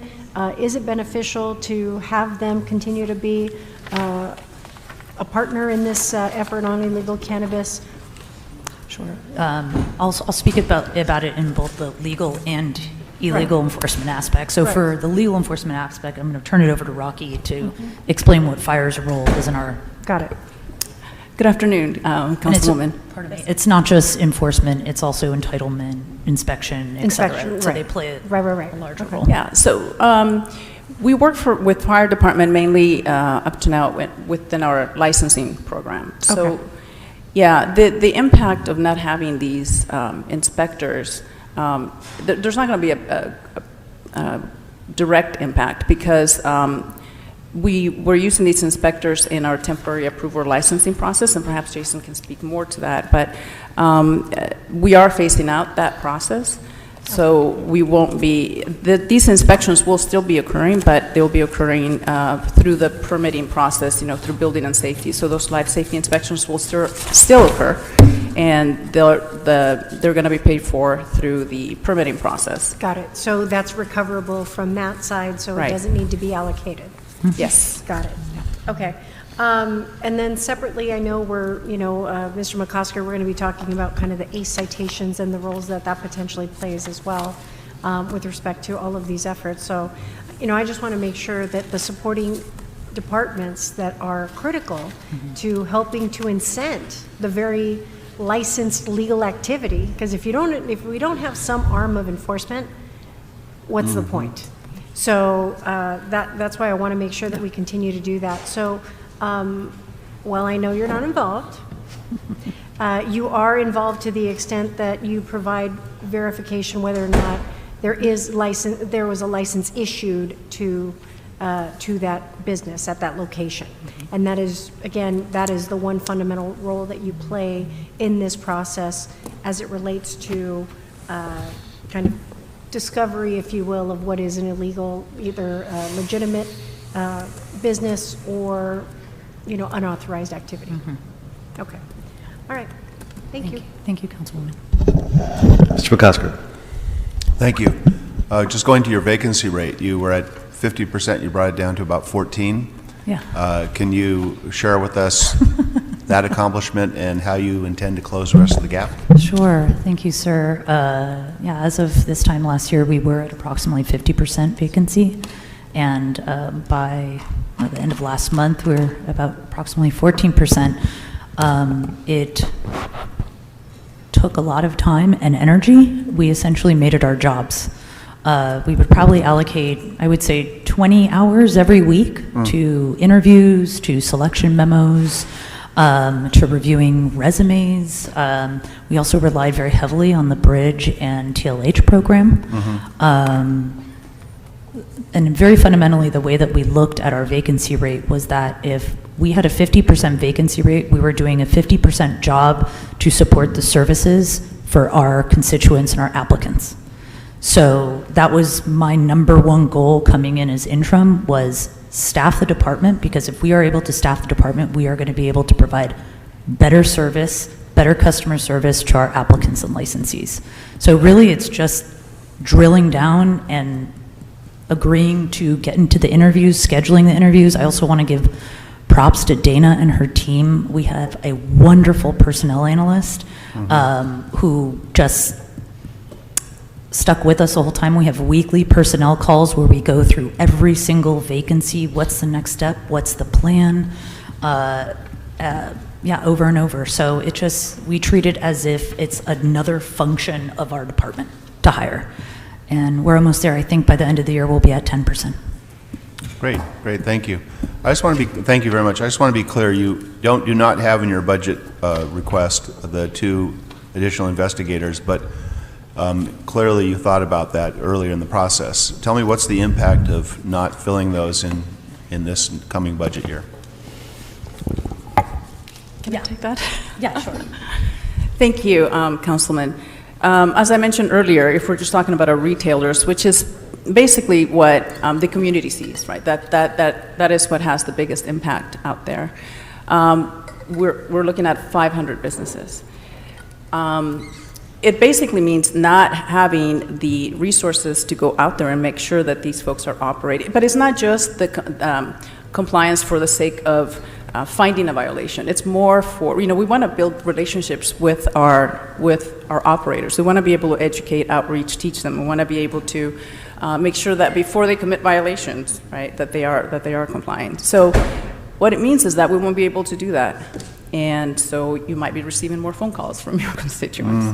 Mm-hmm. We're trying to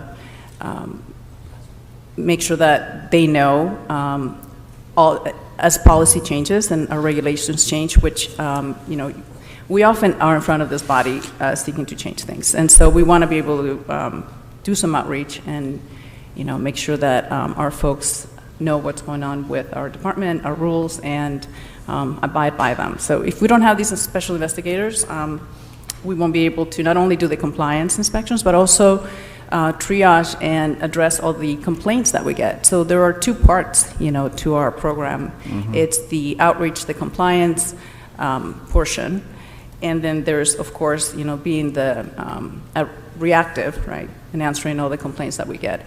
Even though we did triage a lot of the complaints, and as Councilmember Price mentioned, over 6,000, I think we triaged approximately 5,000 complaints. I think we're closer to 6,200. We still have about 400 right now that we need to investigate further, that we have reviewed, and we've determined that we need to look to see if we have to issue a notice of violation, or go and perform an inspection, or call the operators. So there's 400 right now that I have, that I'm not able to look into further. And this backlog is on legal licensed These are, providers. yes, complaints about legal businesses. So out of this, the 6,900, we've determined 400 require further investigation. I'll come back to the provocative question that you all answered, and very honestly, I think, but I'll change it. If we talk to the license providers and we said that we could put more resources into more enforcement on licensed, or more enforcement in another department, of course, on unlicensed, on illegal activities, how do you think your constituency of licensed operators would respond? They would respond with putting more resources into enforcement of unlicensed businesses, 100,000%. Thanks. Appreciate that response. Absolutely. Okay, colleagues, any additional questions or comments? All right, well then, thank you so much. We appreciate. That's it. Yeah, no, I mean. Thank you, everybody. We appreciate the work you're doing, and we know we have a lot in front of us this year to make happen. So thank you. I wish you all the best of luck. All right, next we're going to bring up the Economic and Workforce Development Department. While they're coming up, I want to welcome General Manager Carolyn Hull. Let me just say it. I guess Carolyn, you started near the start of COVID, the beginning of the COVID pandemic, and even though you've now been with us for 3 years, this is the first time that we get to have you in person for this budget. It's more a comment on the craziness of COVID over the last couple of years.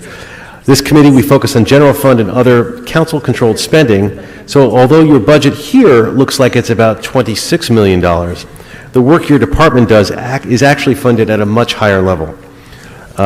From WA to CDBG and other sources, there's just a tremendous amount of money. When I started with this council and this committee 10 years ago, I didn't realize that. And that isn't something that's always obvious to the public when they look at this department and they see your budget line items, to realize how much you actually impact. Your letter mentions that EWDD pre-COVID had a, quote, real budget of over $200 million, which swelled to more than $500 million during the pandemic.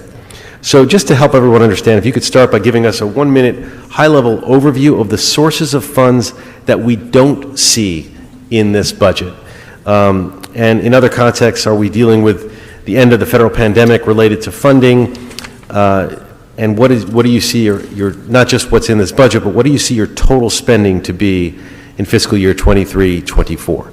Well, thank you, and let me just say it's a pleasure to see all of you, and thank you for your time. Yes, the EWDD's budget is at this point over $520 million. And our budget is, we're really kind of a special revenue department. For example, the budget for our Workforce Development Division is about $188 million. Our Economic Development Division is over $340 million. There's been a significant increase due to funding coming in for the pandemic associated with ARPA and CARES funding. On the workforce side, we've seen funding coming in. We're primarily WIOA funded and other non-city grants. We also have received an influx for California for All.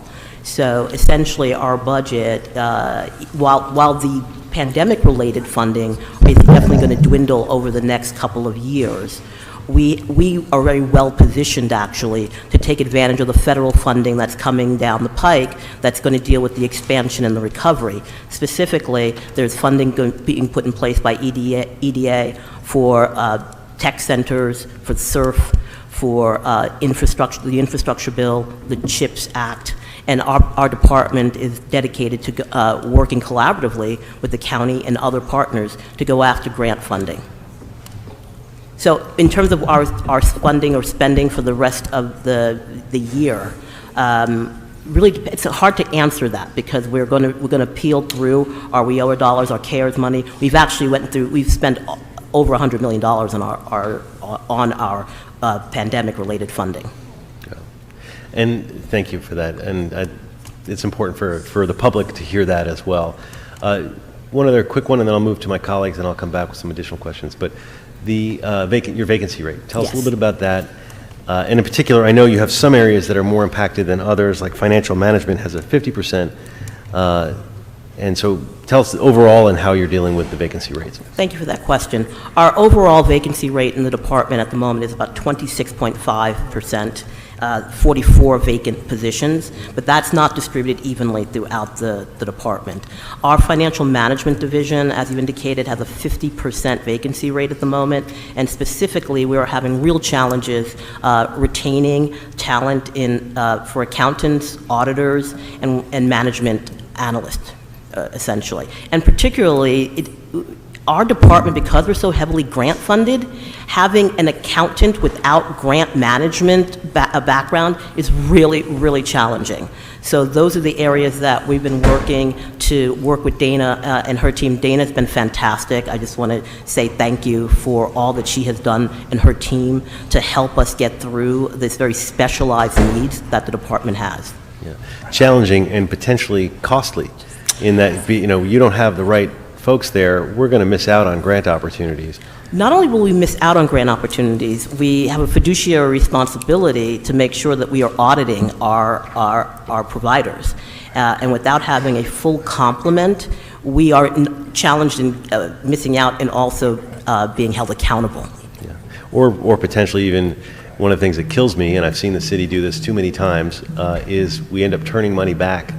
Because we do the right work up front, we get the grant, but then we don't have the capacity to spend it. And Ms. Rodriguez talked about this before. And some of these grants, a lot of these grants, you don't use it, you lose it, and that's just horrible. So we're not going to let that happen. I know you're on it, but that's why these positions are important. Ms. Jaroslawski is next. Good afternoon. We know that employment's a key part of helping many Angelinos permanently exit homelessness. What sort of employment is offered to transitioning adults via LA Rise and summer youth employment? Okay, thank you.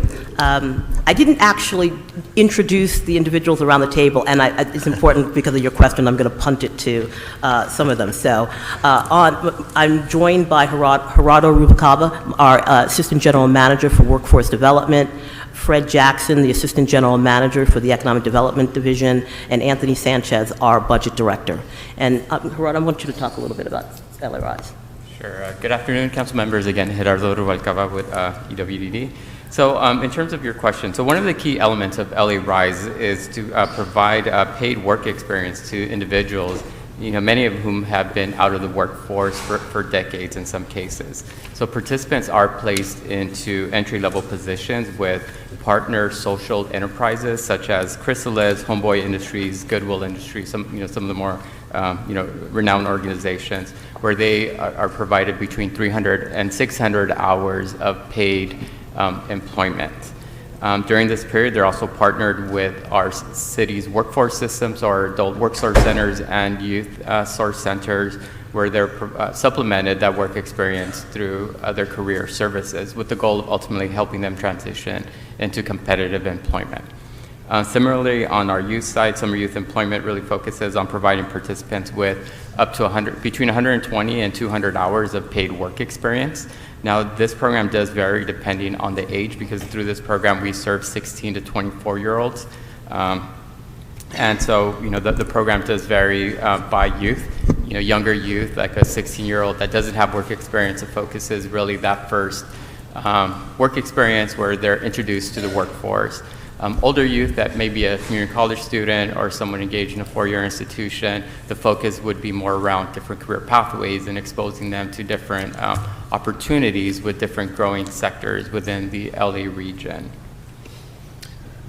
Great. So before you go to your next question? It's a follow-up. Follow-up, okay. Here we So I understand your original budget request asked to increase funding for these programs.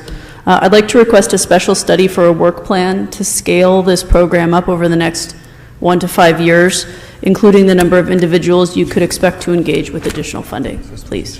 Thank you. Thank you. Okay, you still have the floor, but Ms. Rodriguez has a follow-up. Yes.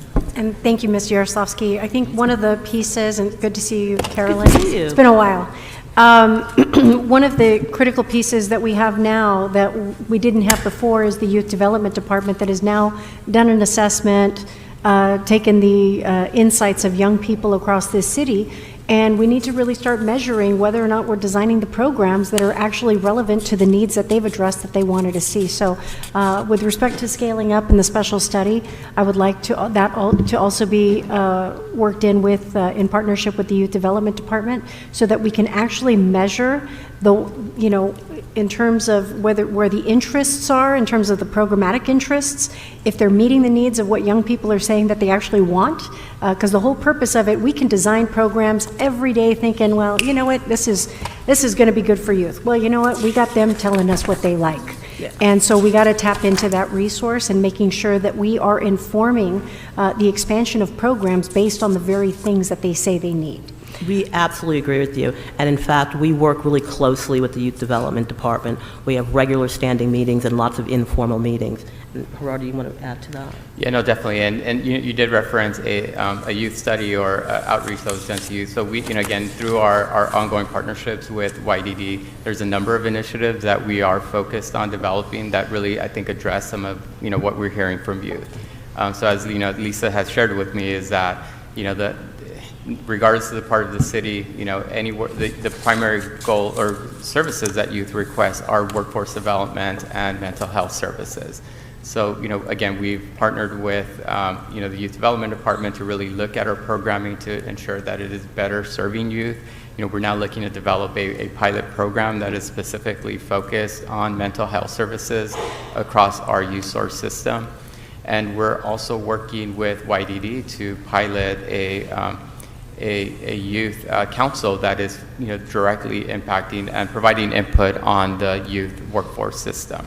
So those are just some of the areas, but again, as Carolyn mentioned, we meeting with YDD on a regular basis and are very much aligned in the work that we are doing. And we are definitely a data-driven department. When Gerardo shows me his scorecards, my eyes start to kind of roll over. So we actually have a lot of that data and happy to share it. Fantastic. Thank you. Yaroslavsky, do you have more? Okay. To Mr. Price. Again, thank you for all you're doing and for really making an impact, not just in our business committee, but the committee at large. Round 3 applications for the Small Business Rental Assistance Program are going to reopen on May the 3rd, I understand. Do you have enough funds and support to get through this program for the next fiscal year? Well, I believe that's going to be announced soon, and I will leave that announcement, but that's our plan. And at the moment, we do have it in we have our staff in place and ready to roll that out, yes. Okay. You've got signature programs, the Jedi Zone, the LA Optimize, the Legacy Business Program. And I know in your letter you asked for the general manager for over administration. How is this position going to help advance these programs? A great question. The assistant general manager that we're requesting will oversee the our financial management division, our administrative services division, and our IT division. It's really important that we have a senior person who is well-versed in grants management, in accounting and budgeting, and the latest technology, so that we can really link those 3 divisions and be more effective and efficient. When we are effective and efficient, we can get services to those people who need it the most. And it's really critical that we actually have that individual in place with the skills that we're looking for. We're looking for a unicorn, but I know they're out there, so that we can actually deliver those programs that you just mentioned. And not only just deliver them, but also be able to audit them, monitor them, and make sure that we're using the funds effectively and efficiently. Well, speaking of auditing and monitoring, where are we with the Legacy Business Program? I'm going to turn that over to Fred Jackson. Thank you, Councilmember. So we are in the process of putting together the RFP for our facade improvement program. Well, let me stop that. We have launched 8 Jedi Zones so far to date, assisting approximately 2,700 businesses. Various aspects and components of the program have already been launched in terms of the the permit fee assistance. Those have been launched. Technical assistance to businesses as well. We are currently launching our RFP to launch our facade improvement program. That RFP should hit the street within the next month. And then shortly thereafter, we'll have contracts to then begin assisting businesses with their facade improvement. And how about the Legacy Business Program? The Legacy Business Program. The Legacy Business Program, similarly, we are currently working on the RFP for our marketing aspects and outreach to the community of legacy businesses throughout the city. We're also developing a curriculum, and that RFP is also, we're working back and forth with the city attorney's office, as well as the facade improvement program. And so that program will launch mid-summer, June, July, or Which August. Legacy or the facade program? Which is going to be launching this summer, the Legacy program or the facade program? The Legacy program. And when's the facade program going to kick in? So the facade program, once we have a contractor aboard, which it will require us to finalize the RFP, put that out on the street, get the responses, do the scoring, and select a vendor. We anticipate going through that process will take us approximately 2 months or so. Once we have the vendor on board, then we would do more extensive outreach to the businesses within the legacy, legacy businesses as well as within the Jedi Zones, and then work with those individual businesses to identify the areas of need. And once they've been identified, work with them with all of the design requirements, work with our internal city family to get those approvals, and then to go on and have the work implemented. Well, we know businesses all over the city are anxious for this program to begin. Yes. And so make sure that you let us know if there are any impediments that are preventing it from moving forward. Thank you. Thank you. Ms. Rodriguez. Thank you. So I know Mr. Price inquired on the AGM position, but I didn't catch whether or not the principal accountant position was also discussed. It was not, but prior to coming up to the desk, I was informed that it was approved. Well, congratulations. Thank you. Okay. How effective was that? That was perfect. Look at that. Solve the problem beforehand. I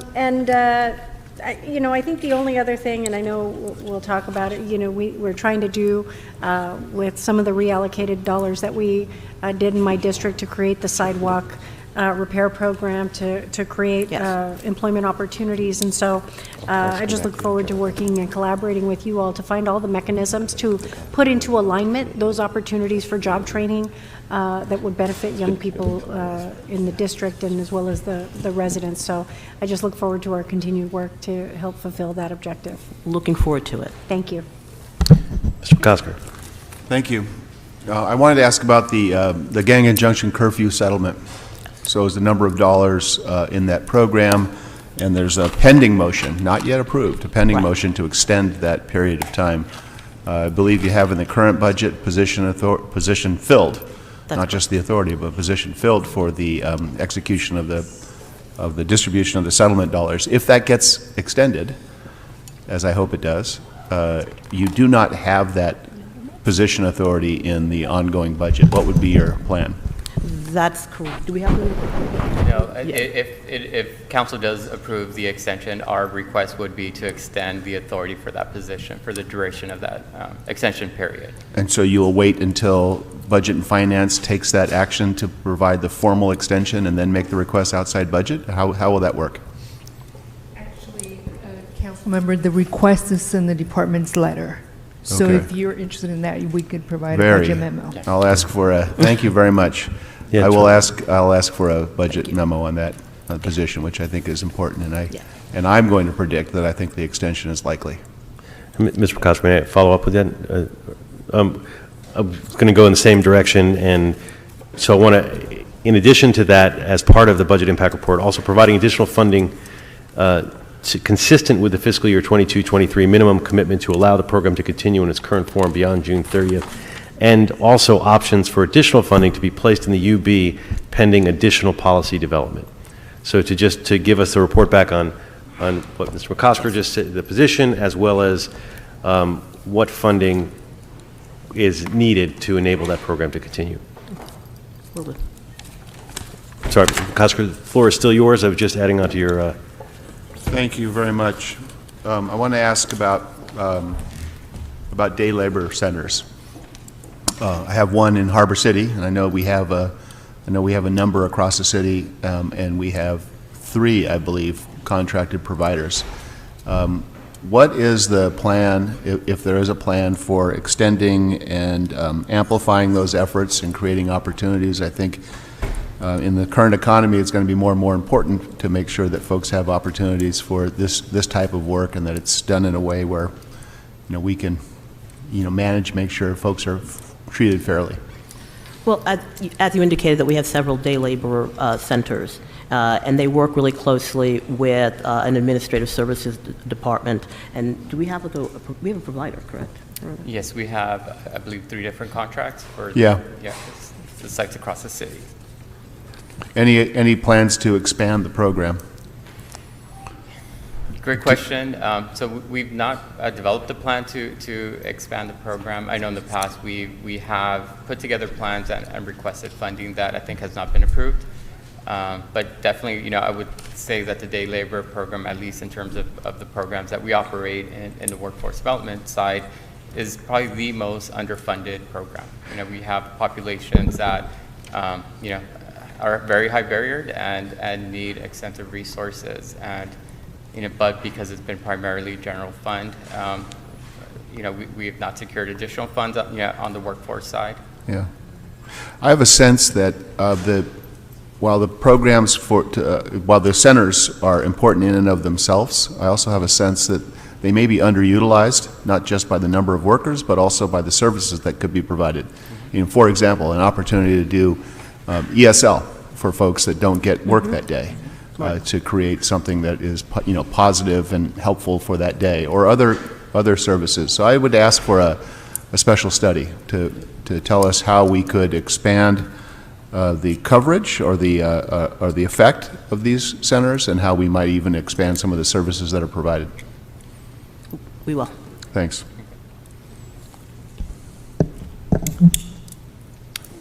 Okay, Mr. Kosker. Great. Question about the budget includes a citywide economic development strategy, the CEDS, and a jobs report, and separately for a jobs, income, people study. Help me understand, what's the difference between these two items, and is there a way to create efficiencies, maybe have one or have one inform the other or something like that? Great question. The jobs income study came out of a committee several years ago, and it was put together internally, and out of that committee report came the JEDI zones and our small business commission. So it's basically a task force that came together to think about ways that we could initiate programs that furthered small business and job creation within the city of Los Angeles.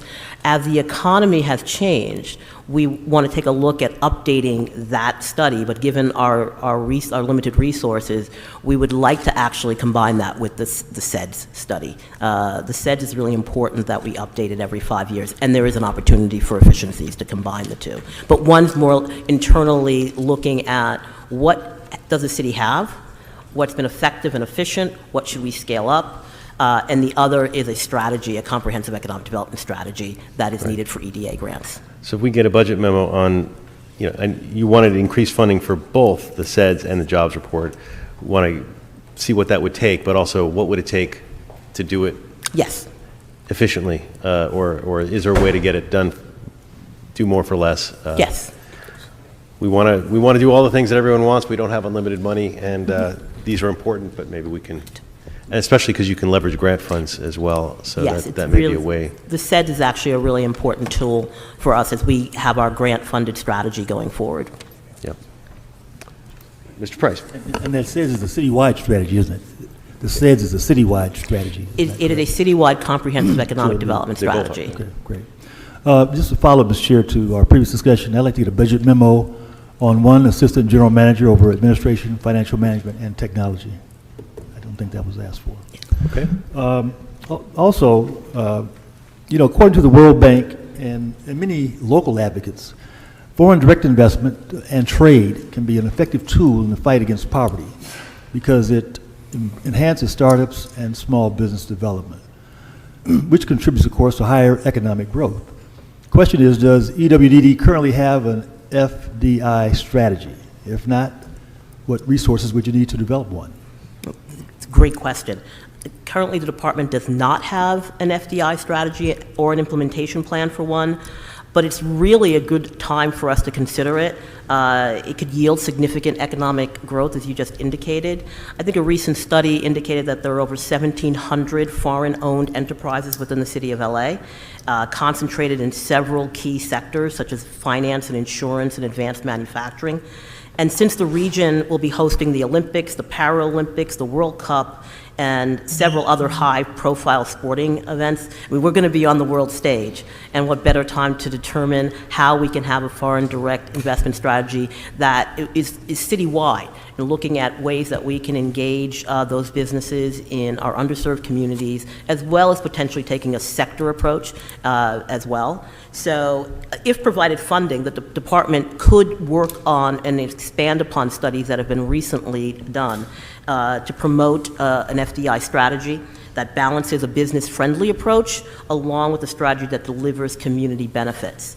Another option for us would be to look at having a pilot program that would increase FDI promotion and strategies within target communities, or again, take an industry sector approach, looking at an FDI implementation strategy for, let's say, the biosciences or some other, the blue economy, the green economy, and then again, tying that back into a community benefits package. Yeah. Well, I mean, it's clear that the major corporations, the large institutions have resources. We're not really worried about them, but I am concerned about startups and about the small businesses. And so I'd like to get a budget report, Mr. Chair, on the resources needed to develop a foreign trade investment strategy to support LA's startups and small business development. Will do. Great. Thank you, Mr. McCosker. Our chairman has a great practice of inviting folks to ask questions from our constituencies, and so I got one, actually. You inspired one of my great constituents to ask a question about adult workforce development, and which is an important part of your function, but how will adult workforce development be working with the mayor and Inside Safe and making sure that we're working with previously unhoused folks or underhoused folks to get them on a work track? It is a real critical part of the work that we do, and I think it was alluded to previously. We have the LA Rise program that really works with that community and those with the highest barriers to employment. Scaling up that program will significantly assist individuals get the services that they need to seek employment. And once people are housed, our goal is really now to allow them an opportunity to get the work experience that they need. Anything else you want to add to that, Gerardo? Yeah, no, and it's a great question. So we are in partnership with the mayor's office preparing to launch what we're calling an Inside Safe Job Connector program that really seeks to connect our workforce system with the housing services providers. And the goal is to really have a system navigator that works with both systems and helps bring the systems together. So as folks come into the housing services side and there's, identified that need for employment services, there's that individual that can connect back to the workforce system, taking advantage of LA Rise and other workforce programs that are already funded by the city. So our goal is to fund 12 Job Connector or systems navigators within the next 3 months. And so we're already working on that. We're working with using our existing workforce budget to hire the first 3 navigators. And they should be on board before the end of this program year. Can you tell us again the name of the program? What name did you give it? It's and I'm not sure if this will be the official name, but I think it will as soon as you say it. Yeah, once you say it. Yeah, but we're it is the Inside Safe. We're part of the Inside Safe. We're hiring 12 Job Connectors. Great, thank you, Mr. Price. Yeah, I just want to clarify. I'm really requesting a special study, not a budget memo. I want you to have enough time to really kind of think this through. Okay. Not just rush something up for next week. So let's talk about that together. Thank you. Thank you. Great. Seeing no other comments or questions, thank you so much for the great work that you do, continue to do, and your $500 million budget, not just your $26 million budget. So, thank you very much. All right, next we have EMD, Emergency Management Department, General Manager Carol Parks. Sound barriers. From extreme weather events to COVID to large-scale events to homelessness, EMD staff work around the clock all throughout the year to coordinate city resources to respond to any number of emergencies that occur in this city. In order to do that, we need to make sure that EMD is equipped with the staff and resources to handle the situations that will arise. As Ms. Parks is getting here, I'm going to just jump right into the first question before you even get a chance to sit down. Share with us a little bit about the need for the GIS specialist and how it will help your department.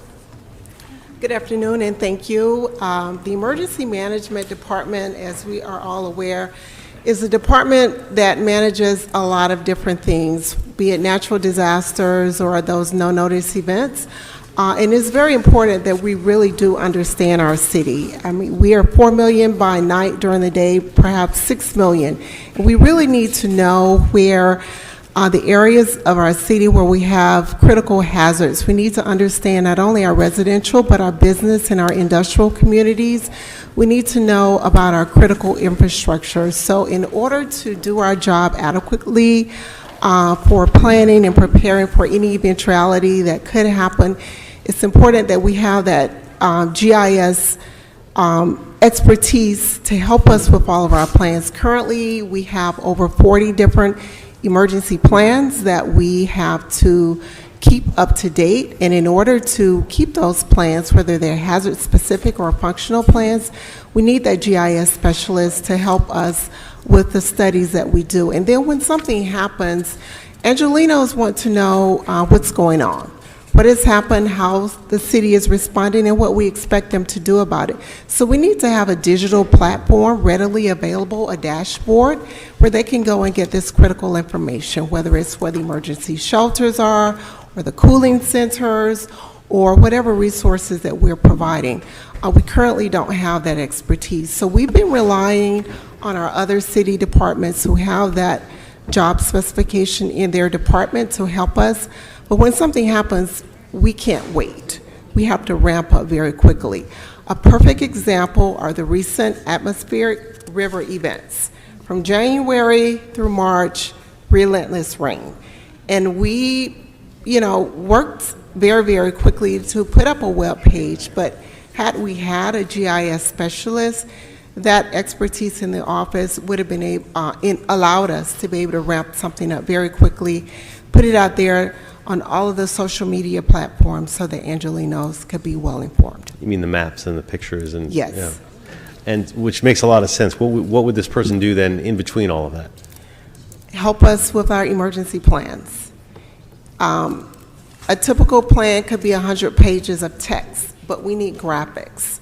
We need a dashboard to be able to work from during our planning so that we will know for each of the council districts, where are your hazards? Where are those gaps? We have a lot of older adults in LA. We have a lot of vulnerable populations. Where are those hot spots where we need to focus? Another great example is extreme heat. We're working with the Climate Emergency Mobilization Office, and they're, doing a lot of great things too.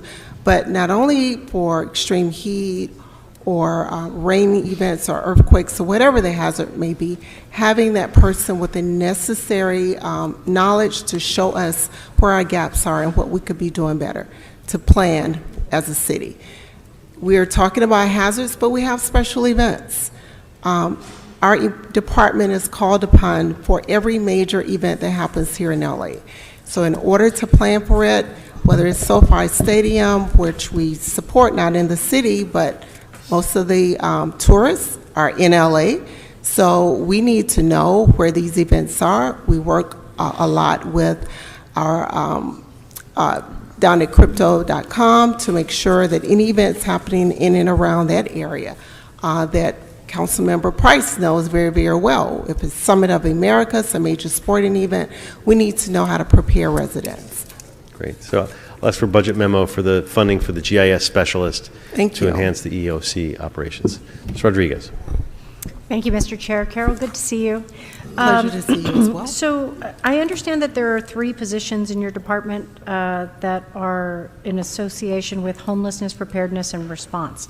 Just wanted to better understand what, that isn't historically positions that I understand existing in EMD. Can you explain how those positions are intended to be used? Thank you for that question. So we currently have most of our staff are emergency management coordinators, and they're working on a variety of things from plans to training to community outreach. Innovation and development is another category. But for Inside Safe to support the mayor's initiative, we need 3 dedicated staff to be able to work with Team Bass in order to ensure that we are addressing the needs of that particular program. And the problem with using existing staff is that we have to deal with whatever the disaster of the day is. So we want to make sure that these staff are dedicated to helping to find solutions for our homeless population. We have tried since the Mayor Bass took office. She declared a state of emergency, and we have tried to provide that level of support, and we have been unable to because of the rains or the special events. So we want to use these dedicated staff to help staff the Emergency Operations Center for Inside Safe. We also are developing other plans and techniques so that when something happens and it's the direct impact to our unhoused population, we want to be that ready resource. And so we feel that we need these 3 staff to work along with her team, not on an as-needed basis, but on a day-to-day basis to meet the needs of Inside Safe. Okay. I would like to request a budget memo regarding these positions, just to better understand, again, if you could further delineate what role they're going to have, how it differs with the services and the work of LAHSA outreach teams, like, just understanding there's positions everywhere, and so we're just trying to better understand what is the functional purpose of each of these roles. So I'd like a budget memo on this item. All right, and just to add to that, because we do have an Emergency Operations Center activation for Inside Safe, primarily the areas of operations and planning and intelligence and our liaison section, those are 3 critical positions in any EOC activation. So those are 3 examples of things that they will be doing in order to better understand who all of the players are, to document the information and to share it.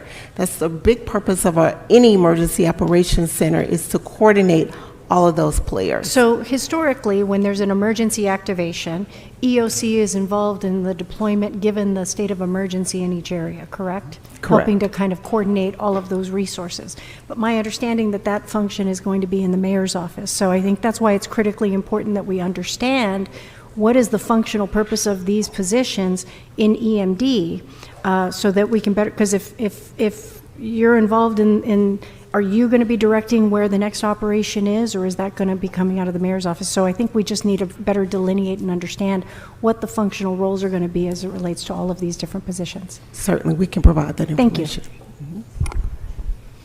Right.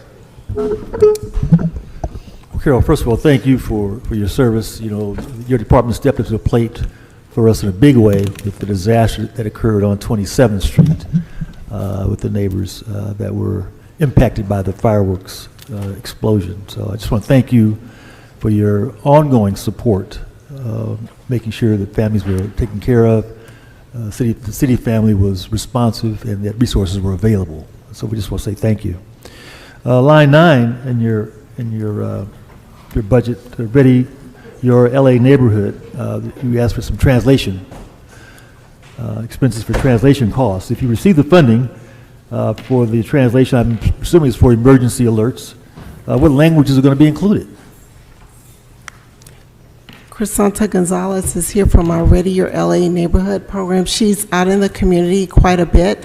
We are identifying those main languages. We can provide you with a list of that. We are looking at those ballot languages, but to give you the specific list, we need to come back. But Crisanta, can you share with us some of the main languages as you're out in the community that are being currently requested? Yes, Carol, thank you. Yeah, currently as we go out and do outreach in the community, some of the additional languages besides English and Spanish that we've been requested to is Korean, some of the different dialects of Chinese, Farsi, Armenian. So some of those are what we're running into, but there's more, but we can report back on some other ones. Those are the top ones that we're running into in the various communities. Vietnamese. Yeah, well, it's just important that we communicate with our neighbors, that folks Yes. know what's going on, and if they don't know, it doesn't. We're not being helpful, and so I just want to make sure that we're providing as many languages as soon as we can, in making sure that people are informed and aware of what's available. Right. Thank you. And that's a $13,000, I mean, that's a relatively small Right. item, right? That's $13,000 language access, notify LA alert, ask. So we should ask, I'm assuming you want to ask for a budget memo? Let's on do a that? budget memo on Yeah. that, correct. Budget memo. That makes sense. Ms. Yaroslavsky.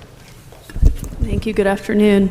Good afternoon. So I'm wondering what your relationship, the nature of the work and the relationship looks like during emergencies, particularly with DWP during power outages, and what, if anything, is needed on your end to make the communication more streamlined. Thank you. So DWP is one of the many departments that has a seat in our Emergency Operations Center, both on the water and on the power side. And whenever something happens, Crisanta is one of our duty officers, so we have the ability to reach out to them to get situational awareness on where the power outages are around the city, and just how extensive they are. So we're in constant communication with them. They keep us updated. And then we, in turn, as we get information, we share it with them. So we have a very good working relationship with their emergency management office, and they are working to get information out to constituents as well. During the recent rainstorms, when we had a power outage, we were in communication with them, They were on all of our coordination calls, keeping us up to date on the number of outages and the expected repair times. So we are working very closely with them. Okay, thank you. That's all. Okay. Two other things. There's a request for a budget. You had asked about a senior management analyst and management analyst to support the city's alternative crisis response. Is that right? That was not in our budget memo, but I know there is some interest in that for the Office of Unarmed Response. Well, for the, yeah, I mean, we're trying to create a separate city alternative crisis response program. So those positions, I think, would be very helpful in making that work. So I'd like to ask for a budget memo on those positions. And finally, you had asked about $500,000 for EMD's Emergency Operation Fund to maintain and upgrade equipment at the EOC. Yes, sir. What is the need there? So the city's Emergency Operations Center is about 14 years old, and we're very appreciative for over the years for how the mayor's office, CAO, all members of the city council have been very supportive in providing funding for technology that is end of life. And so what we're finding is that even though we're making upgrades and a lot of our technology, you all approved last year for us to do significant upgrades, we are still seeing equipment failures.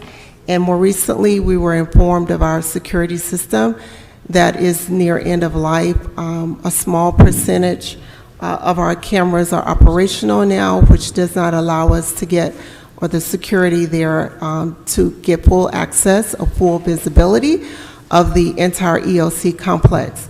So we're merely asking for reconsideration to increase the funded amount at least by $500,000 so that as we learn of new repairs, that we can make those in a very timely manner.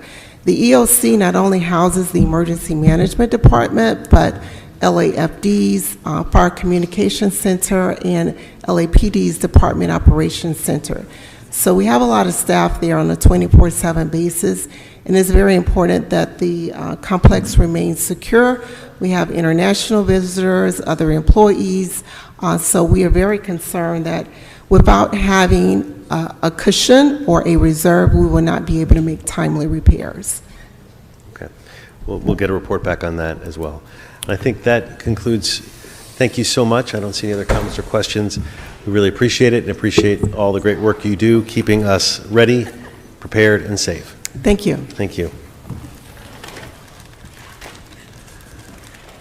Okay. Next up, we have the city's tourism department. Welcome, Mr. Doan Liu. Should be here. And while you guys are coming up, let me just... I'm unbiased. I want to highlight some of the great work of your department, sharing some stats. The occupancy tax, City of LA TOT during fiscal year 21-22 totaled $239 million, which was increased by 116% over the prior year. For fiscal year 22-23, obviously that was a COVID increase. TOT is estimated now to be $307.8 million. We have 46.2 visitors came to LA County during the calendar year 2022, an increase of nearly 20 million compared to 2020. Jobs, as of 2023, LA County leisure and hospitality employment had recovered 95.4% of the 253,000 jobs that were lost in 2020. We know this is such an important part of our base and what we do as a city, but we've also learned in the pandemic how fragile it can be given certain circumstances. So a lot of your budget is not within our general fund, it's special fund, so I'm not going to start with any questions, but I'm going to throw it to the man who had the glasses on from the tourism department and who oversees, who's in the port area to kick us off. Mr. Liu, we're very interested in community tourism, the opportunity to promote really significant communities, and I'll take as an example, but there's many, like Watts. Tell me about your efforts to promote communities and make sure that we create opportunities for jobs, economic development, and great visits for tourists in places like Watts. Well, first of all, Wilmington. thank you for being a living logo for the City Tourism Department. You're And I welcome. did have a report back for you. The square root of 27 is 5.1962. Good job. I want a budget memo on the square root of 27. Go ahead. Thank you for the question about neighborhood tourism. Actually, in our tourism master plan that we engaged in over a couple of years, we have a couple of recommendations specific to neighborhood tourism and cultural tourism, and I think those address both of your address your concerns.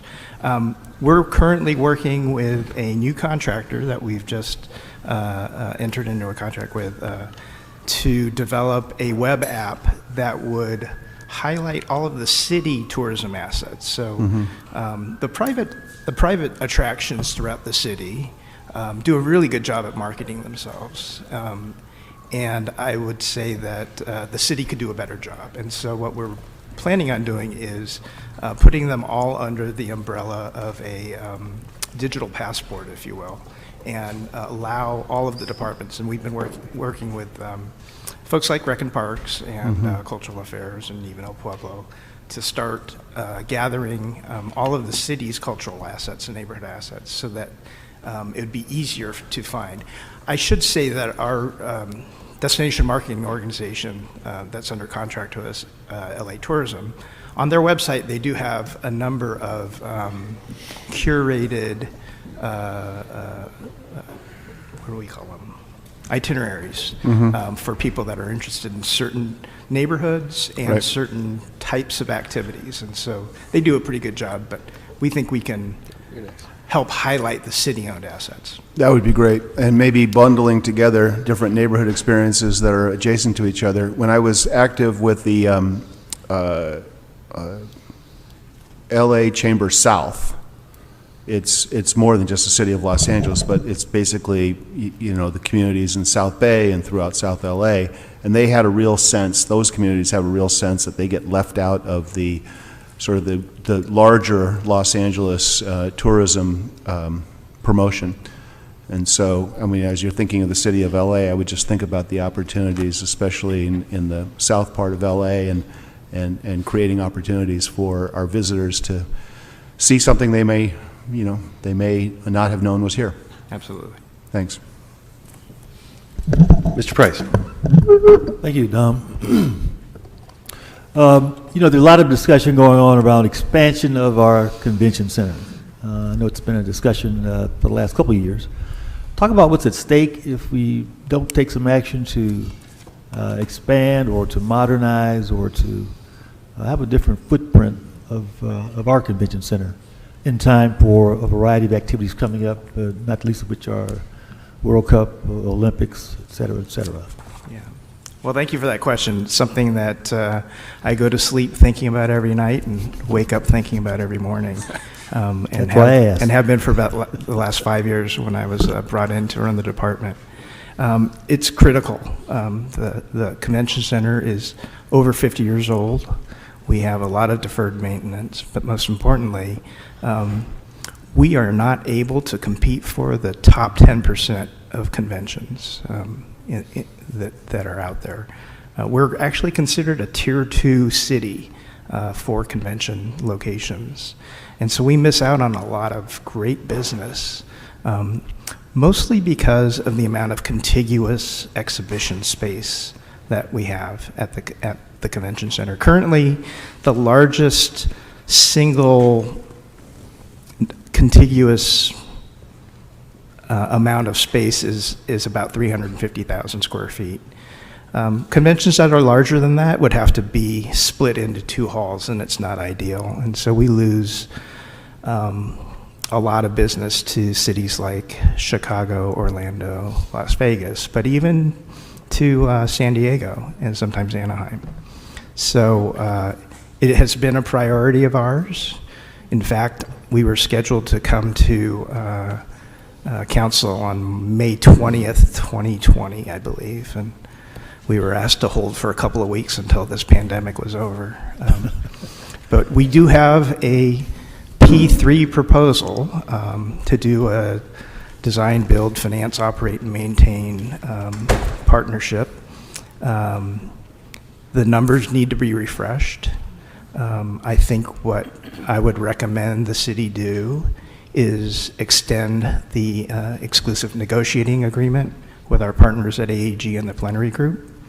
Give us another 9 months to rework the numbers, complete the construction drawings, get a guaranteed maximum price, and then we can come back to you in 9 months to a year, hopefully to green light the expansion, which needs to happen before the Olympic Games. We're scheduled to host 5 Olympic sports and 7 Paralympic sports in our facility.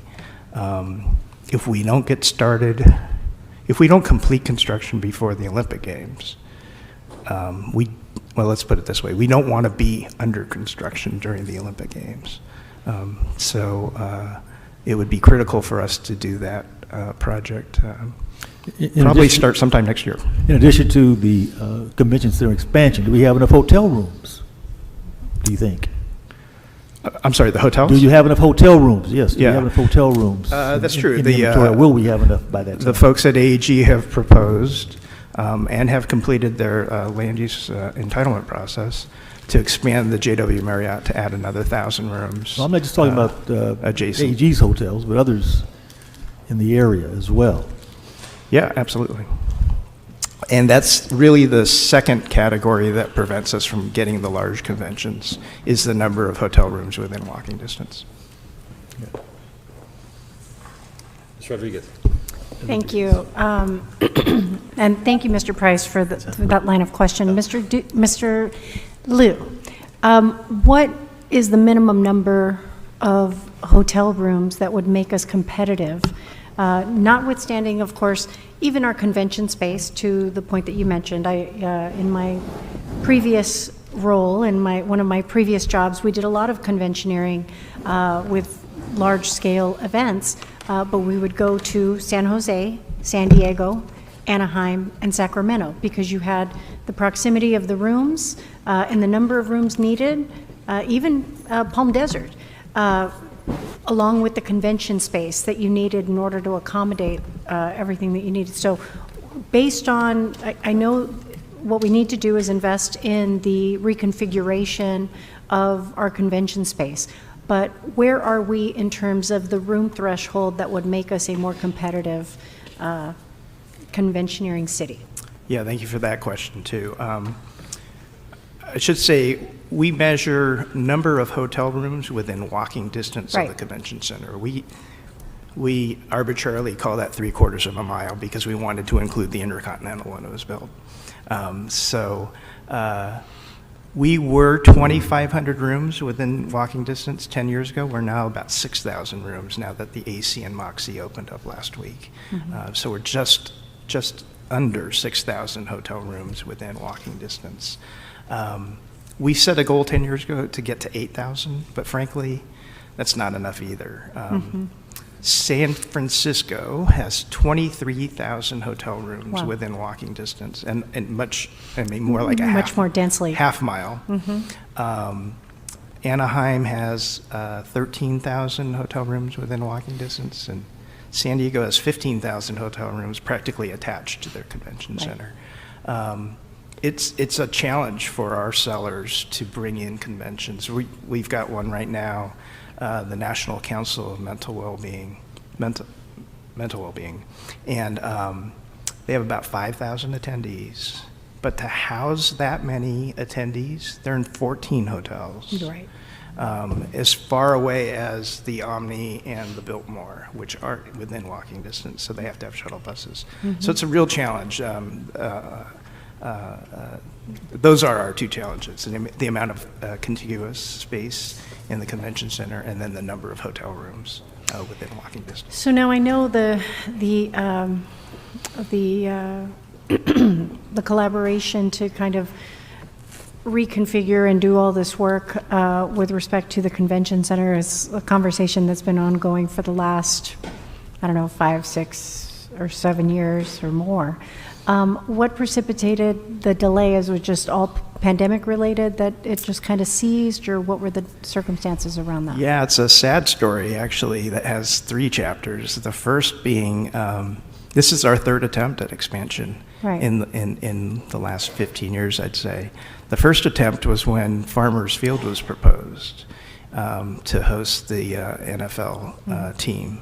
And so at that time, there was a large expansion and modernization project proposed as part of the NFL proposal.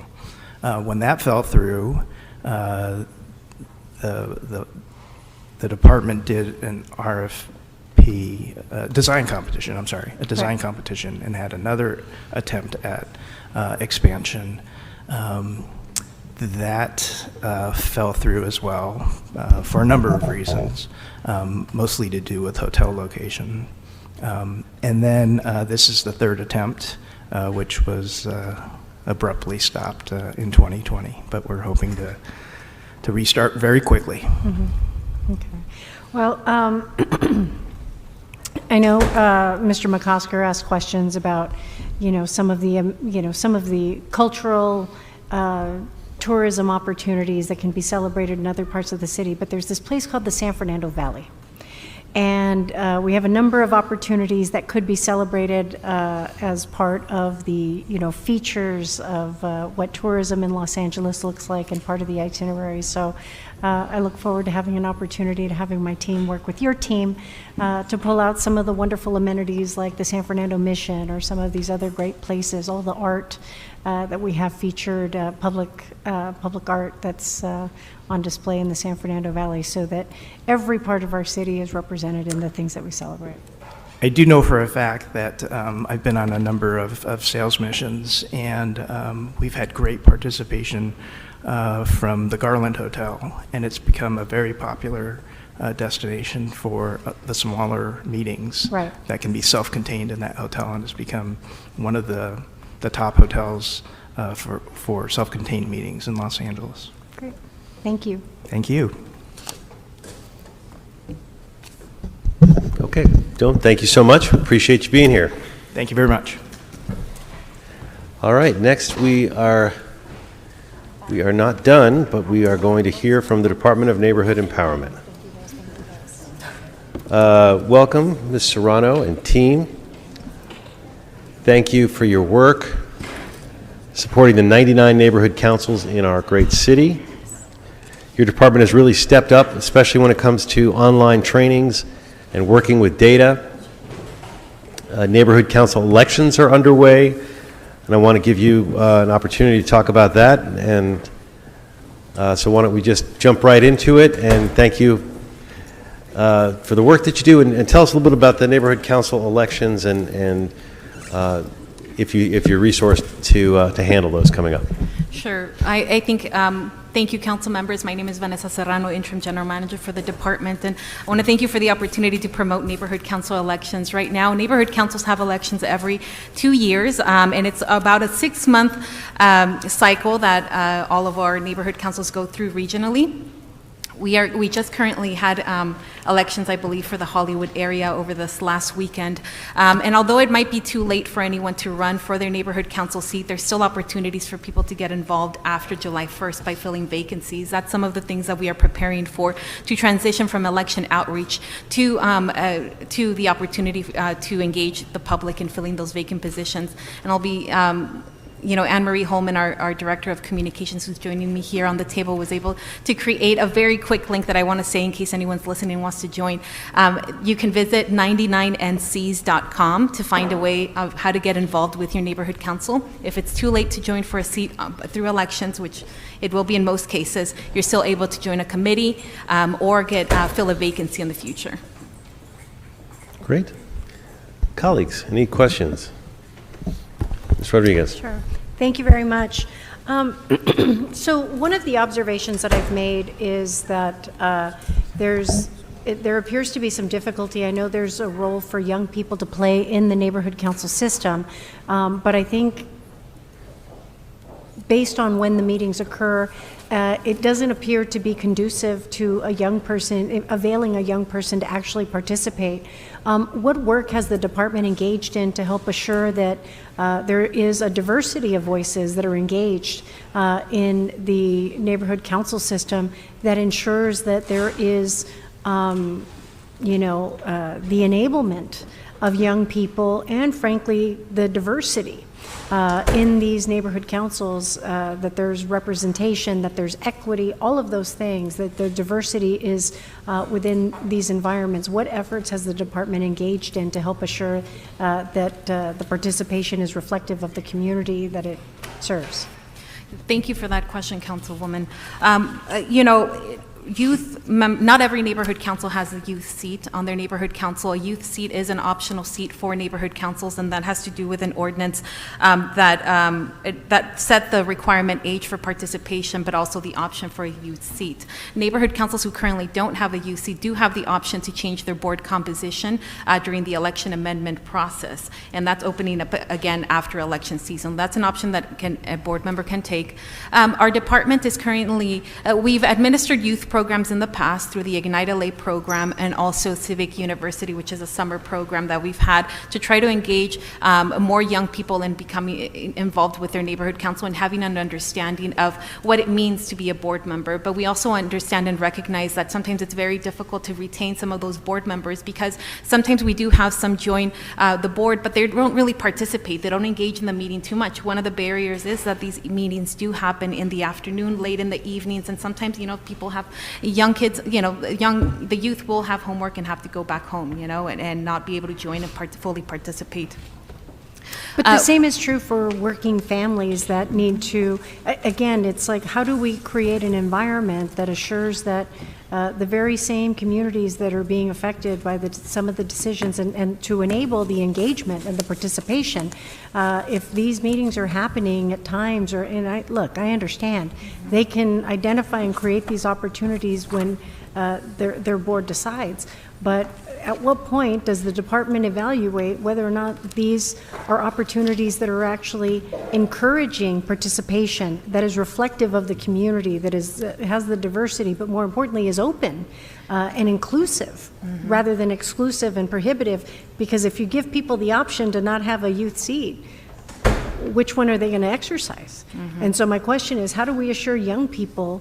It's one of the reasons, to be honest, that I created the Olivia Mitchell Youth Council, was because there is zero opportunity for young people to have a voice and a seat at the table in this city, absent creating that youth council, for the very reason that you indicated. So I guess my question is, I already know what it is. What the answer is, what I'd like to encourage is working in collaboration with the Youth Development Department and figuring out how the department can assure that the participation of the neighborhood council system is one that is reflective of the diversity and the participation and open for all people to be involved, and it doesn't become an exclusive opportunity for certain people to participate. Because this is a very diverse city, you have a lot of unique demands. It needs to be a place where everyone is welcome to participate, not an exclusive environment that like-minded individuals get to control. Communities are far more diverse than oftentimes these are representative of, and we need to assure the continuity, the participation of everybody that they purport to represent. Yeah, thank you. And I think earlier when we found out of the Youth Development Department and the Youth City Council, we learned that there were 4 youth council members that were appointed to the positions that were serving on their neighborhood council. And part of our conversations, initial conversations, just kind of congratulating them and talking to them about what they were looking forward to. We talked about potentially having meetings in the future to discuss what their experience on their neighborhood council was, and also to determine kind of what challenges they faced and ways that we could support them and future young people, but also ways and best practices that we could provide to neighborhood councils on how to make an environment much more welcoming to the youth members, which includes meeting times and also kind of engaging a little bit in more mentorship while you're on the board.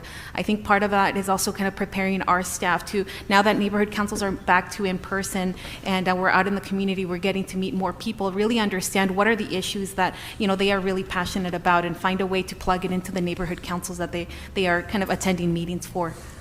And to that end, I just want to say that I think it's important that we have conversations around, ethics, around rules of decorum.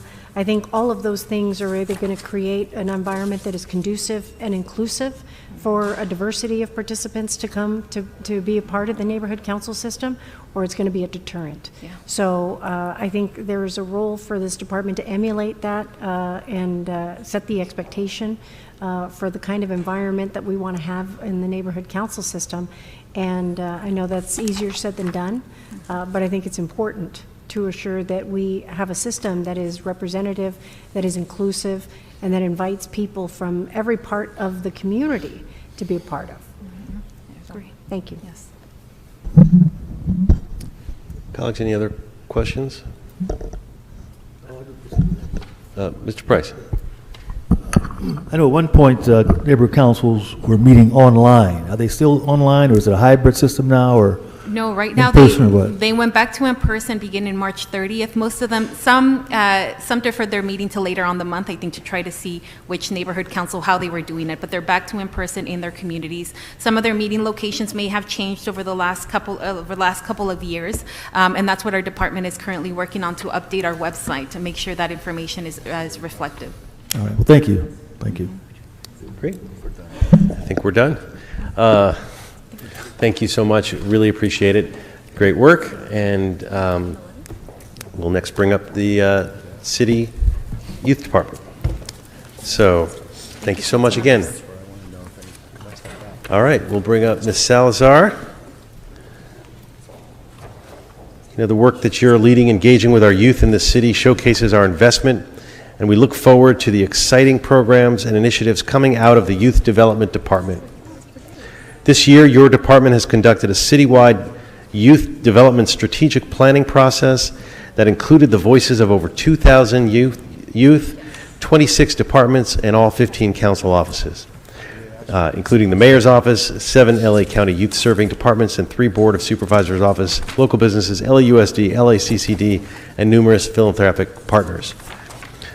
You've been busy, and you've been working with a lot of different groups to leverage that.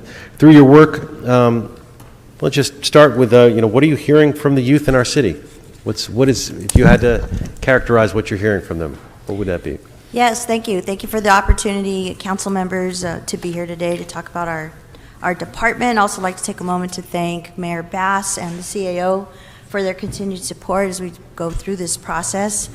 I also want to thank the members of the Olivia E. Mitchell Youth Council and members of the Invest in Youth Coalition, who have been a part of the budget development for our department every step of the way. And last but not least, I'd like to thank my staff that are both here in person and watching eagerly online right now, so thank you. What we're hearing from youth, through this year-long strategic planning process, we have heard 6 priorities that have been elevated by young people across the city. They want access to jobs. They want greater access to mental health services. They want spaces, youth spaces that are safe, where they don't necessarily have to sign up for something or be eligible for something, but just really build community. They want opportunities to cultivate their own leadership. They want a seat at the table. They want decision-making power in matters that have to do with them. They want us to make accessing services easier. It's very difficult to find where to sign up for different things, what the eligibility criteria is. They want that. They want to see that centralized. And I think those are all of them. So those are the areas that we're hearing directly from young people. Great, appreciate that. I'm going to start the questions with Ms. Rodriguez. Thank you. Thank you, Lisa and team. Another small but mighty and new organization, but doing really incredible work with the variety of departments that are offering programs right now. Again, everyone has allocated resources, about 30 departments, everyone offering some that we discovered through this budget process, that were offering internships that we had no idea about, but they were line items. How are you coming along in developing, based on the development of the strategic plan, based on the surveys of the young people, We need a set of metrics to say whether or not to evaluate the work of these various efforts that are all being funded in a variety of locations. How is the development of a metrics of, an evaluative piece coming along that could be applied to the multitude of programs, youth-centered programs that have been devised by city departments, not by young people, but devised by, because going back to what you said, the young people said, hey, we want to have a say in what these programs look like. How is that process coming along in terms of you formulating something that we can look to the departments in each of their respective programs that could assess the accessibility, the equity and its distribution across the city, but more importantly, is it actually getting to the root of what young people say that they want from their city? Yeah, thank you for that question. Through this year-long process of developing a strategic plan, we've convened monthly meetings with the Youth Development Department liaisons from each of those 26 departments that reported that they have programs and services for young people. And in this process, they have been learning about what each other does and the different programs and starting to leverage and collaborate and partner in that way. The work, though, has really just begun. In our budget letter, we asked for support with additional staff to get our arms around the data, the eligibility criteria, the programs and services, and through an equity lens to really understand who we're serving in what communities. So the work, I would say, is really just beginning to get to that very detailed level of metrics and goals and numbers served. And that will begin. That is priority one, beginning July 1st or as soon as the new budget and resources are in place. That is where we'll start, by creating, by establishing baseline data, by collecting information. 26 departments, hundreds of programs, different data collection methodologies, systems. So we do have a lot of work to do, but the strategic planning process really set the context and I think has prepared the 26 departments to dive into this work. Great. Well, for me, it's critically important. I know so many of the whole reason why you exist comes at the advocacy and the organizing of young people in this city who got tired of waiting for someone to listen to them. And so to the Invest in Youth Coalition, to the members of the Olivia Mitchell Youth Council, I thank them for availing their time to help create a youth-focused agenda in this city that is going to tend to their needs and what their goals are. But we have to respond in kind to their asks. So I want to request, and I recognize that we're talking about, when you look at the intersectionality of the work that happens with respect to youth across all the different departments, Small and Mighty only works to address a little piece of it. You need additional, support in order to end cooperation from the departments to make sure that we're actually getting to the root of the concerns of what young people are saying. It's not about protecting the status quo. This is about digging deep and doing the work that we need to do in this city to reveal what is working and what is not, and to have those conversations very candidly. Because it's so often that we get accustomed to doing things because this is how we've always done it. But it doesn't always mean that that's what kids want. There's an evolution of what young people are looking for now, particularly post-pandemic.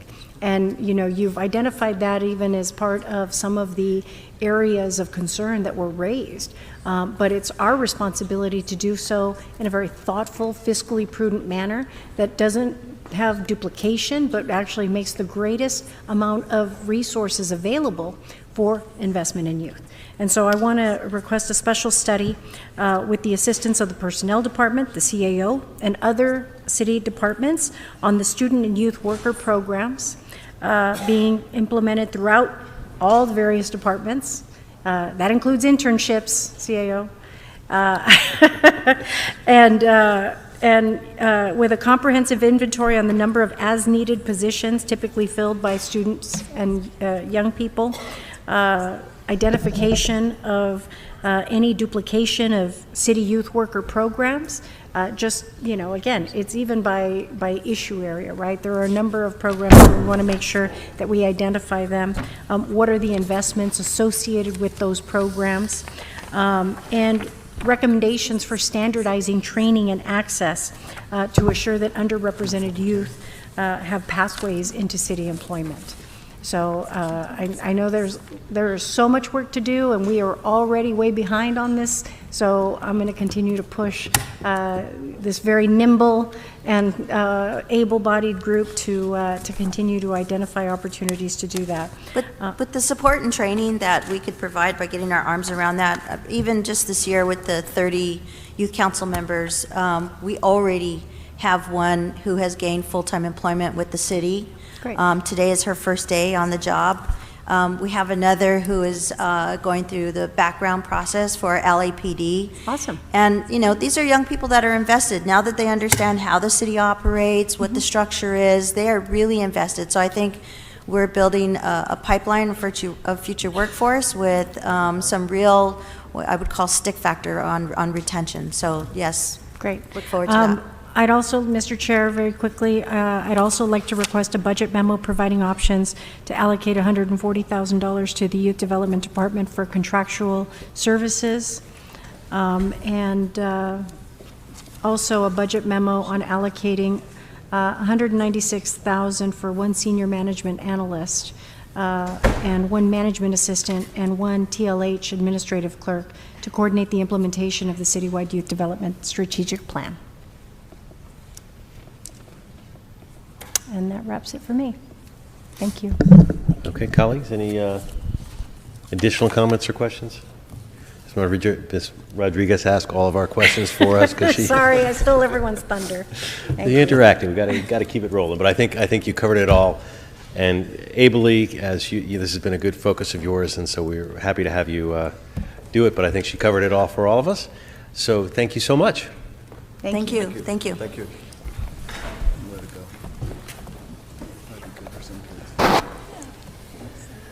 All right, let's see who is next on the list here. Keep track of it. The Ratepayer Advocate. Oh, no, yes, Ratepayer Advocate, Office of Public Accountability. Accountability. Come on up. We've got 9 position authorities with administration support from the city clerk. DWP fully reimburses the department of these costs. As I understand it, there's an increase in contractual services for special studies for the power rates. For those who don't know, Mr. Pickle, he's done an amazing job of trying to keep accountability at DWP and make sure that we understand the rate case, and that the ratepayers know that there is an independent office that is looking at those rates as we move forward. So with that, the floor is yours.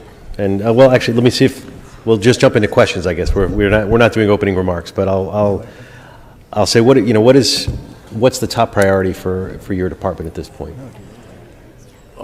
We really have 4 components to our mission. One is to review the reasonableness of rates and expenditures, including budgets and capital plans, short-term and long-term. Second is to bring transparency. And third is to offer advice to the mayor, the council, and DWP management on request.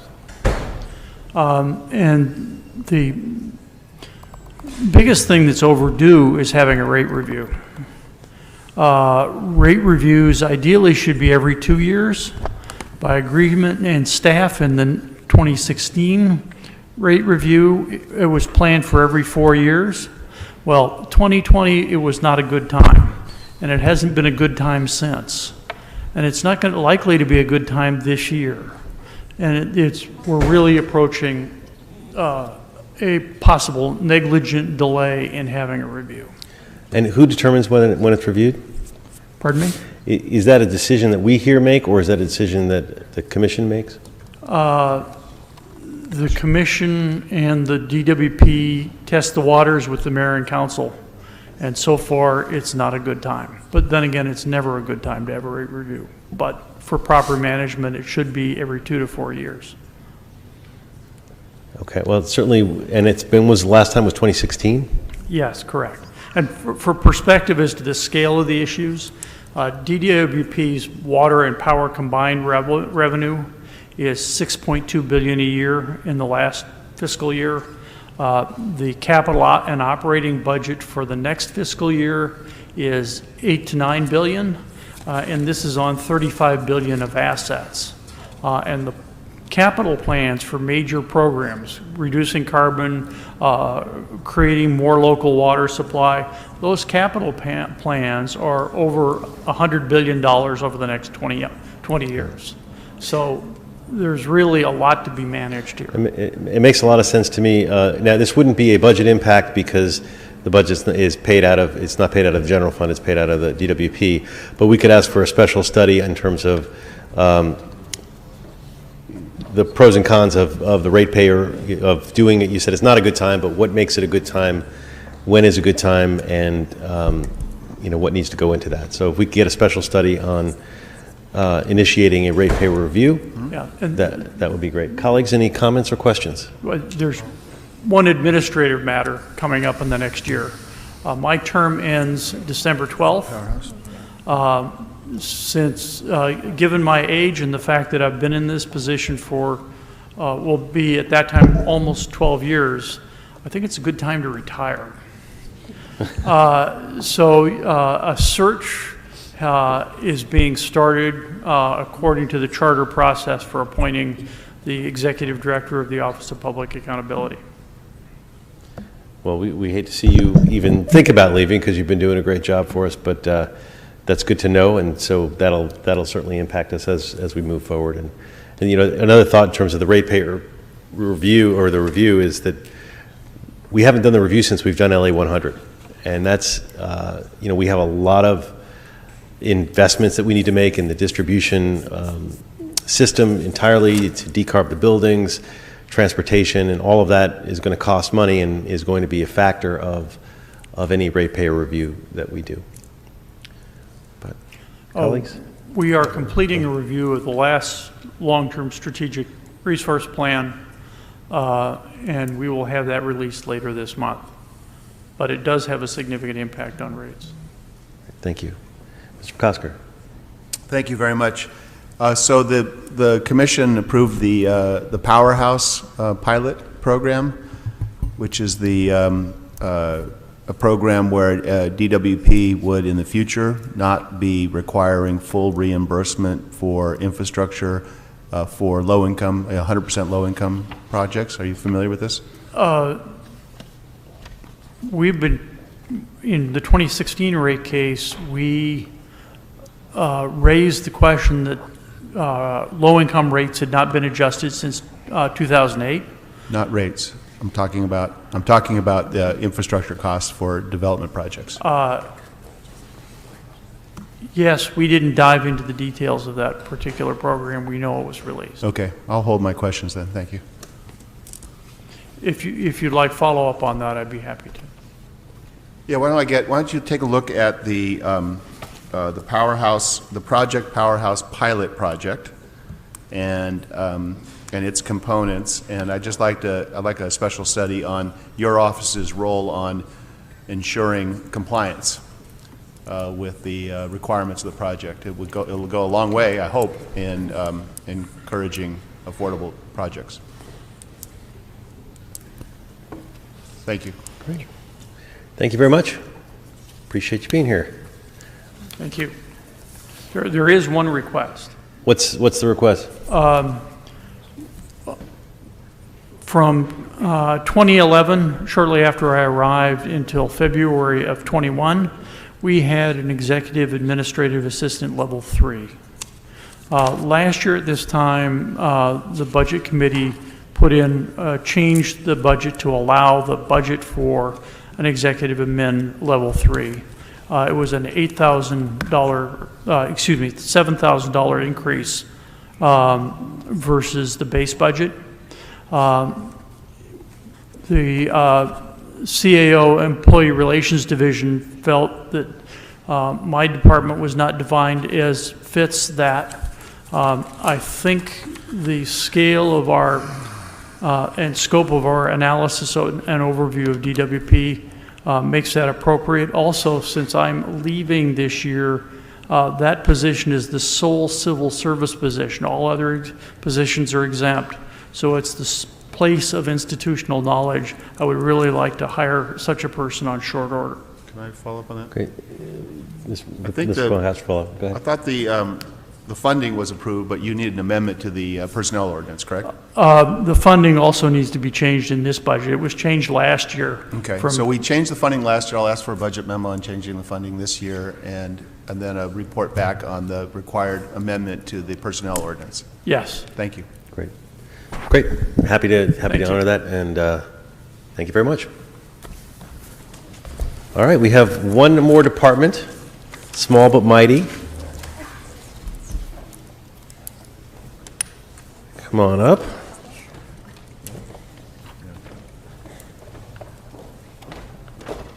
Small but mighty. Of course, I'm talking about El Pueblo.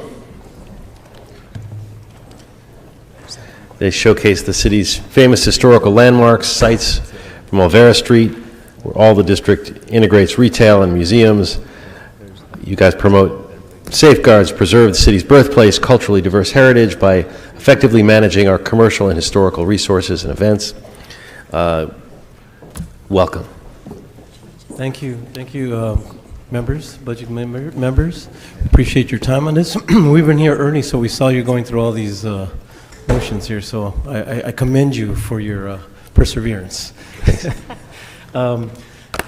You know, we are a small department, as you said, with a long name. That's the joke that I always tell people, is that, you know, we're at Pueblo de Los Angeles Historical Monument, a very long name for a small department.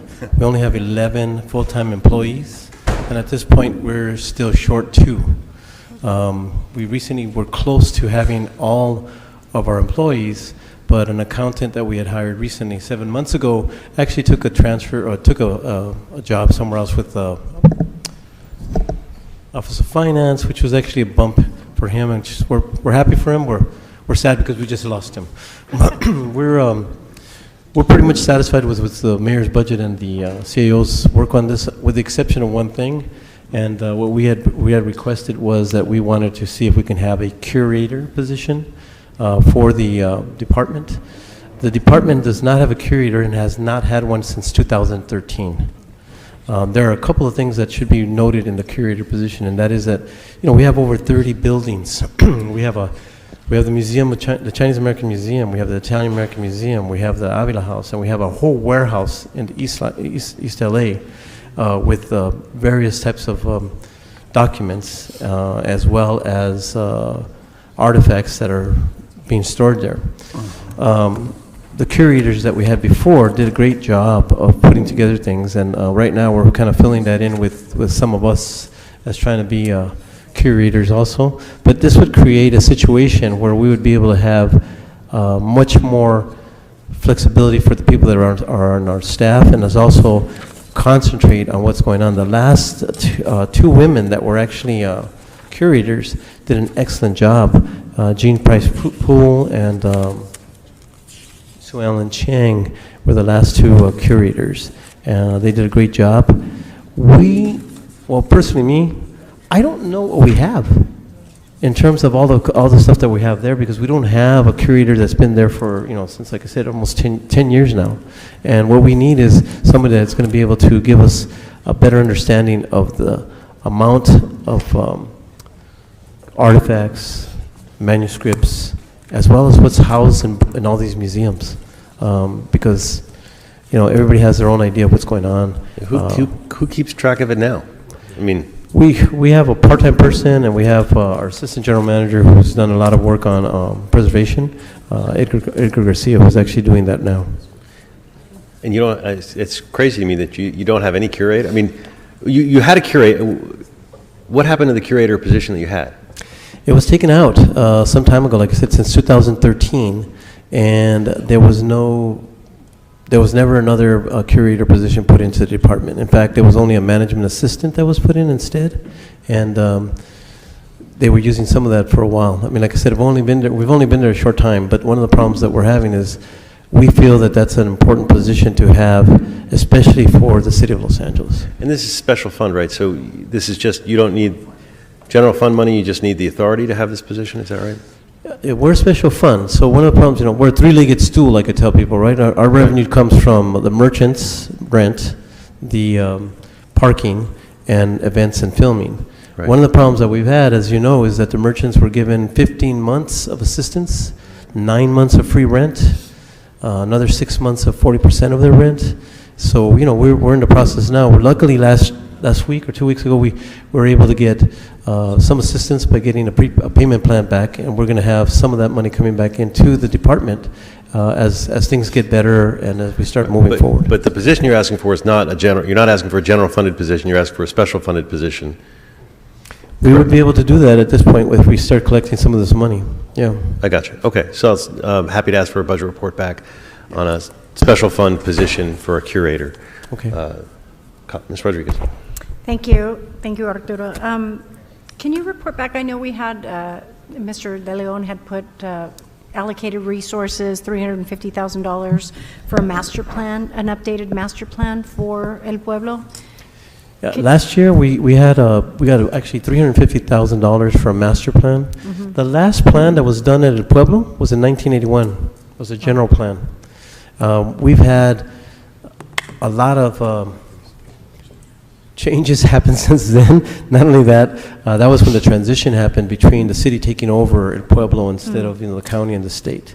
In the process, so we have all these buildings, we have all this ability to move forward, but since we haven't had a master plan to move forward, we haven't been able to generate anything there because a lot of the stuff is blocked by the general plan that was in 1981.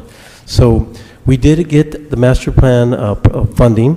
We do have the TOS already done. Okay. We are going out to bid for the contractor to start working on this, and we did get an additional 150 this year for the master plan. So we're hoping that that works out.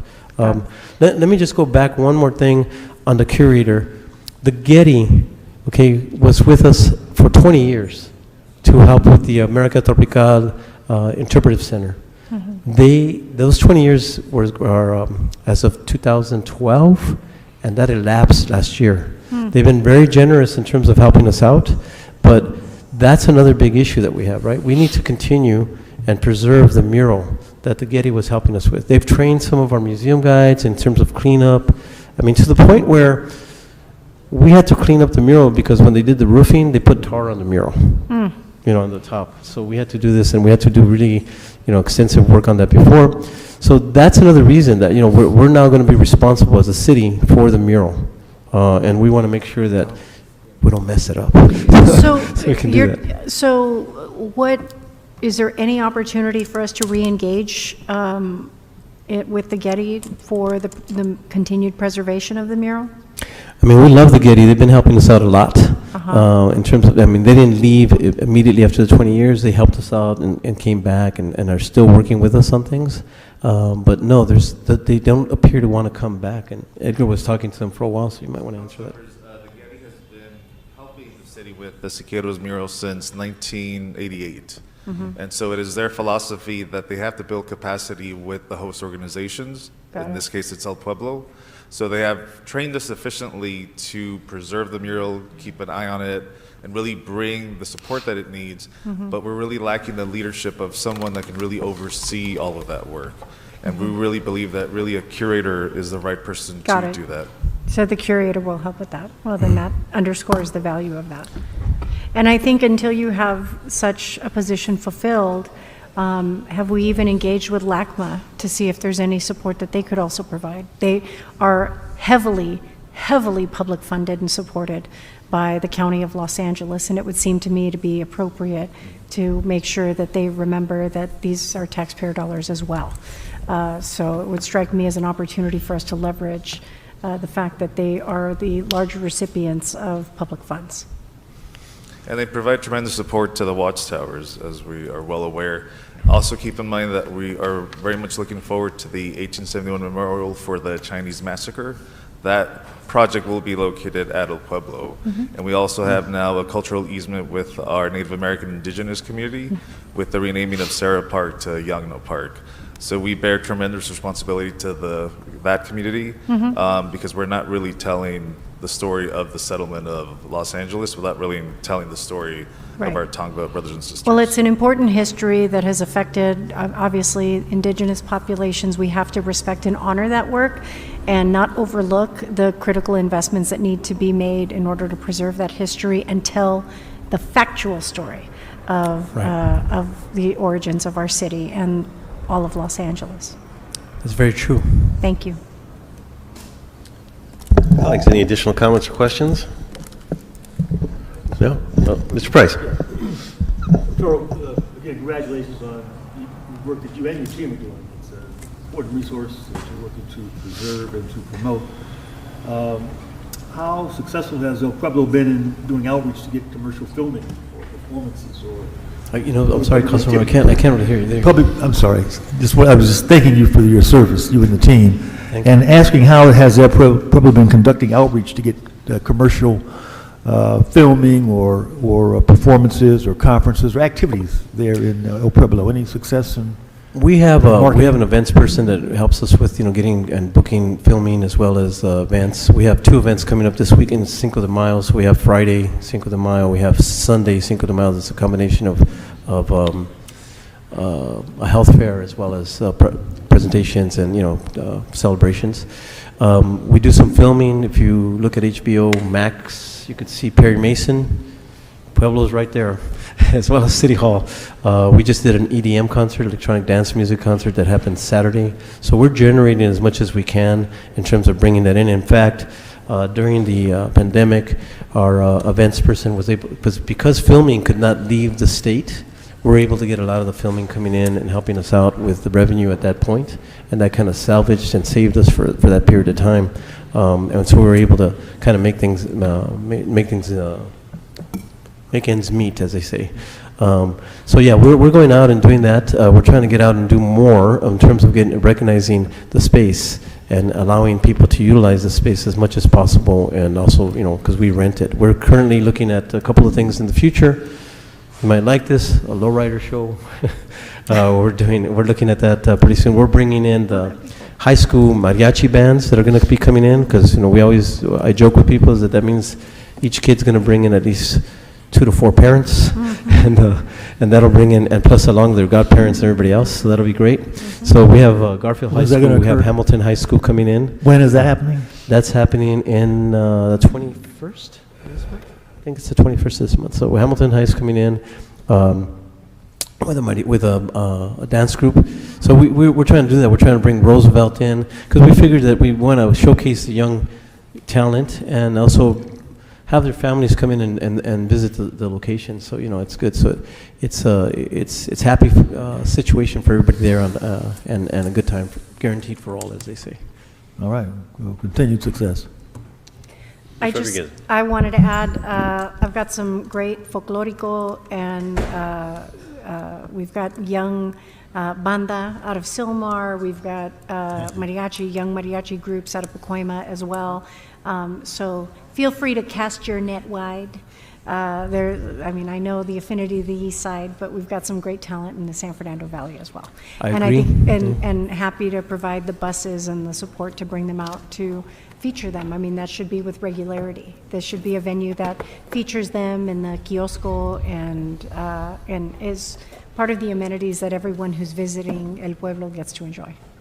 We appreciate that. We need that. We need you to help with busing everybody in, because it's a big group. Great, colleagues. No additional comments? Thank you so much. Thank you. Appreciate it. Thank you.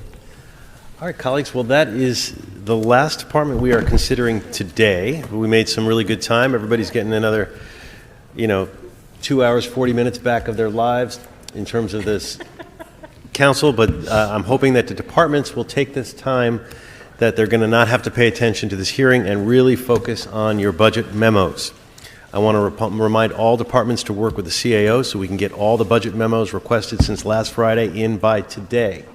We're giving you an extra couple hours. You don't need to watch this hearing. You can focus on those budget memos. So thank you, everybody, for a productive day. Regarding tomorrow, we are going to begin at 1 p.m.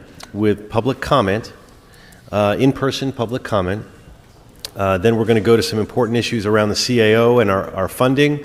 CAO will go into GCP, or General City Purposes, Reserve Fund, the unappropriated fund, the balance, UB, the Capital Finance Administration, or what we know as MICLA, CIEP, it's the Capital Improvement Expenditure Program, Tax and Revenue Anticipation Notes, Exhibit H.